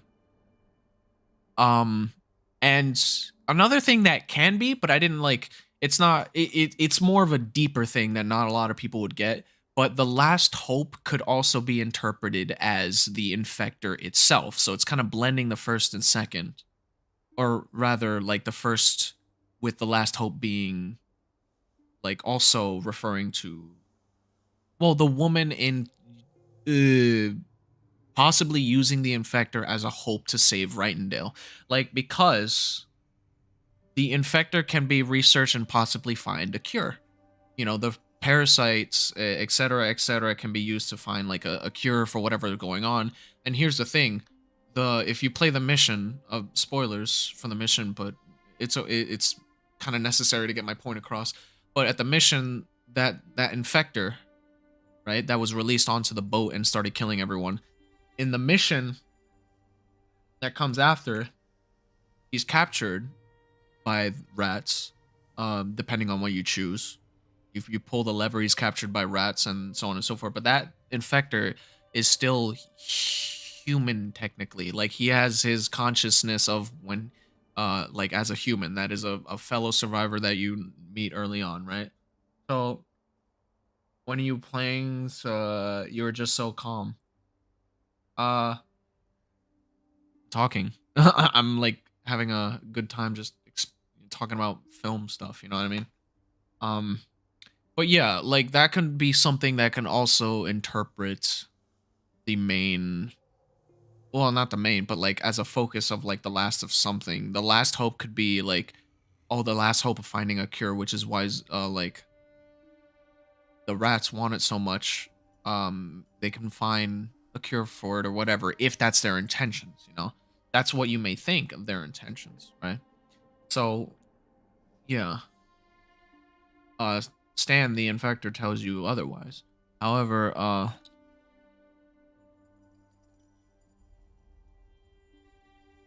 yeah, so there you have it. Those I basically have 3 in 1 in fitting the theme, you know. And I like to point this out. I went to college for cinematography, so I know what the fuck I'm doing. If that means anything to you, which it's not, there you go. I went to college for this shit, you know, so I know how to make a story for one and fit a theme of, you know, I know how to fit a theme that's given to me. You know, you just really need to look deep for certain aspects, right? You know? So there's that. So to recap, you know, the last infector is the literal, the figurative is the woman being the last hope, and somewhat just objective wise, like the objective is to rid of everyone until there's every last one, right? Every last one that stands in his way, and that's the objective, right? So there's literal, figurative, and objective. So that's 3 things that's fitting the theme. And if you wanted to go deeper, like I said about the whole infector being a possible hope, last hope to save the city, to find a cure or something, that could be interpreted as 4. The reason why I'm going into such depth of explaining that mine fits the theme very well is because someone who was a part of Exodius had the audacity to tell me that I'm going to lose a place for not following the theme. And he didn't see Jack Ding Dong about like how mine fits the theme. Like, I don't know if he was memeing, because this guy tends to meme a lot. He tends to joke, oh, you have to go now. Thanks for your time, Snivy. You're very much welcome. Yeah, that's what he did. He tried to tell me that earlier today, he tried to tell me that my shit didn't fit the theme of his, of that it didn't fit the theme of the contest, like the last one theme. You know, how does it not see our theme? Look, some people just don't have much of an open mind nor an open eye to things. In other words, they're fucking blind. Anyway, no, not entirely disrespect. I say some with a little bit of disrespect, because that, like, telling me that I didn't fit a theme on a thing I know how to fucking do is a little disrespectful, because you're saying I don't know what the fuck I'm doing, in a sense. But, like, I'm sure he's a nice guy here and there, because, like, you know, we've had some good conversations. We've had some funny moments. And he's pretty funny. Like, on occasions, like, he made a community post of, like it was a picture of, like, the zombies burning, and he said Flames of Vengeance or something. I don't know. I never watched it. And it was funny. Like, I laughed at it because it was actually pretty funny. He was making a joke about Flames of Vengeance, about, like, hey, there's flames everywhere, and it's like, I don't know, I never watched it. This might have happened.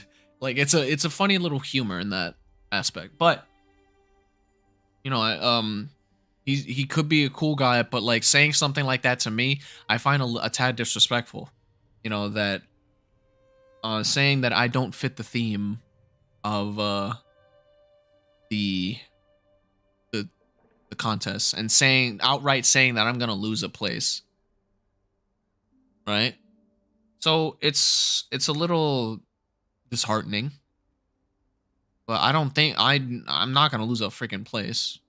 I fit the theme in 3 aspects. And then I simply ask, well, excuse me, kindly tell me how your video fits the theme of the last one. Oh, this Jefferson was the only one alive, the only survivor. He was the only one who lived. Huh? Explain to me where in the video that was made prevalent. Because that was not really... that was not really shown. The soldier, the soldier guy who fought the black mask guy. It was so incredibly vague. Fuck it, I'm just gonna express my fucking opinions here because, like, this is my actual constructive freaking, like, criticisms and, like, thoughts on the film. And if they see it, whatever. I'm not trying to, like, be rude, but it's like, your film was god awfully vague on, like, how it fit the theme. Oh, he's the last survivor. Well, let me point out to you something that I noticed that makes that invalid. That during the film, watching their film, Michael was not shown to be killed. And I asked him, Michael wasn't killed. I didn't ask him. I told him, like, what about Michael? He wasn't killed. And he insisted that he died.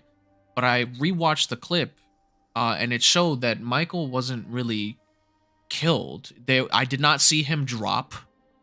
I did not see him shot or anything. He was just inside, and then he just kind of disappears. You know what I mean? Like, I will watch this shit again. Hold on.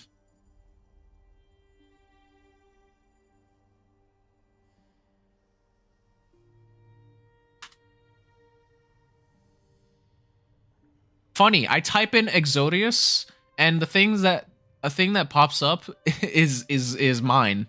Is my film. That's hilarious. I just thought, like, that should be something to point out.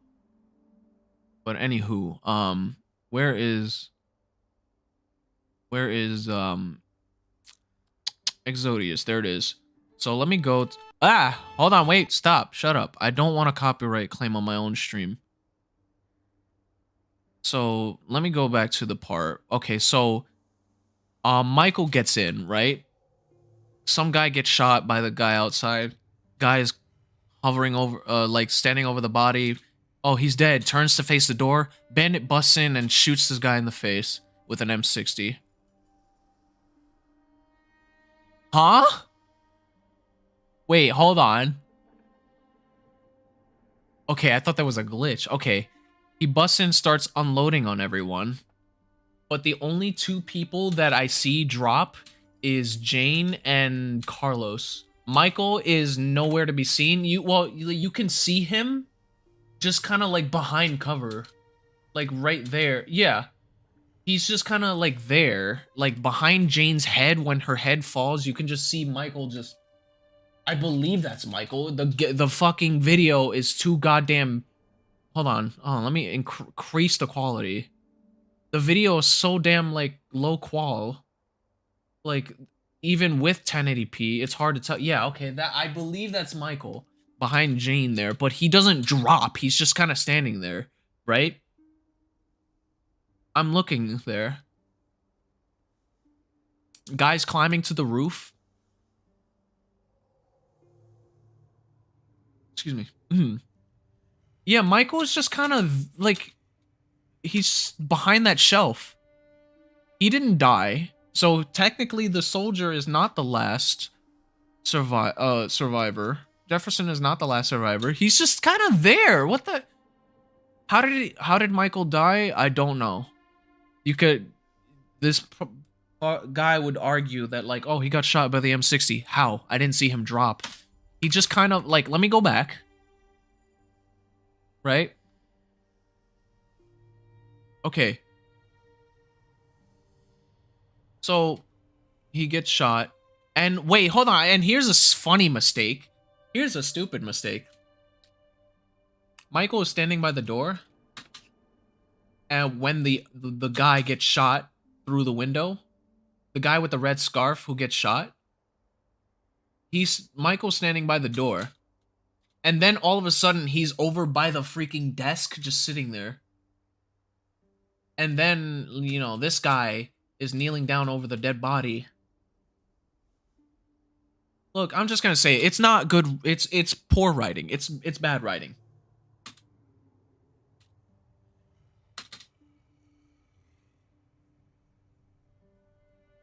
And now he's not in the chair and just behind the thing. Are you still there, by the way? So yeah.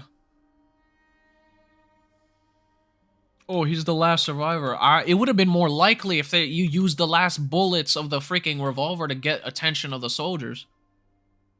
But no. You straight up told me that it was because Jefferson's the last one alive. So you can't just change that now.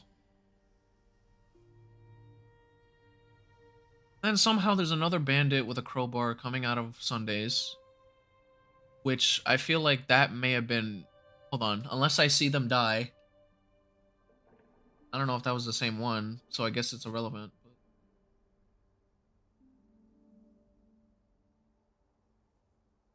Also, here's a funny, stupid thing.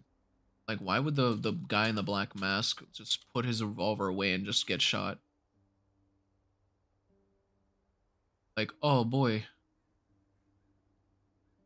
Alright, you know what? I'm getting shot at. It's time for me to put my revolver away.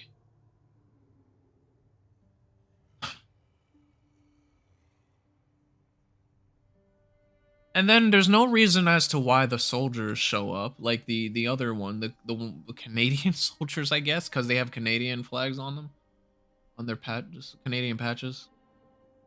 I guess they work with Jefferson, is what you can assume for the most part. Then checks his watch or whatever, and then he gets choked out.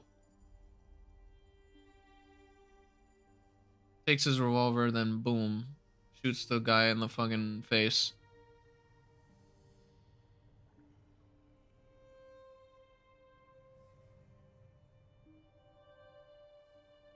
Again, he's the last survivor, supposedly, but that wasn't very clear, is the whole thing. By the way, as words they said, their own freaking words. Let me find it.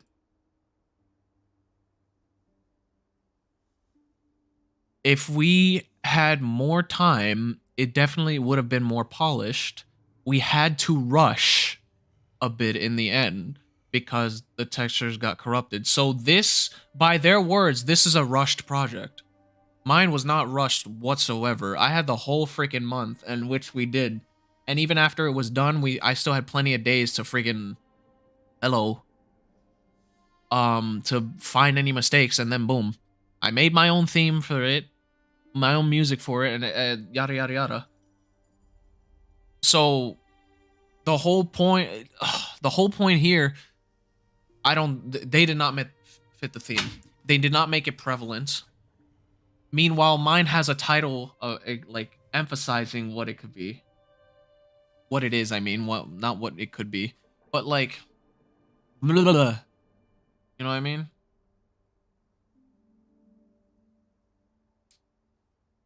So it was very vague. Their stuff was very vague and not all that well done in comparison to mine. So yeah, like good job for folks who worked hard on it, like some of which I know. But like, come on.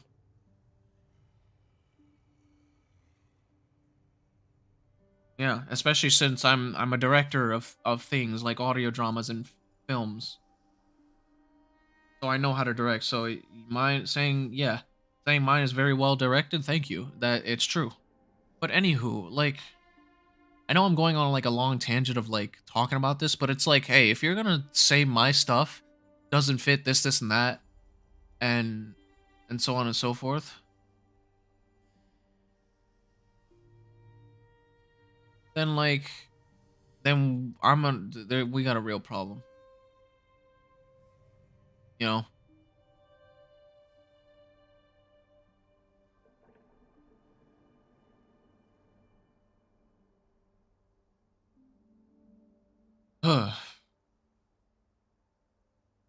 I'm only really upset at the two people, 2 to 3, and that is, I'm just gonna say it. If they haven't, I doubt they'll see this, but like if they whatever. It was chickens that just straight up came to me and said that stuff. And then there was this other guy called blackout underscore or black underscore out with two L's in the word black. Went up to me and just was saying that like my method of promoting was pathetic. It's like, brother, I'm just doing what I did last year. And who won last year? Who won? Certainly wasn't you. Me. I'm not trying to like wave that around as a flag of ego, but like it's just facts. I sound upset. It's because it's like I'm just a little agitated because like if you say some stuff like that with no evidence to back that up, and mean you saying that mine doesn't fit the theme, meanwhile yours is vague as hell in a rushed project. Yeah, it was me. If you say all that shit to me when yours is that way,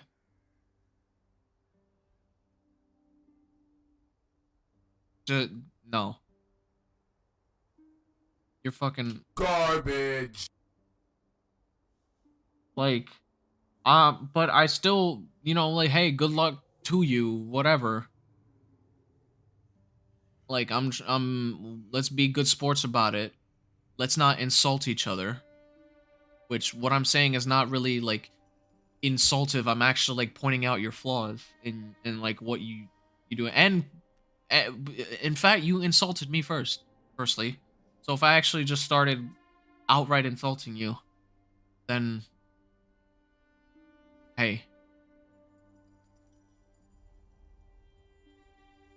it's only fair. But like straight up saying that my methods of promoting are fucking pathetic or things like that, or just saying I don't fit the theme, brother. For you to tell me that I don't know how to do my fucking job is a level of disrespect that is agitating.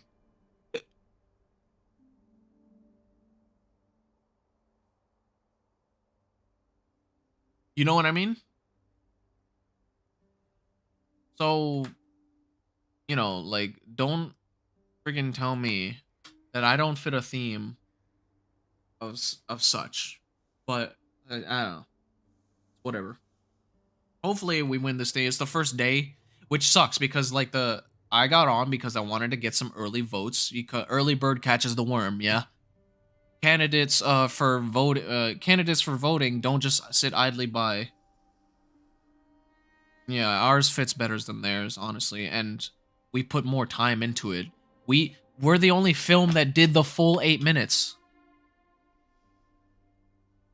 I will check the others right now.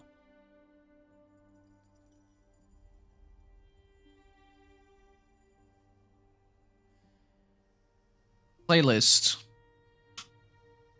Hidden Truth, 5 minutes 45 seconds. The Zoraisra Problems, 3 minutes 30 seconds.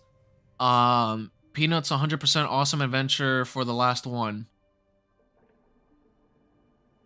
4 minutes 37 seconds. Breath Again, or yeah, Breath Again. I think they meant to say breathe again. I don't know if they don't know how to spell breathe.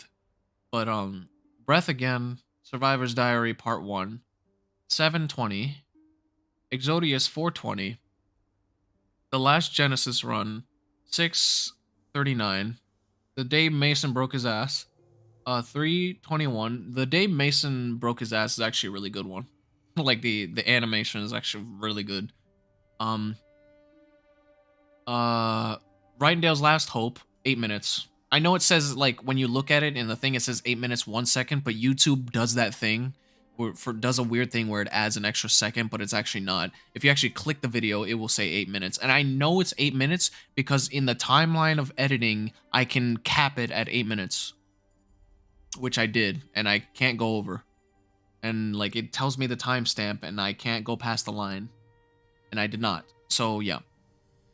Then the one below that, mine or ours, is called Last Infector short film, 3 minutes, 32 seconds, and my 2023 Rise of the Dead Nebula submission, the factions, 3 minutes 14 seconds.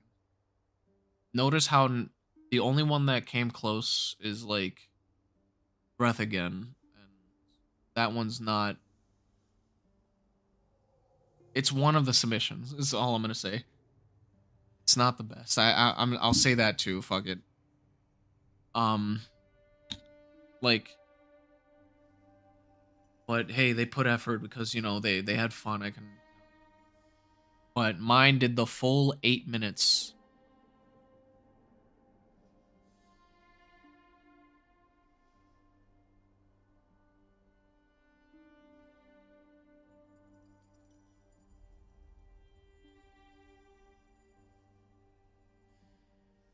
So, yeah.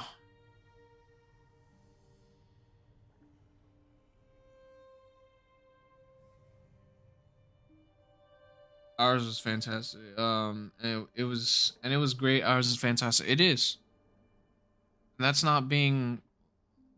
I mean, I'm the one. We're the ones who made it, so obviously we kind of be biased. But like, actually, like, not just because it's my own. I genuinely think it's a work of art.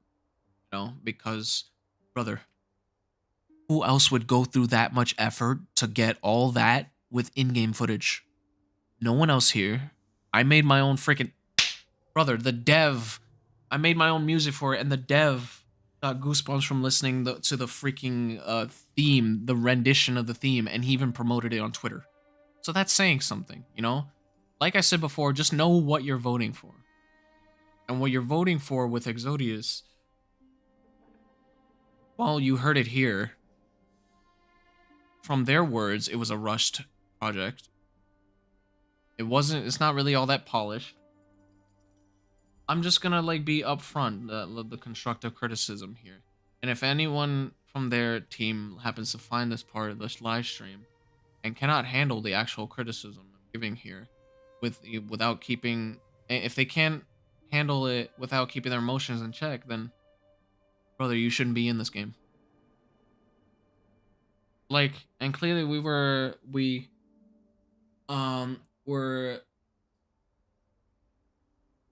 we were celebrated more by the devs who got goosebumps from your song. Yeah. So, I don't know. Like, I'm not trying to be disrespectful when I say the following, but it's like people out here cannot be supporting mid.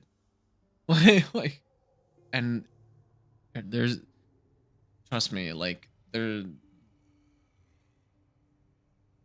worse than mid if you catch my drift. But anywho.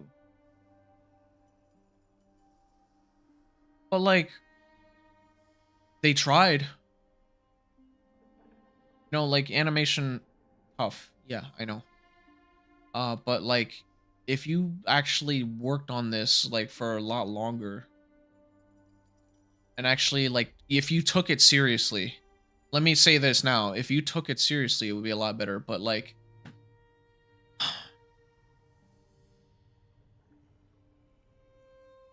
I think I'm just like the more I talk about this, the more I get aggravated because it's like one thing that really does bother me is like when stuff like that happens. Like I know it doesn't really like I wouldn't really be as bothered as much had they not like said some shit about my film and said some shit about me harassing me, saying that I like promoting my way of promoting is pathetic.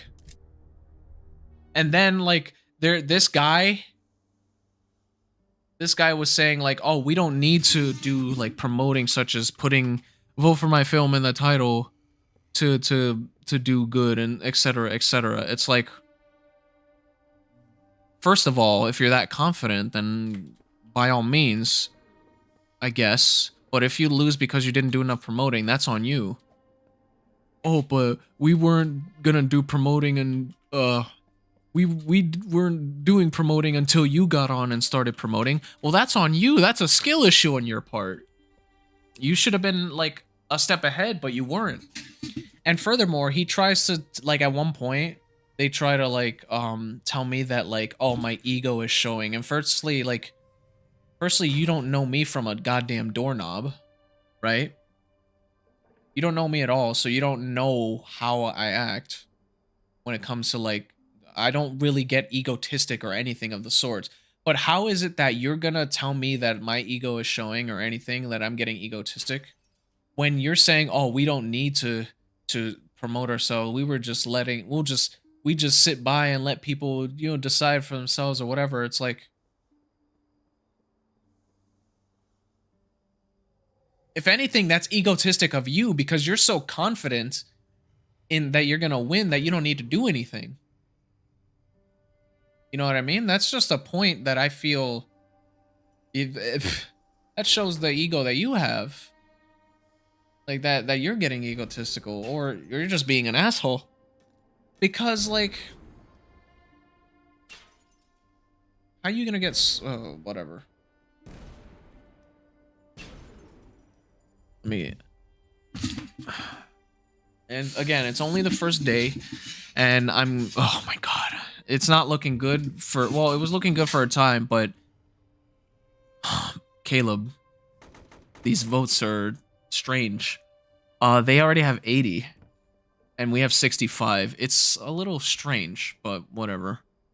It's only the first day, so we have time, but it's like I wouldn't be all that bothered had they not harassed me, because now I'm thinking, okay, now you guys really don't deserve to win if some of you are gonna harass me about like the the film, whatever. I really hope we do come up soon. I'm trying to be like fair and a good sport about it, because it's like, hey, whatever. You know, I know what I made, and you made what you made.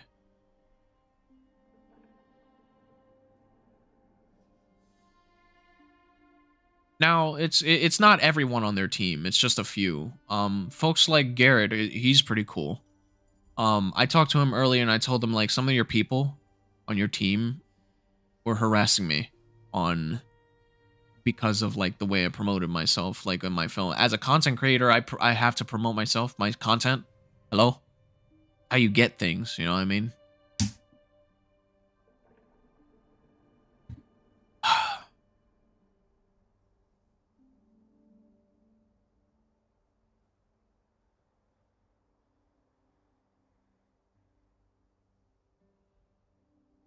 And then you have the funny, like, not really funny, but like when I say they don't take themselves seriously, the whole Mr. Beast thing at the end. Brother, why, like, I think you would have a better chance if you like actually took yourself seriously. But then again, there's quite a few people who just like idly just vote without actually looking at, I don't know. Whatever. Gotta go. Now see Catherine. But I look forward to hanging out with you later. Great stream, SnivyG. Yeah, thank you. I'm gonna wrap up talking about. I'll see you later. Yeah, I'm gonna wrap up talking about these folks because like it's getting to the point where I'm sounding like very annoyed, which I kind of am because it's like, brother, you can't just be having that behavior towards a fellow film contestant.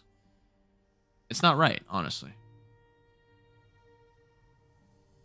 Like, and I told Garrett about this. It's like, and then Garrett was like, yeah, he's just like, this guy's a bit salty that you're actually trying to win. It's like, yeah,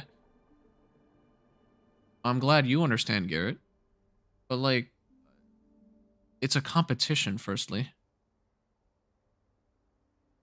I'm not out here bribing people. I'm not giving them shit just to vote for me, and so on and so forth. But again, at the end of the day, it's contests, and we're trying to win out here.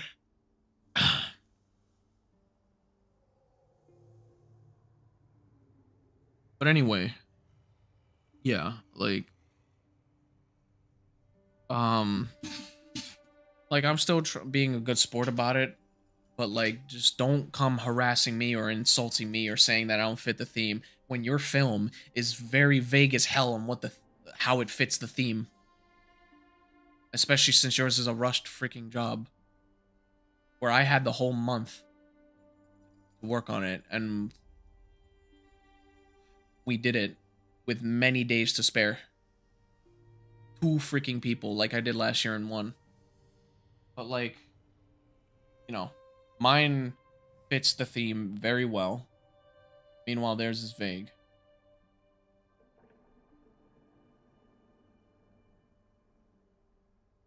Like, I just don't appreciate the harassment. Now, I wouldn't be like this upset sounding had they not, like, these folks hadn't just come up to me and harassed me. Like, it's actually bothered me. But like, I was just, continuing about my day. 'Cause it's like, yeah, they harassed me, and I'll remember it. But let me not focus on it too much. And now that like, the more I talk about it, the more, like, annoyed and upset I get because it's like, come on. We're trying to have a good contest here, and you're straight up insulting me and my work. I understand some constructive criticisms if we actually sat down and talk about each other's films and such, right? Then then I'd understand. Like then we would have like some mutual level of understanding about each film. And I wouldn't be like trying to be insultive about it, but I will tell you to your face and I will not sugarcoat it that this definitely lacks a lot of things. That your film lacks a lot of things. A lot of like niche things that it could have. The message wasn't clear. There's a lot of like unanswered freaking questions. It does not it doesn't fit the theme to the point where I had to get a direct answer from you, whereas mine you can tell right away.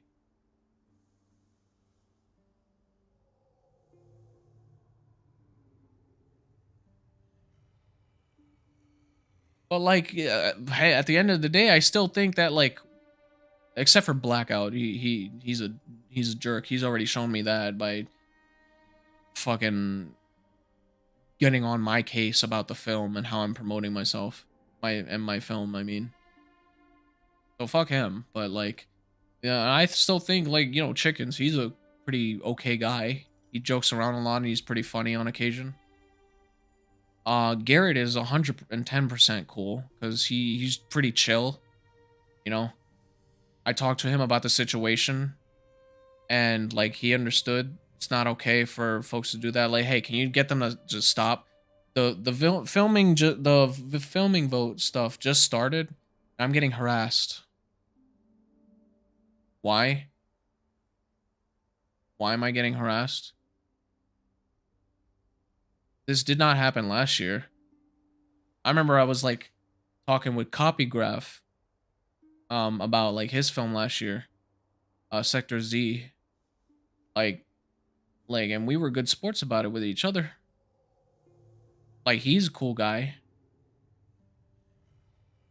Wonderful guy, like, and like we were wishing each other good luck and such. It was neck and neck for so long. You know what I mean? It was fun.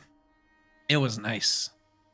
I enjoyed every bit of like last year, but now it's a rocky start because like I'm getting this treatment. Which I'm gonna check the voting again. Hopefully we come up. Again, it's the first day. I don't know when the deadline will be. It'll probably be at the end of the month.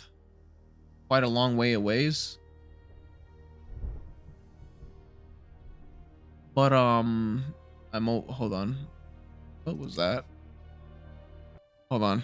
I need to see something. Was that?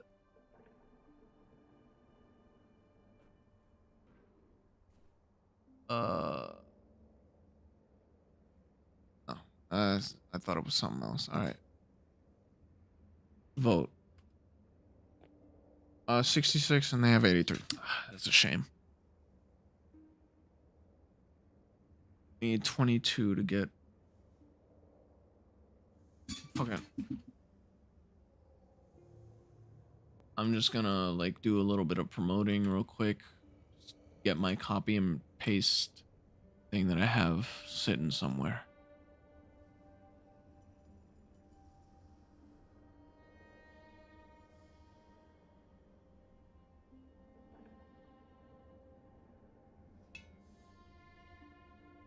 All right. That's one.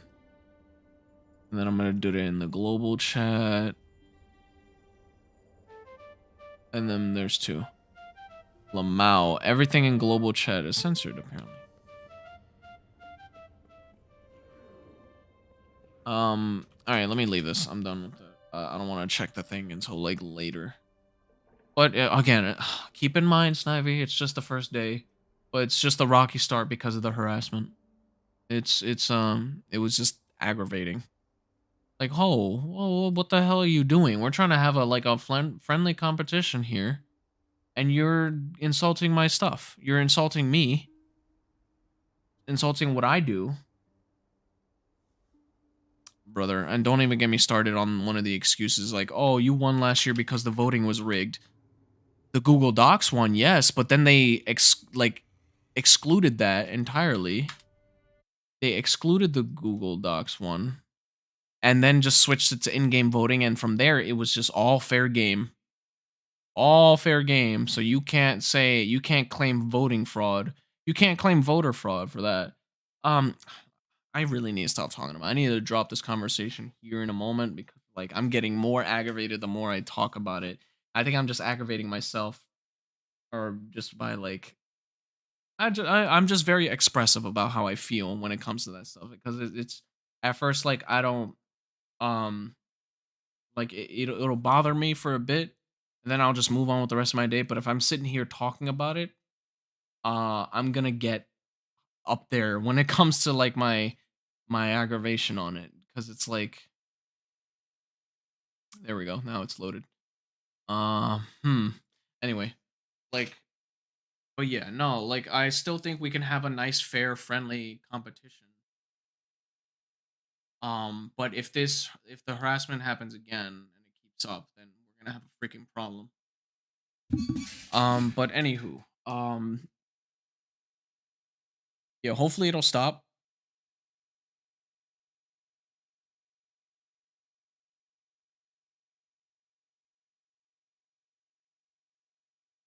So and it was just first day bad tidings in the beginning, but you know for the rest of the days it'll be fine.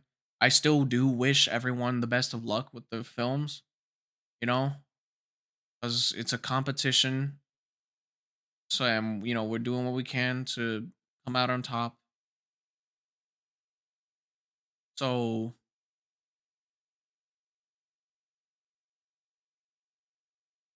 um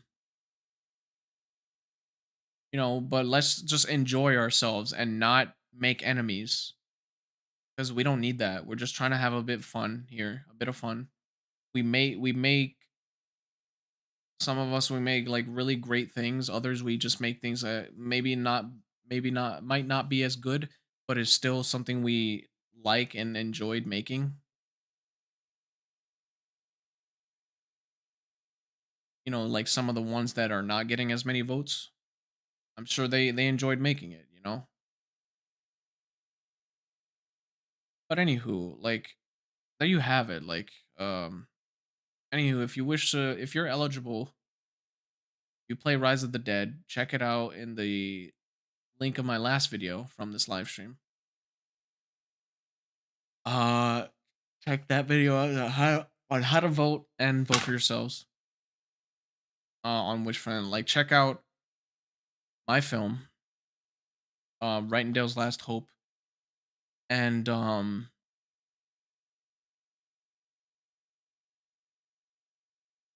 out Dale's Last Hope, and then fucking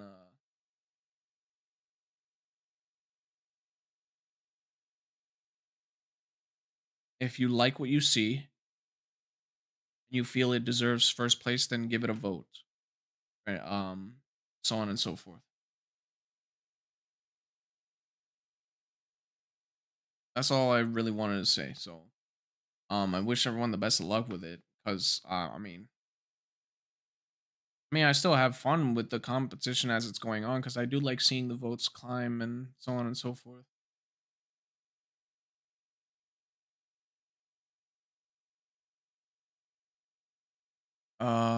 So yeah.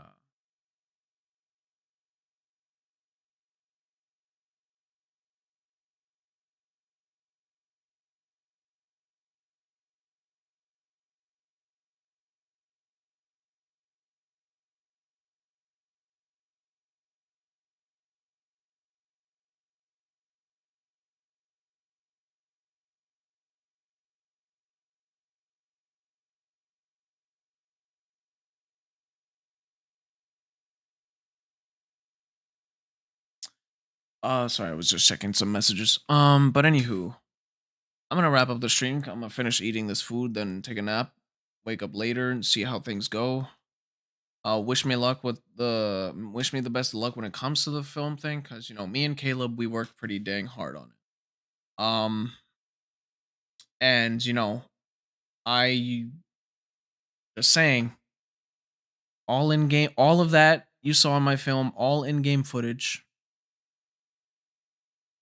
made with two people who are very skilled. One of which is very good at cinematography, which you can't see it right now, but I'm pointing myself. But anywho, thank you, ladies and gentlemen, so much for watching. I'm gonna stream is ending because yeah, I'm gonna go take a nap after I finish this food. Um, hope you all enjoyed. Sorry if I went on a bit of a tangent of like talking about this whole thing, but it's like that really got me going because it's like, come on, we're trying to have a friendly competition and I get harassed. So hopefully it just stopped right there and that was the last of it for the rest of the contest. And we just, yeah, and hopefully, Wrightingdale's last hope wins. Let's go, cuz hey, let's try and go for 2 for 2. It would be really incredible cuz I really do enjoy this game and I want my films and winning first place in these things to show that I have the devotion to make such wonderful creations inspired by the game, for the game. But anywho, ladies and gentlemen, fillies and genitals, undulates of phonum, etc., etc. I hope you all enjoyed. Thank you for tuning in for the stream. I had so much fun with Resident Evil. And I'll see you guys soon. Take care, and y'all have a wonderful day. Bye bye now.